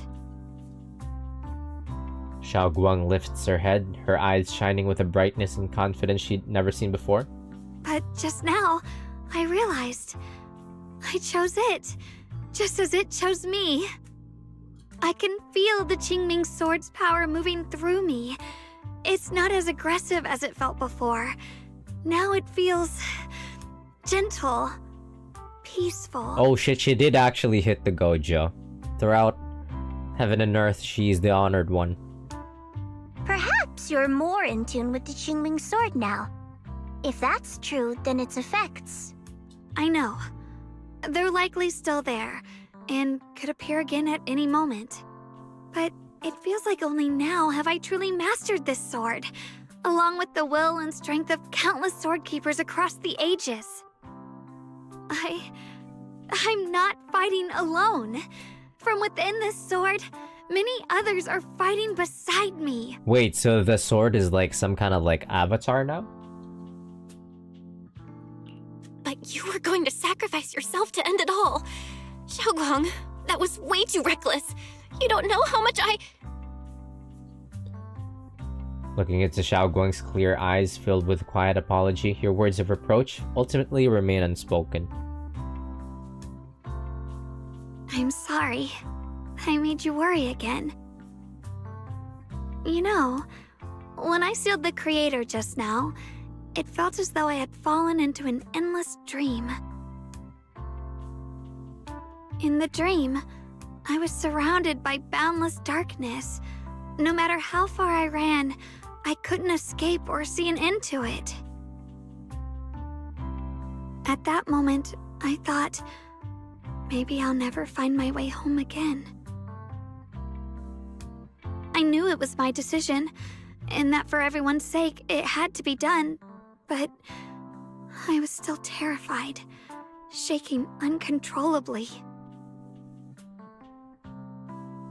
Then, at some point, a faint light appeared before me, and from the other side of that light, I heard your voice. One last chill for the road. I saw you stride into the light, slicing through the boundless dark, and extend your hand toward me. One last pandering before the patch is over. Actually, no, we're not anywhere near done yet. Don't forget, I'm a proxy. No matter what happens, I'll lead you back home. You and Xiao Guang exchange a knowing smile. Just then, you receive a transmission from Wise. Hey, Belle. How are things on your end? We just got word that the other squads have all completed their missions. The Hollow has stabilized and returned to its original size. Mission accomplished. Everything's fine. We'll go over the details later. Looks like everyone's done a great job. In that case, we should probably pack up and head back too. Right! We've got to get ready for the victory feast! Wait. Look over there. Oh! Something's coming out of the ground. Come on now, give us a break. Miasma? It doesn't seem very dense. Maybe it's just residual energy from the Creator? Wait, is there someone inside it? Junior? What's wrong? You've gone pale all of a sudden. You look like you've seen a ghost. Wait, Proxy, where are you going? We don't have time to respond to Xiao Guang and Xiao Zhao's questions. Your heart feels as if it's being squeezed by an invisible hand. Almost instinctively, you can't help but run towards that patch of miasma. From there stands the phantom of your missing teacher, Carol.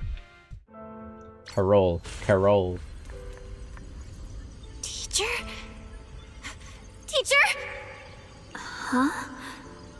So that reason appeared and I see you do. What is she saying? When is this memory from? She doesn't sound like she's talking to herself. Look, that mass of miasma in front of her. It almost looks like two figures. Xiao Zhao's right. She's talking to someone. Beginning of everything. Endless possibilities. And an end that could devour everything. You're wrong. If those children, I have no regrets. What comes next will become a terrible catastrophe. I wonder how I'll be remembered in Eridu's history. As someone who brought a lunatic with blood-stained hands.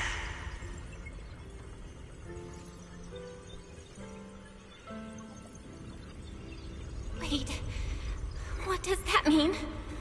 What is she saying? No, it can't be. It can't be what I'm thinking. The blurry figure of your teacher flickers before you, and in an instant, a flood of memories crashes into your mind. What? Are these teacher's memories? I can feel it.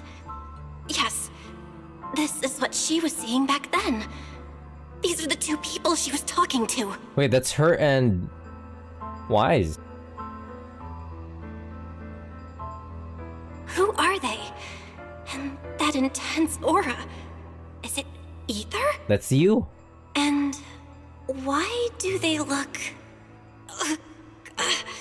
my head and my eyes... they hurt. Junior, are you alright? Thank goodness, you finally come to. Sorry. What happened to me just now? When the miasma cleared, you suddenly froze in place. Totally unresponsive no matter what we tried. Are you alright? I'm fine. I was just, caught off guard. Those images I saw of our teacher's memory. I should discuss this with Wise when we get back. There's no reason to add to everyone's worries right now. That illusion was the same as before, of your teacher, Carol. What she said... It sounded like she was admitting she had something to do with the fall of the old capital.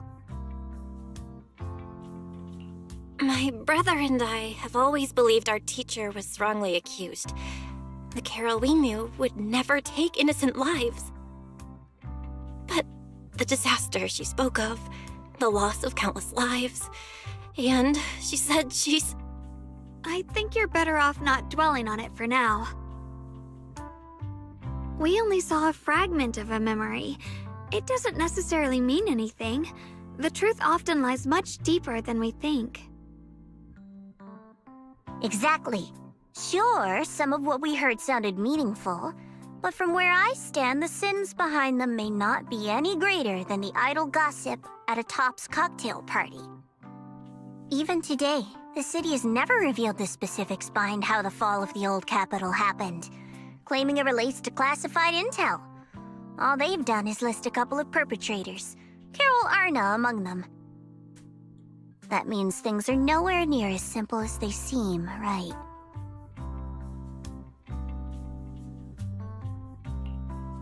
You're right. In any case, it's not safe to stay here. We should head back.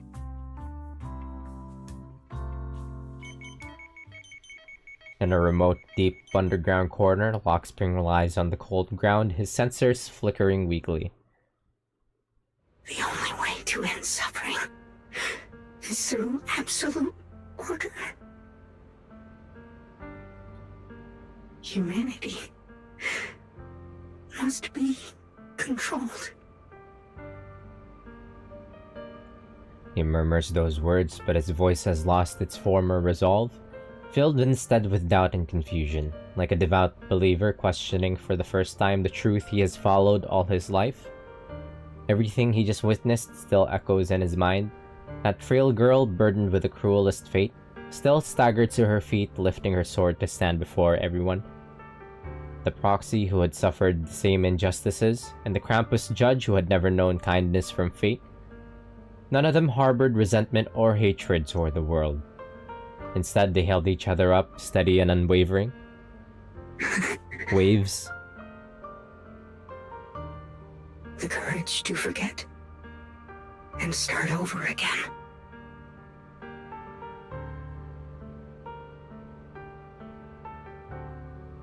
The resolve to choose sacrifice, even in the face of fear. The will to keep moving forward, even when knowing the abyss lies just ahead. And even when it means losing everything.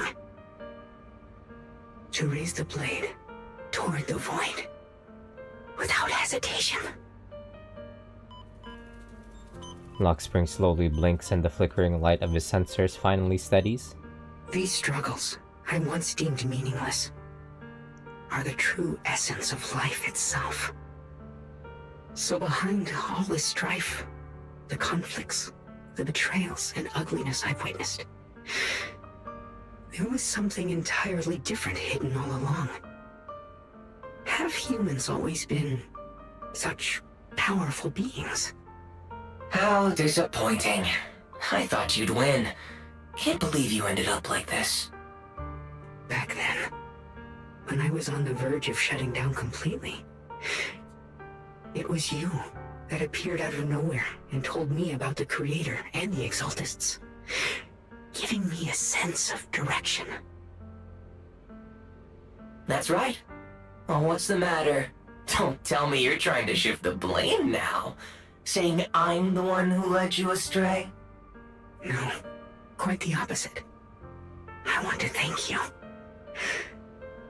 If it weren't for you, I might never have gone through all of this. Never found the answer in the end. What are you even talking about? Has your logic core completely fried? Forget it. Nothing can stop that plan from moving forward anyway. But before that, I might as well have a little fun. Ignoring the taunts, Lockspring gazes calmly into the darkness before him, and yet it feels as though his eyes pierce through it, seeing something far beyond, something vast and distant. Perhaps one day, humanity's courage will fade away. But not today. Not now. Lady Sunbringer, perhaps you were right. Utopia that drifts above New Eridu. May you bring forth what is truly... How boring. You're useless now. Guess it's about time for me to find some amusement elsewhere. New Eridu. Rejoice in the return of yokai. Lockspring's sensors flicker a few more times before going completely dark. All sounds fade away, leaving the surroundings in absolute silence. He simply sits there quietly like a statue that has fulfilled its purpose.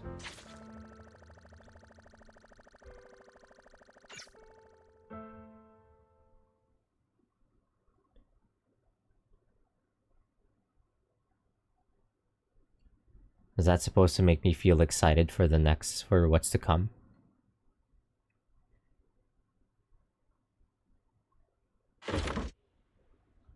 Together with Xiaoguang and Xiaojiao, you return to Phylum Heights. The peaceful cityscape that you haven't seen in a while brings a feeling as if a lifetime has passed. Now that everything's been resolved, it's about time I head back and report in. Zhao turns around, seemingly ready to leave right away. But after taking just a few steps, she stops. She stands there in silence for a moment like she's going through some inner struggle. She finally turns back, avoiding your gaze for the first time. Proxy and Ye Shunguang. Thank you. You're welcome, Moonfi. Huh? We should be the ones thanking you. If it weren't for you holding off those TOPS agents earlier, we would have been in real trouble. The whole mess started because of me. I just cleaned up after my own mistakes, that's all.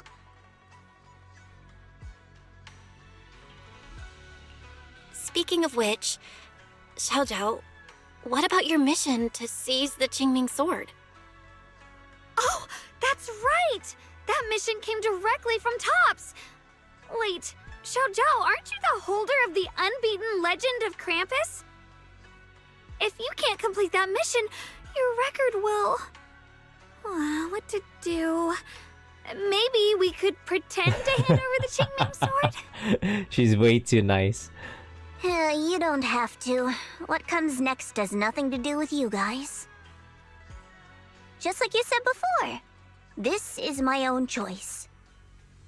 Xiaojiao at this very moment has never felt more at peace in her whole life.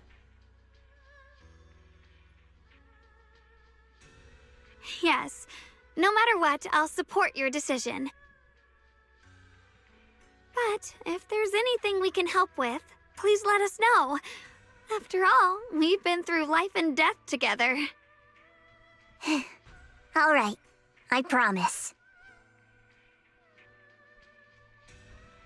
Xiao Zhao and Xiao Guang exchange a smile. Just then, two familiar figures appear. Senior Zhao, what a coincidence. You're here too. Things at Phylum Heights have wrapped up. We were just about to head back to Krampus. In that case, let's head back together. Oh, right. Senior Zhao, I just remembered you helped me a lot during the last mission, and I still haven't repaid the favor. So, what would you like me to do? Anything's fine. You don't need to repay me. Huh? The ever-equivalent exchange, Senior Zhao actually said that? You're not an imposter, are you? She was moved. She was changed by experiencing Xiao Guang. Shut up! We're companions, and between companions, it's not all about transactions. You're adorable when you're so shy. Don't worry, as payback, I'll keep your little secrets safe. Like how you actually like to eat. Shut up and get moving! Xiao Zhao drags the chatty Dialin and resigned Banyue away with her. Watching them go, you and Xiao Guang can't help but laugh. As if responding to your laughter, your phone suddenly starts to ring. Belle, you should be back at Phylum Heights by now, right? Is Xiao Guang with you? The mayor said he wants to have a word with you two. Xiao Guang is right here. What's the matter? Sorry for the sudden call. I'll get straight to the point. First of all, thank you both for everything you've done during this incident. Without you, we never could have contained the disaster so quickly. Both of you have made invaluable contributions to Weifei and to New Eridu. Secondly, Miss Ye Shunguang, there's something important I need to inform you about. This is her, gonna be the formal induction into, like, Void Hunters? In recognition of your outstanding performance during this crisis, That's what I thought. I wish to award you New Eridu's highest honor, the title of Void Hunter. Huh? But this wasn't just my achievement. It was something we all accomplished together. Don't worry. Everyone involved will receive their due praise and rewards. As for giving you the title of Void Hunter, it was decided after thorough consideration. First of all, your abilities fully meet the standards of a Void Hunter. New Eridu needs powerful individuals like you to protect the last embers of humanity. Besides that, I've also heard from Yishun about the QINGMING sword. The pain you endured and the sacrifices you made for it truly earn you this honor. For these reasons, I sincerely hope you'll accept the title of Void Hunter.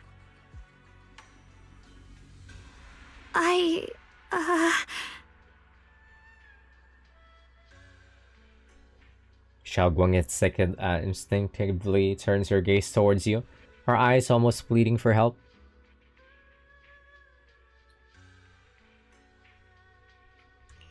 I think you truly deserve the title of Void Hunter, Xiao Guang. Don't worry, you've earned this honor. Thank you. It's as if Xiao Guang has finally made up her mind. She takes a deep breath and speaks into the phone, her voice clearer and more resolute than ever before. I want to use the power of the QINGMING sword, my own power, to help everyone and protect all that I hold dear. So, I accept it. Excellent. I'll handle the arrangements for the ceremony.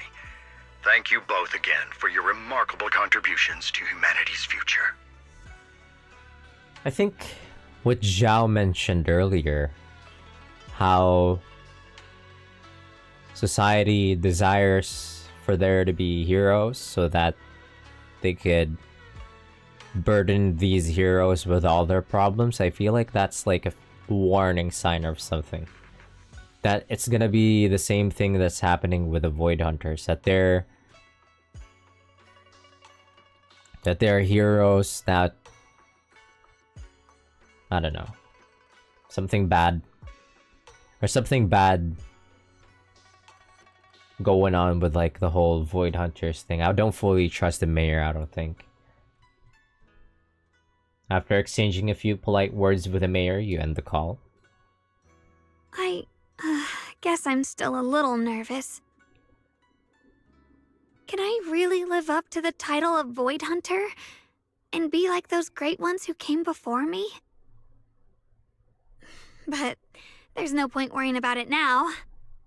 If becoming a Void Hunter means I can make full use of the QINGMING Sword's power and better help everyone, then it's worth it.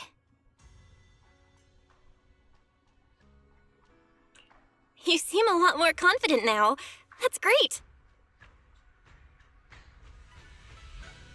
Xiaoguang's cheeks suddenly turned slightly red, her eyes darting away. Really? Well, it's all thanks to you. You've always been there to encourage me. Anyway, let's hurry back to Swabian Temple. We shouldn't keep everyone waiting.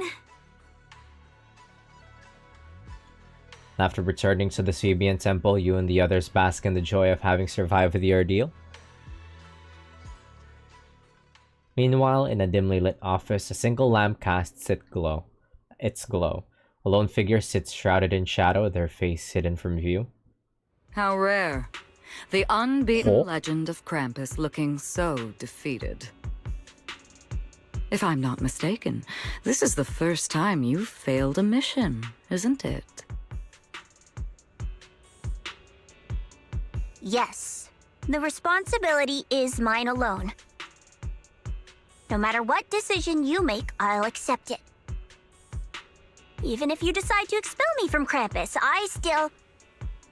What if I order you to obtain the QINGMING sword for me, no matter the cost? Even if it means killing that sword master, Ye Shunguang. I refuse. You dare to disobey my orders? Who is this voice actor? Kinda sounds familiar. Objectively, with my current strength, I can't defeat someone who's mastered the QINGMING sword. That's a fact. Personally, I don't wish to harm her. So I'm sorry, I can't do it. He's like, that's oomph. Xiao Zhao, I've always thought you were a smart kid. But in this matter, you really...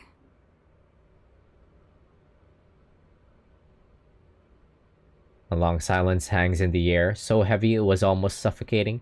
Then from within the shadows, a soft chuckle breaks the tension.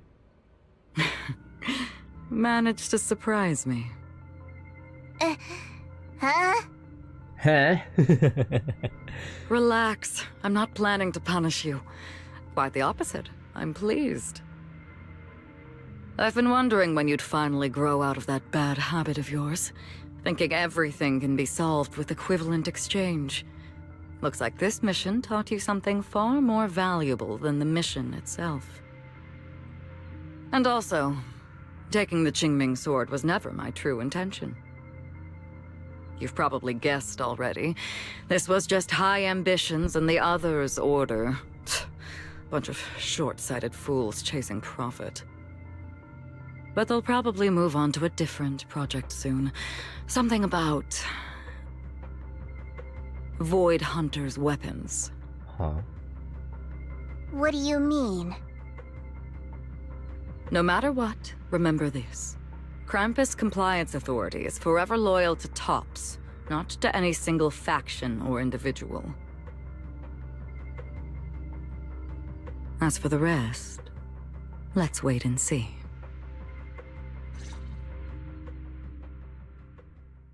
The day of the Void Hunter anointment has finally arrived. It's the mayor! The mayor is here! Mr. Mayor, please, could you share a few words with us? Ladies and gentlemen, today we stand here to commemorate a victory that determined the very survival of New Eridu. Mayor face reveal. This victory doesn't belong to any one person. It belongs to each and every one of us. To all of New Eridu. I still kinda don't trust this guy. Among them stands the current wielder of the QINGMING sword, Monsieur Shunguang, the hero who carved a path through the deepest darkness to bring us dawn. And so, as the mayor of New Eridu, I hereby bestow upon her the city's highest honor, the title of Void Hunter. Bestow what? Say that again? I will bestow all upon you. Monsieur Shunguang, I know no title can truly measure all that you've given, or the sacrifices you've endured. Wait, this guy's tall as fuck, what? Accept this. It should be bawling. Because people need hope. A guiding light they can truly see and feel. They need... Thank you. What? My bad. I skipped his dialogue. Perhaps, Monsieur Shunguang, you'd like to say a few words? They need to witness a hero standing unyielding in the darkness, is what he wanted to say. I'm not really good at speaking in front of so many people, but standing here today, there are indeed some things I want to say to all of you. Someone very important to me once told me that if I was in pain, she would feel it too. At the time, I didn't understand what those words meant. I thought that battles were my own, and so was the pain. But now, I finally get it. Those words were the answer to everything. I've realized that I can feel joy from the smell of coffee drifting around the corner, and happiness from the laughter of children. In the same way, I can feel heartbreak when people cry among the ruins, and sorrow at the pain of my companion's wounds. Maybe this world is still full of conflict and imperfection. Maybe people will always find reasons to turn against each other. But in some grander, or perhaps more hidden place, there must be something that binds all of us together. That's why, whenever crisis strikes, someone always steps forward. Like a single spark, a lantern swaying in the wind, flickering, yet never going out.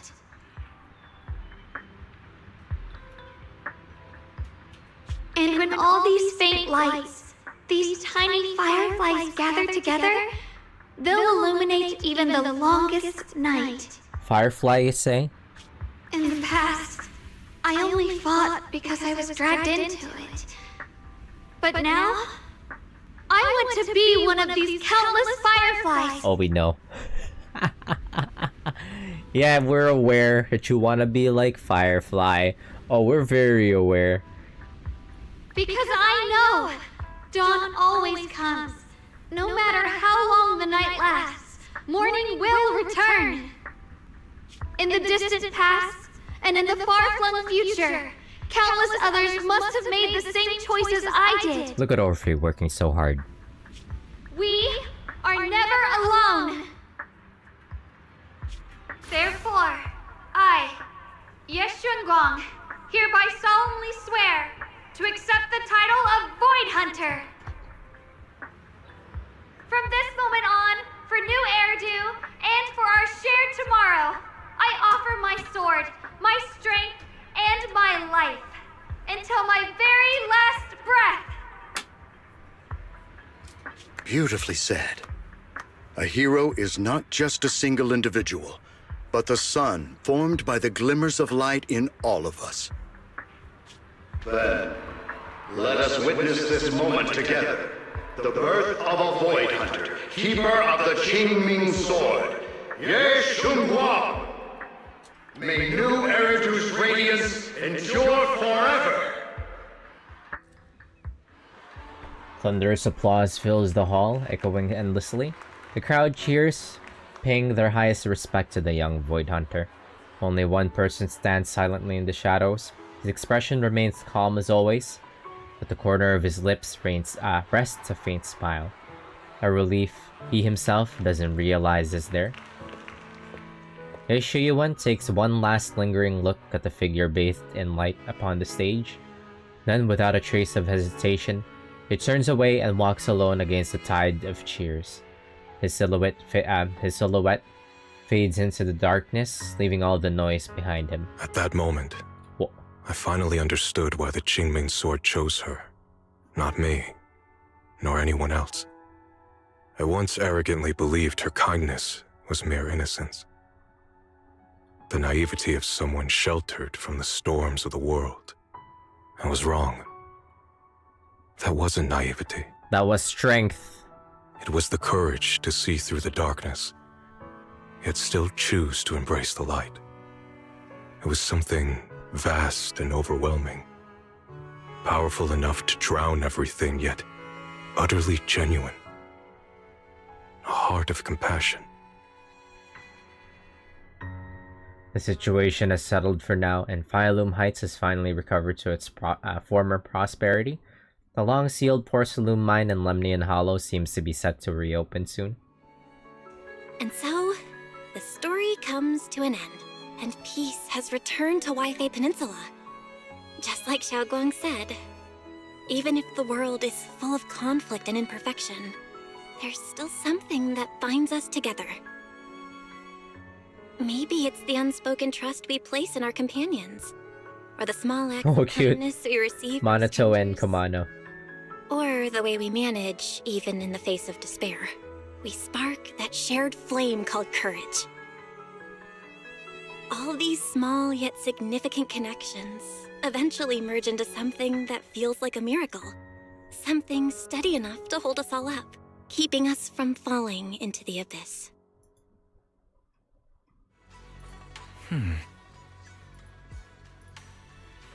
Why says, "Hey Belle, you made it?" Hey, what?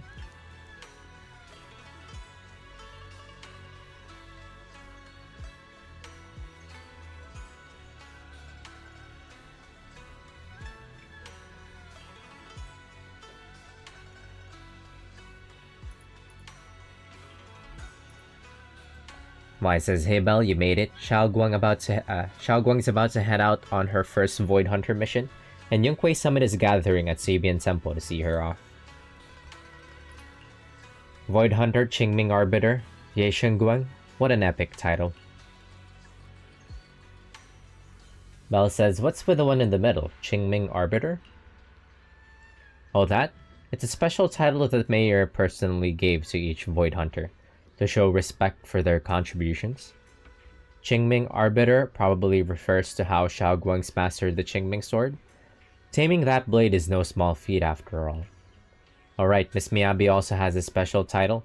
If I remember correctly, it's Void Hunter Ishinmuga Hoshimi Miyabi. Also sounds pretty cool. When will you get a title like that? Oh shit, they're hinting at it, huh? That the proxies are one day gonna be like Void Hunter level? Oh, they're hinting at it. Belle says, "Huh? Me?" Mai says, "Just kidding. It's getting late. Let's hurry to the Sabian Temple to meet Xiaoguang and the others." Oh, they're hinting at it, huh? You arrive at Sabian Temple's main hall with Wise. What do you know? Wait, Zhao is here. Zhao is here for some reason. She loves Xiaoguang so much. I love Zhao. That's her light, ma'am.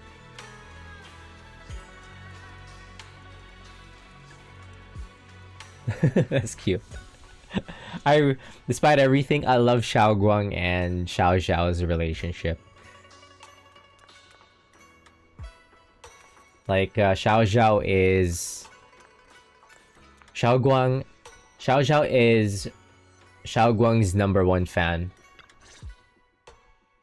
Xiaoguang, make sure you take care of yourself out there, okay? Remember to eat on time, and don't go acting recklessly like you used to. I've packed some elixirs and snacks for your journey.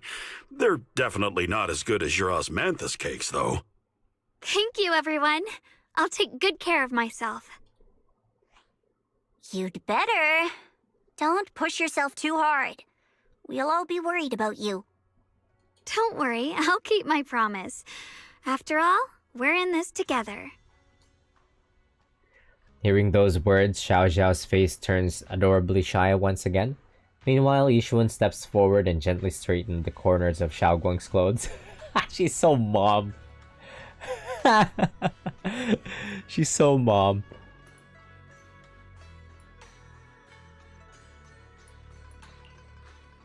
Xiaoguang, as your mentor, I'm proud of you. But as Yishuan, I only hope that, no matter what, you'll stay safe.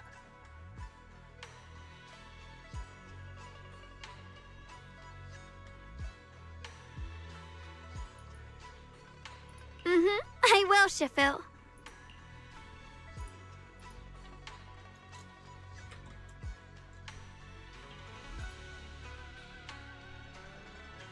After everyone says their goodbyes to Xiaoguang, they slowly begin to leave.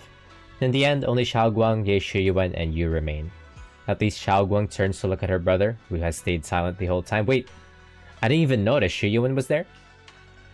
I suppose it's time for me to go too. Oh, okay. He's leaving Yonghui Summit, he's not gonna stay.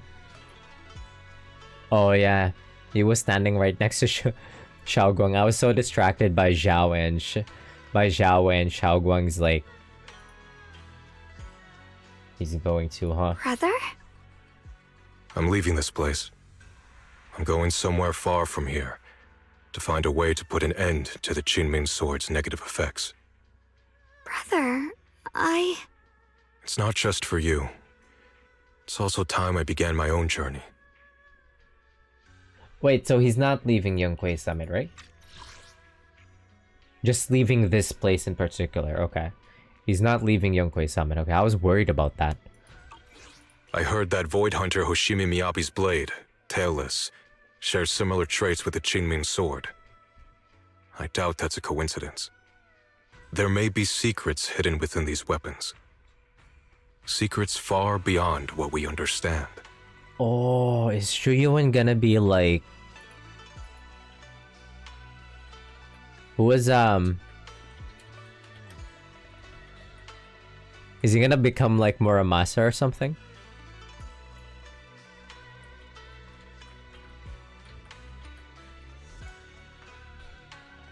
I want to uncover these secrets and find the truth hidden behind. Xiaoguang, I still remember what you told me before.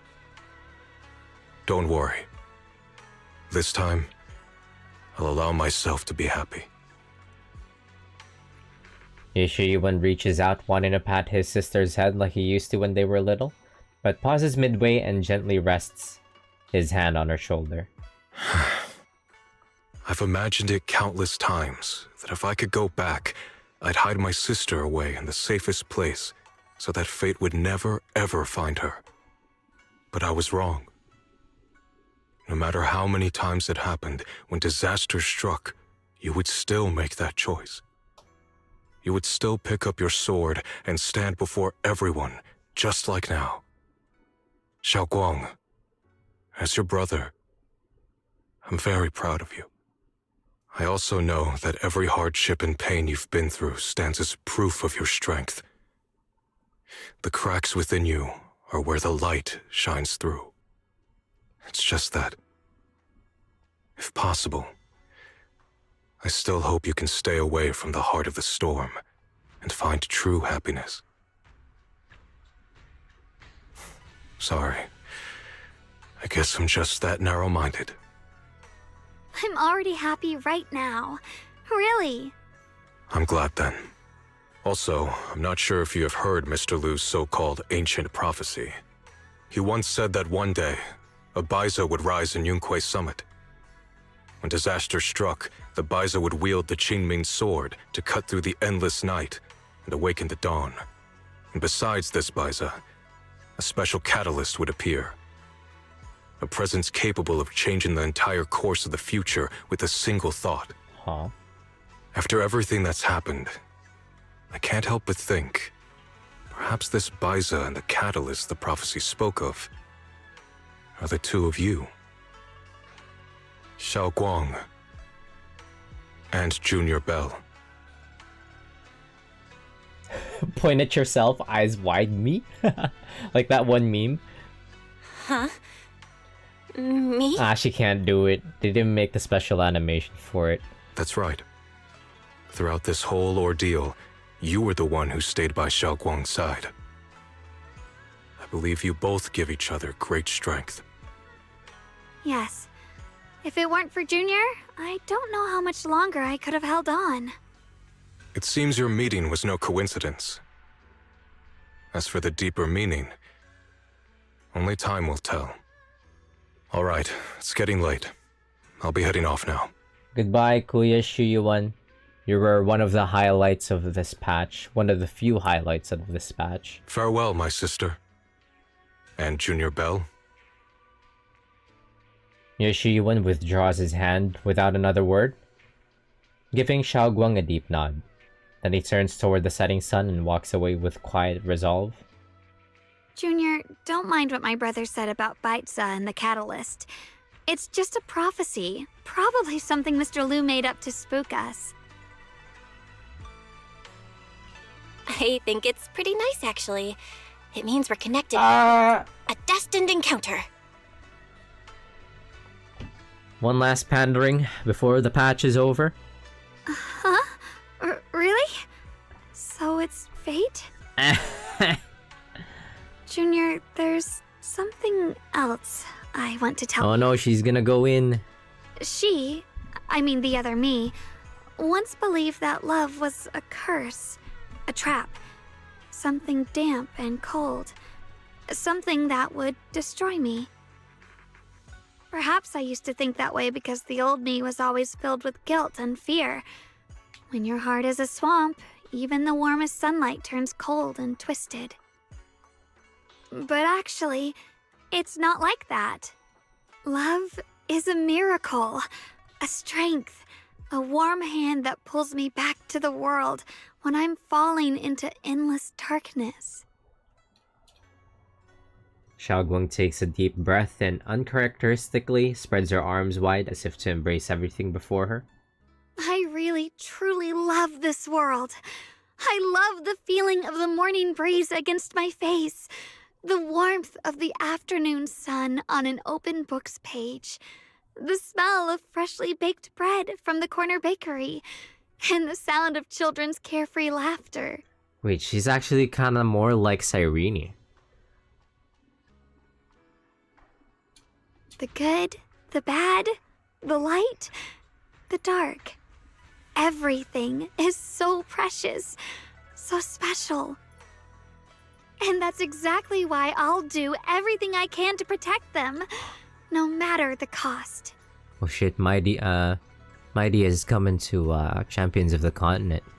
The most broken character in the game currently.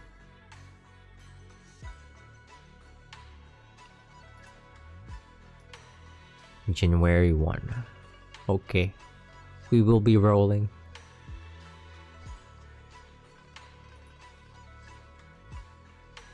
Now I finally understand. It wasn't just the QINGMING sword that chose me. I chose it as well, along with everything it brings. I may be new as a Void Hunter, and there's so much left to learn. But I'll do my best. Gambaru Zoi.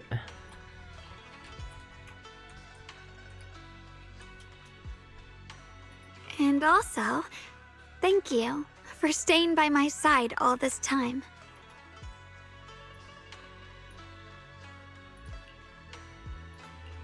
You're welcome. I actually have something to tell you. I've prepared a little gift for you. Really? What is it? We take away Xiao Guang to her room. Oh, kind of like the photo board back at home. That's cool.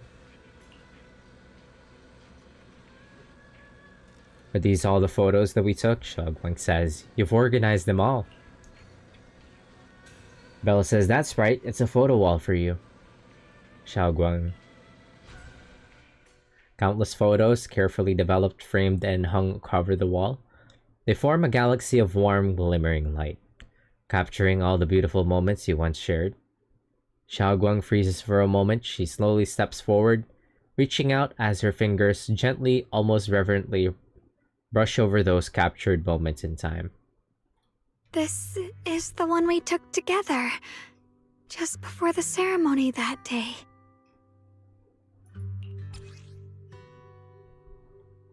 Wait, before the ceremony? Okay, we never saw this happen, but this is really cute. This is a precious yet hastily taken group photo before the Void Hunter appointment ceremony. In the photo, Xiaoguang is smiling gently. Everyone at Yonghui Summit looks happy, and even Yushoyuan's lips seem to curve into a slight smile. In the background, the mayor is busy preparing for the upcoming ceremony. No one knows if there will be tougher challenges ahead or more heartbreaking farewells in the days to come, but at least in this moment, everyone stands together. The sunlight is perfect and the breeze is gentle. Without a doubt, this is an immortal memory worth protecting with one's life. It was my first time speaking in front of so many people. Thinking back, it feels unbelievable. I'm just glad you and everyone else were there with me. And all the moments we shared before. You kept them all too. I remember the fragrant scent that filled the flower shop, the gentle melodies we listened to together, and the movies we watched. I didn't realize we'd already made so many wonderful memories together.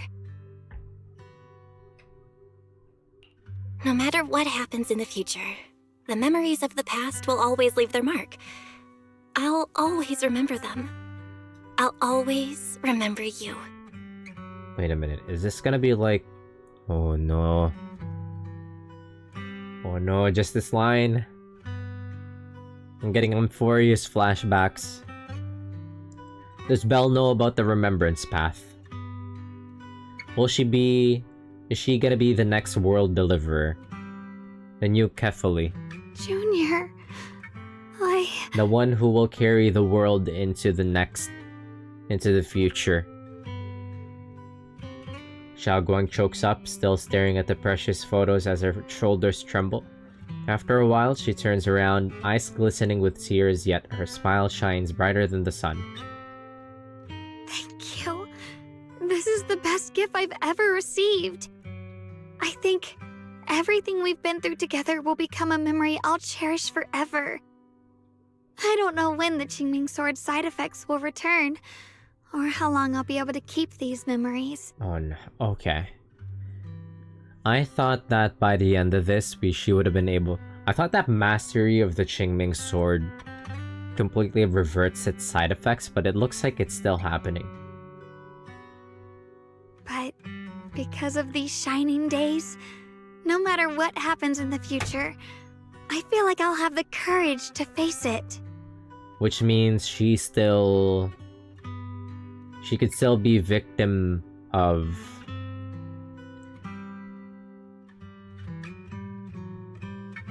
the QINGMING sword. Thank you for painting my life with such beautiful colors.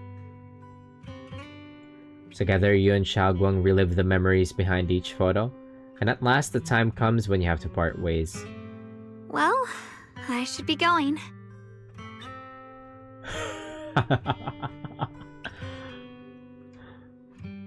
One last pandering for the road. I thought that they were gonna... Yeah. Without a word, you step forward and gently pull her into a hug. Xiaoguang tenses up for a moment, then softly wraps her arms around you, returning the hug. Thank you for remembering me. Goodbye, Junior Belle. Xiaoguang smiles brightly, then turns toward the setting sun and takes the first step forward on her new journey as a Void Hunter. You stand there watching her figure fade away until she dissipates completely into the glow of the setting sun. Belle says I hope Xiaoguang's first Void Hunter missions go smoothly. Knowing her, she'll definitely be fine. It's a goodbye, but Xiaoguang is only leaving for a few days. She'll be back at Yonghui Summit soon enough, and we'll have plenty more chances to meet. For some reason, my eyes have been feeling a bit off these past few days. Maybe I should go talk to Weiss about it. The chair spawned in. Wise says, Belle, perfect timing, I've got something to tell you. I just got a message from the mayor. They've dug up some new intel about that creator we took down in Lemnian Hollow. That being who looks like Sarah, they're probably not the real creator.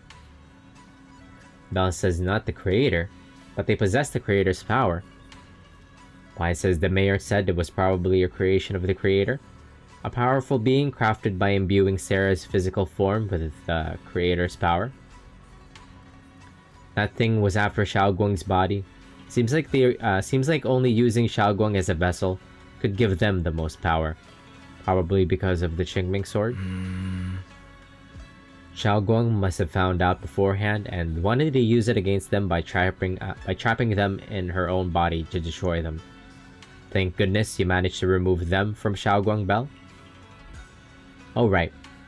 That thing also held some of the first generation Void Hunter Lady Sunbringer's power. Their eyes were the same color as Lady Sunbringer's. It seems Lady Sunbringer did something in the Lemnian Hollow and left behind some of her power, and that power was exploited. Belle says, speaking of which, didn't Lockspring say some rumors about Lady Sunbringer? Wise says, yeah, I was thinking the same thing. But Lockspring also said that even though Lady Sunbringer faced misunderstandings and hostility, she ultimately chose love and forgiveness, so that thing must have stolen Lady Sunbringer's strength. The mayor calls them a messenger, but just the creator's creation alone holds such immense power that it almost destroyed the entire Waifei Peninsula. Just how powerful are the enemies we're up against? Belle says, in the end, we still managed to defeat them. I'm certain the creator isn't invincible. Wise says, yeah, no matter what, we managed to protect Waifei Peninsula and New Eridu in the end. And then there's the thing with Teacher. Those visions of her you saw in Lemnian Hollow. She's definitely been keeping a lot from us. She might have really been the one behind the fall of the old capital. Belle says there must be more. There must be more to the story. There must be something else behind all this. Wise says, I hope that's the case too. And about what you mentioned earlier, that strange figure talking to her. We still have way too many mysteries to solve. Those weapons the teacher kept mentioning. The QINGMING sword and the cursed blade tailless. What secrets are they hiding? Anyway, we need to do more digging into Teacher's situation. For some reason, a sudden sharp pain shoots through your vision. What? It hurts. She's morbing. Belle, what's wrong? You alright? Should we go to the hospital? It's the golden blood. Can you not see it? Wait, your hand. Okay, you can see it. Oh! She sense. What was that just now? Is it back to normal? Belle, you've been acting strange ever since that day you saw the creator. We should probably get you checked out sometime. I'm not sure if they'll be able to find anything, but still. It's fine, really. It's not that serious. Is she really just gonna shrug it off? That's crazy. Maybe we can ask the mayor later. He probably knows more than we do. Anyway, that's enough for today. Let's head back to our rooms and get some rest, okay? She just shrugs it off? Come on now. It's a conundrum for the next patch. Wait, we're still going. Meanwhile, inside the mayor's office. My old friend, can you see it? This city has survived once again. But I know that thing was their creation, the messenger. I thought they wouldn't do it again. Like a tumor that can never be removed. Cut one out and another grows. How ridiculous. It's obvious they're probing, fumbling and frantic, yet driven, to find out the true extent of their own power. Still, it's not all bad. The QINGMING Sword's keeper from Yunque's summit has been granted the title of Void Hunter. This is good. Very good. What? My old friend, I know you wouldn't approve of what I'm doing. But this is the only path we have left. Whatever does that mean? GG's, is that it?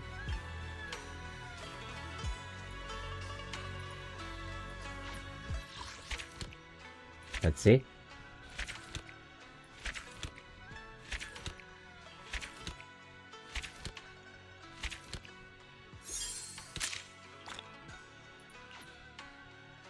That's it.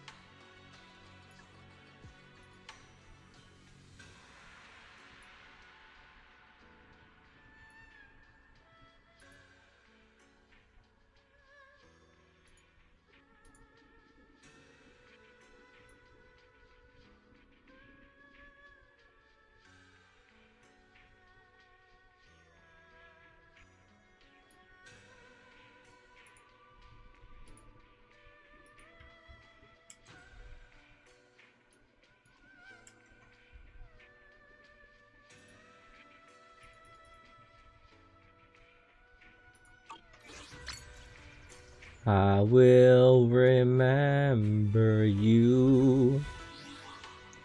You have enough for one roll? Surely.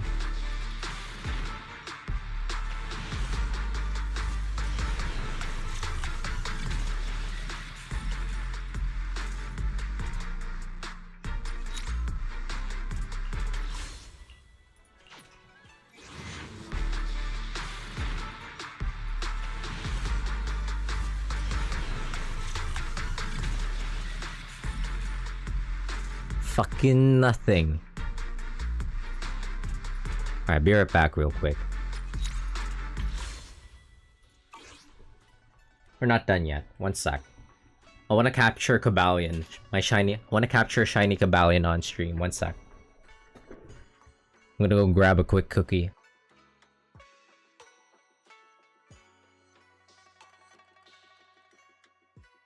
And give my review of the patch maybe after we return.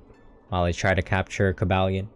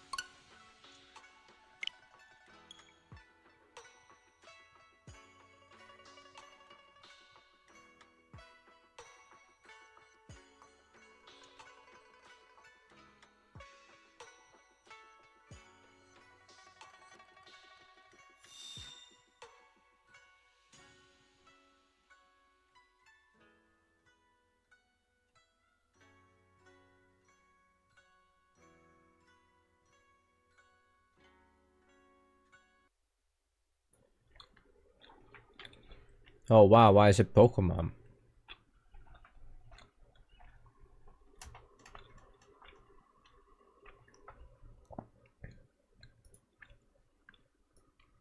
Well, we're Pokemon stream now.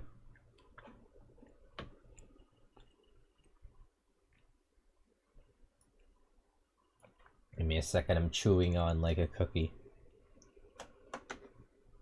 Some pretty good cookies made by my little cousin. For Christmas, we got a bunch.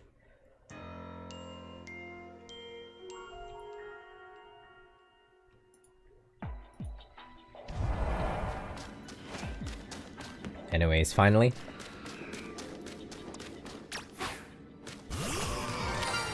Look, a shiny Cabalion.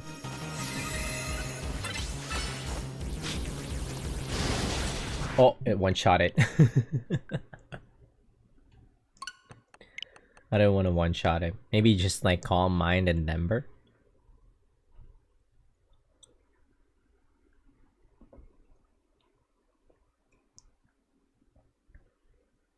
Anyway, official review for 2.5.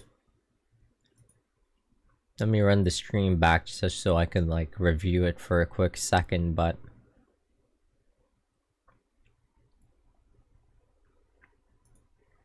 yeah, first things first.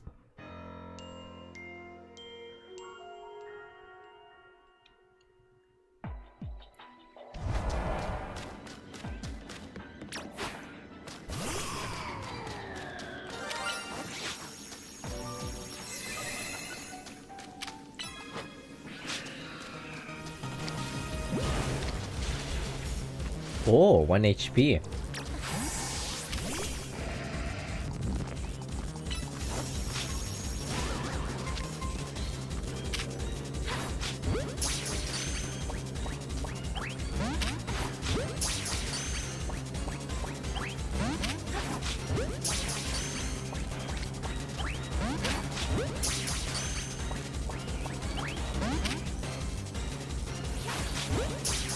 Oh, it doesn't get mad. Whoop.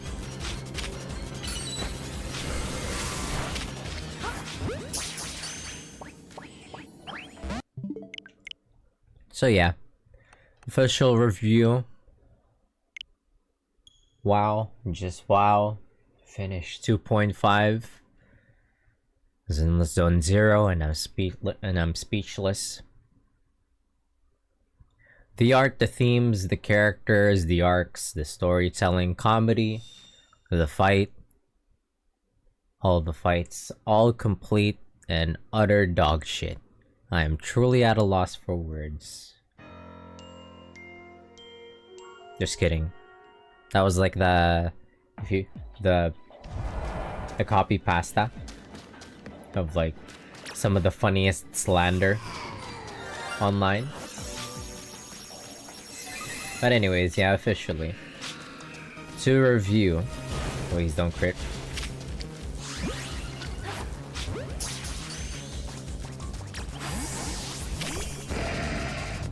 I do think it was pretty weak. It was particularly weak. What? Easy.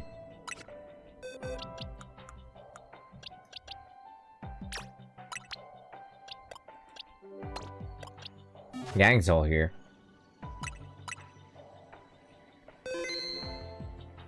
Cool. Got all the shiny legendaries in Pokemon. That's pretty quick. Trying to capture it with like the beast ball. It was gonna take a while. I thought it was gonna take like an hour or something, but yeah. We caught Shiny Cabalion on stream. Probably gonna be playing Pokemon while with my family while we wait for like New Year's to roll in tomorrow. We actually usually do that every year. Just play. Last year we played like a little bit of Scarlet and Violet.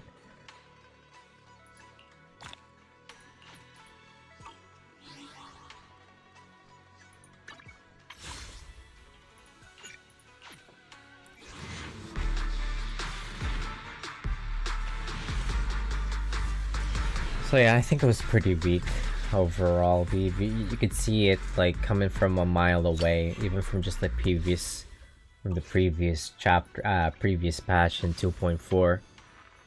You could see every story beat that they were gonna go. Most of the story beats, I would say. There were some parts that I truly did very much appreciate. Namely, Shuyuan's parts. Shuyuan's Crash Out. And Zhao. I really love... those are kind of the highlights. The sole highlights of this. Honestly, I also really like Xiao Guang's, like, development. Her being able to decide for herself once she fused with her other self was actually, I think, pretty decent. Hey, what's this?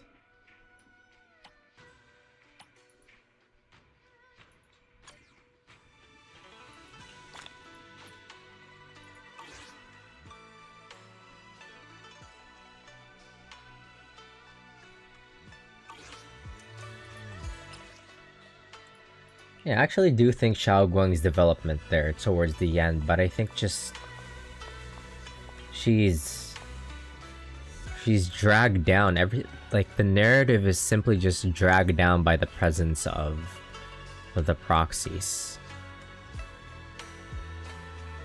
They won't let Xiao Guang be her own character is the thing. I mean, she did become her own character towards the end there, I think. It's kind of like the Cyrene debacle, where she just ends up being like this character who is like so full of love, somebody who's like absolutely perfect.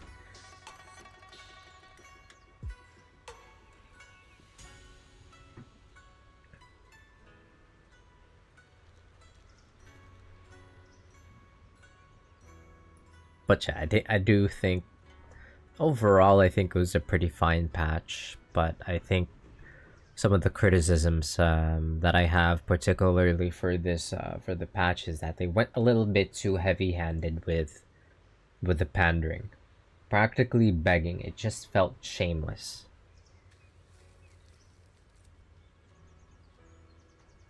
Oh wait, no, yeah, there's some parts that are extremely, I would say, borderline offensively bad.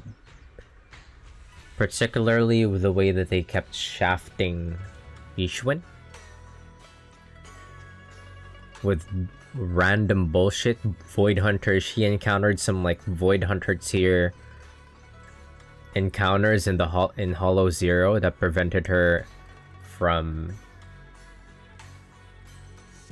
being present in Yunque's summit. It was almost comical with the way that they have really fucked themselves over by including Yishuan a little bit too early in 2.0. And what else? Lu Hongzhu. Like, I wasn't a weak character. I think it's just that the proxies, being these independent, they're supposed to be independent individuals. The way that it just felt like overall the proxies got weaker as characters once they started getting involved with like the Yunkwei Summit.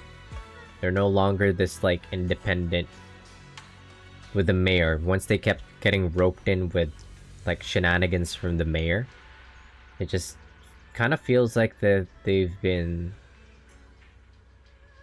lacking as characters.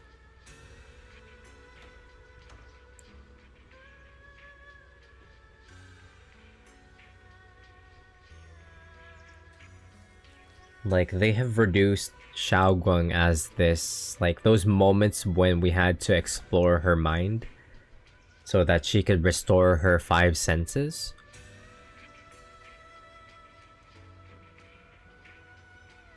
And it was all about, and all the moments that showed up in her mind were just about her and the proxy. They went as far back as, like, trying to establish the proxy as this long lost childhood friend. They fucking tried. I can't believe that they tried that angle too. They're going for every angle when it comes to like the love and the waifu pandering. I typically don't mind. Like, I'm usually the fan that's being served it, the fan that's being serviced when it comes to like the waifu pandering. But I think they got a little bit too heavy-handed here. Just felt unnatural. Borderline shameless. But like, they were begging me to break open my wallet and spend for her. Typically I am loose with my spending on gacha games.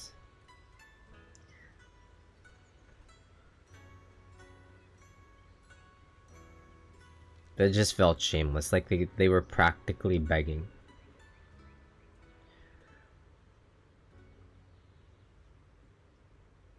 Like, if there was a lot more grace and, I don't know. It just felt lacking.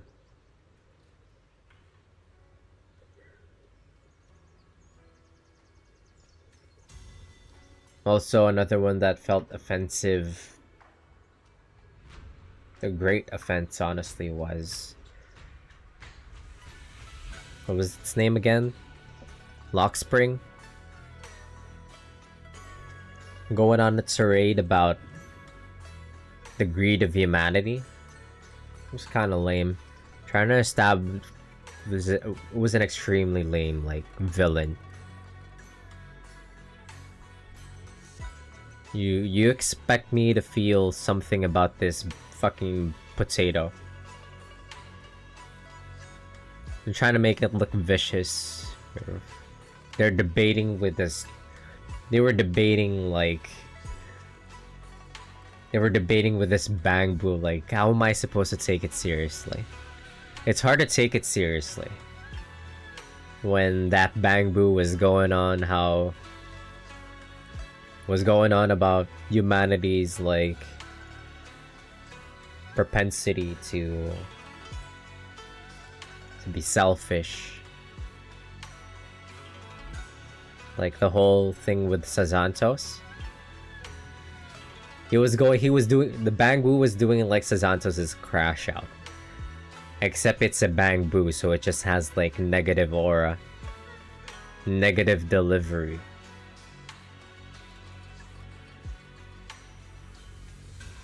It's hard to take it seriously when it's a bamboo. Like, what they could have done there is to just like, they could have given us like an actual character or something.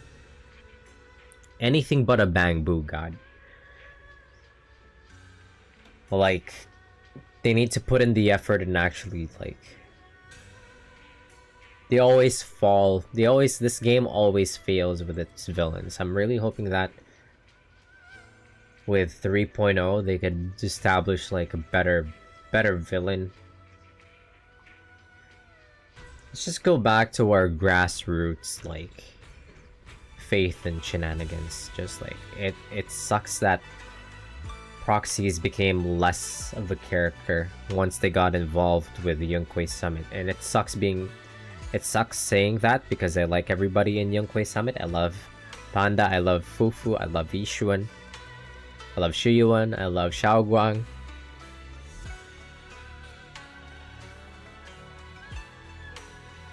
But I don't know. It's just the narrative is just like completely falling apart. There's just no depth to it.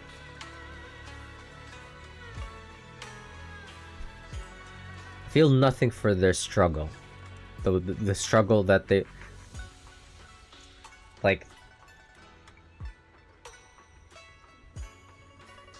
When Shiyuan was crashing out, that's the most I've ever felt for like the struggle that people are having in this game. Like, well, Seed as well. Seed, who's had it rough? Seed, Shiyuan,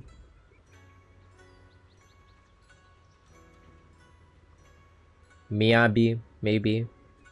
Yeah. Anyways, yeah, I don't know. It was a rough patch. I kind of tuned out, especially when like Lockspring was going on like their monologue. Well, I guess that's one of the other complaints I have. This game went on for so long. There was so much padding. There was so much padding, man. Why are we going for Honkai Star Rail Amphorius length patches?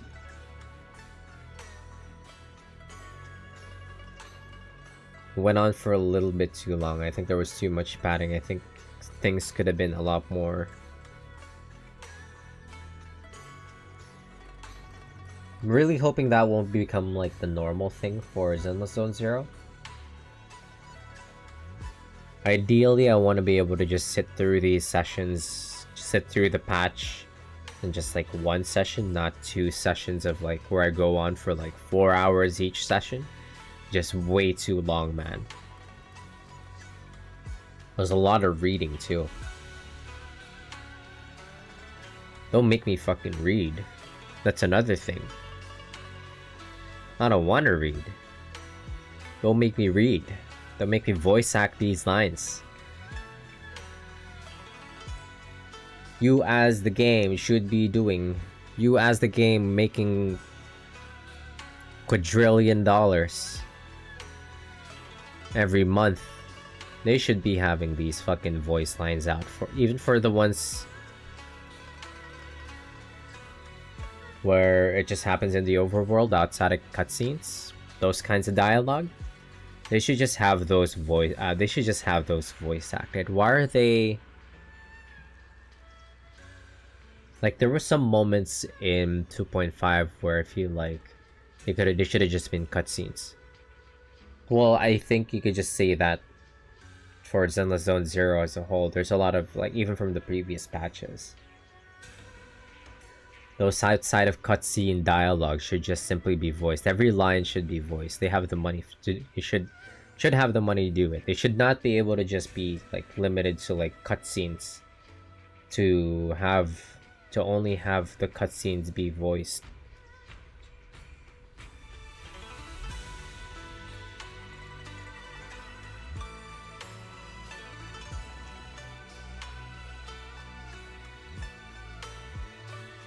I would say though, I think towards the end there, Xiaoguang actually did become her own character. In the same way that Cyrene became her own character, in that she just has a lot of love for the world, you know?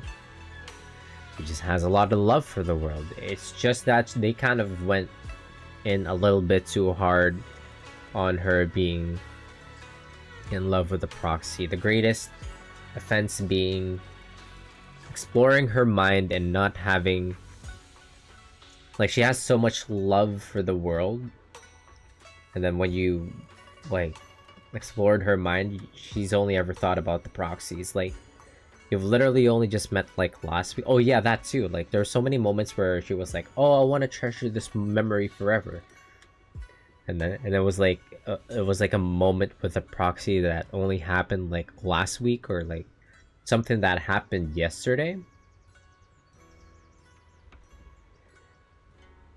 I feel like they could have focused that one too. I feel like they could have focused a lot more on her relationship with Youngquay Summit as well. Like, I thought that she was at least friends with everybody else in Youngquay Summit, and they're supposed to be friends in like Youngquay Summit. They're supposed to get along, but like throughout the entirety of this patch, it was just everything that Xiao Guang was complaining about, how everybody treats her like this damsel in distress, like this princess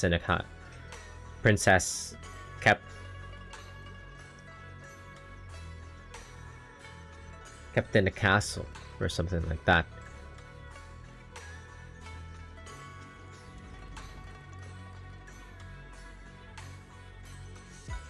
I don't know.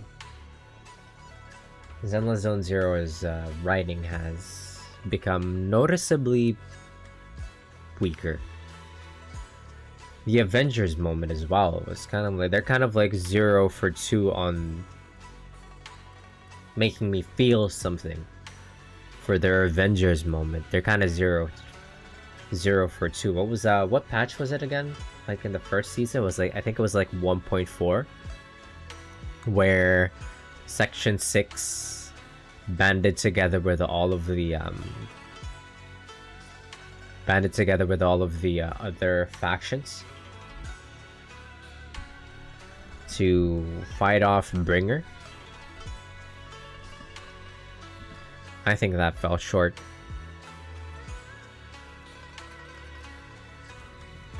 This one too also fell short. Kind of feels bad. Wait, who's this? Who's Jeff? Who messaged me? Who the fuck is Jeff? Probably a friend. I'm just not able to recognize them immediately.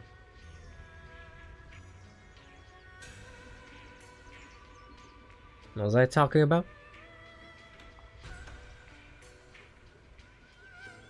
Yeah, anyways. Yeah, oh yeah, that the Zenless Zone Zero's writing has always been weak. Like, a mess, honestly. I think what are the patches that I've even enjoyed? Truly, like, loved. Made me remember how much I love this game. 1.0, Cunning Hairs. The stuff that happened with Cunning Hairs. Billabog kinda sucked.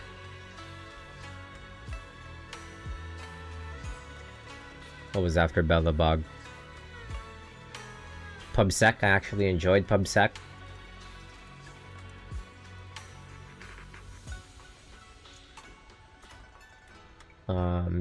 The 1.1 I think was the Jane Doe and Seth patch. I really enjoyed that as well. Sons of Caledon, just about alright, I would say. The Astra Yao and Evelyn patch was really good. I think those are the biggest three. Like Cunning Hairs 1.0, Jane Doe and Seth patch was really good. One of the ones that I enjoyed the most. That felt like peak. I feel like we're the pinnacle of like Zenless Zone Zero's like the vibe that it's going for, the aesthetics that it's going for, the narratively, like it's all like coherent.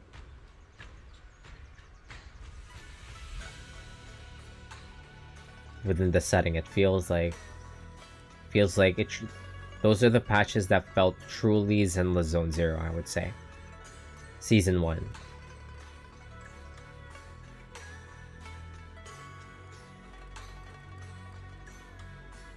I don't know. Anyways, yeah. I don't really have any hope left for Zenless Zone Zero for the rest of like Season 2. I'm hoping that we're gonna get out of Youngquay Summit soon. This should be the end of this should be technically the end of season 2, and we should be the next couple of patches, I believe, would just be like the interlude, where they're just gonna start focusing on like the Angels of Delusion. I'm not really big on them, so I think I might just skip them. Skip their story. They're just mainly gonna be involved in like what is essentially like the interlude chapters before season 3 starts. Season 2, as far as I care, is done. This is the end of Yunkwei Summit and everything that we have to do in Waifei Peninsula. The next arc will start in 3.0 whenever that happens, but I think the game is gonna start focusing on like Angels of Delusion for the next couple of patches. I'm not big on them at all, so I think I might just end up like skipping their patches, might not stream them live, skip through them. I did want to get some free slots open anyways to make way for Enfield, coming out in January 22, making space for that game.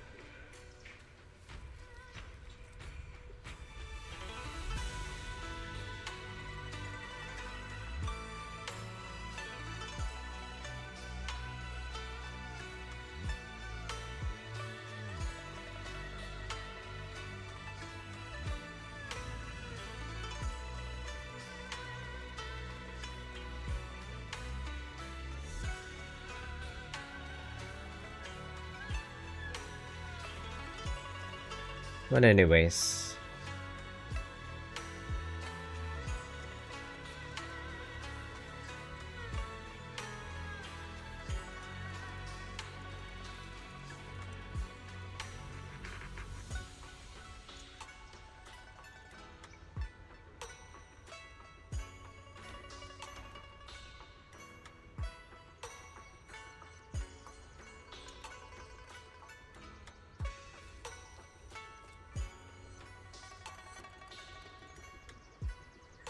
for all the friends that dropped by, thank you very much. GG's, peace, have a good night. Happy New Year.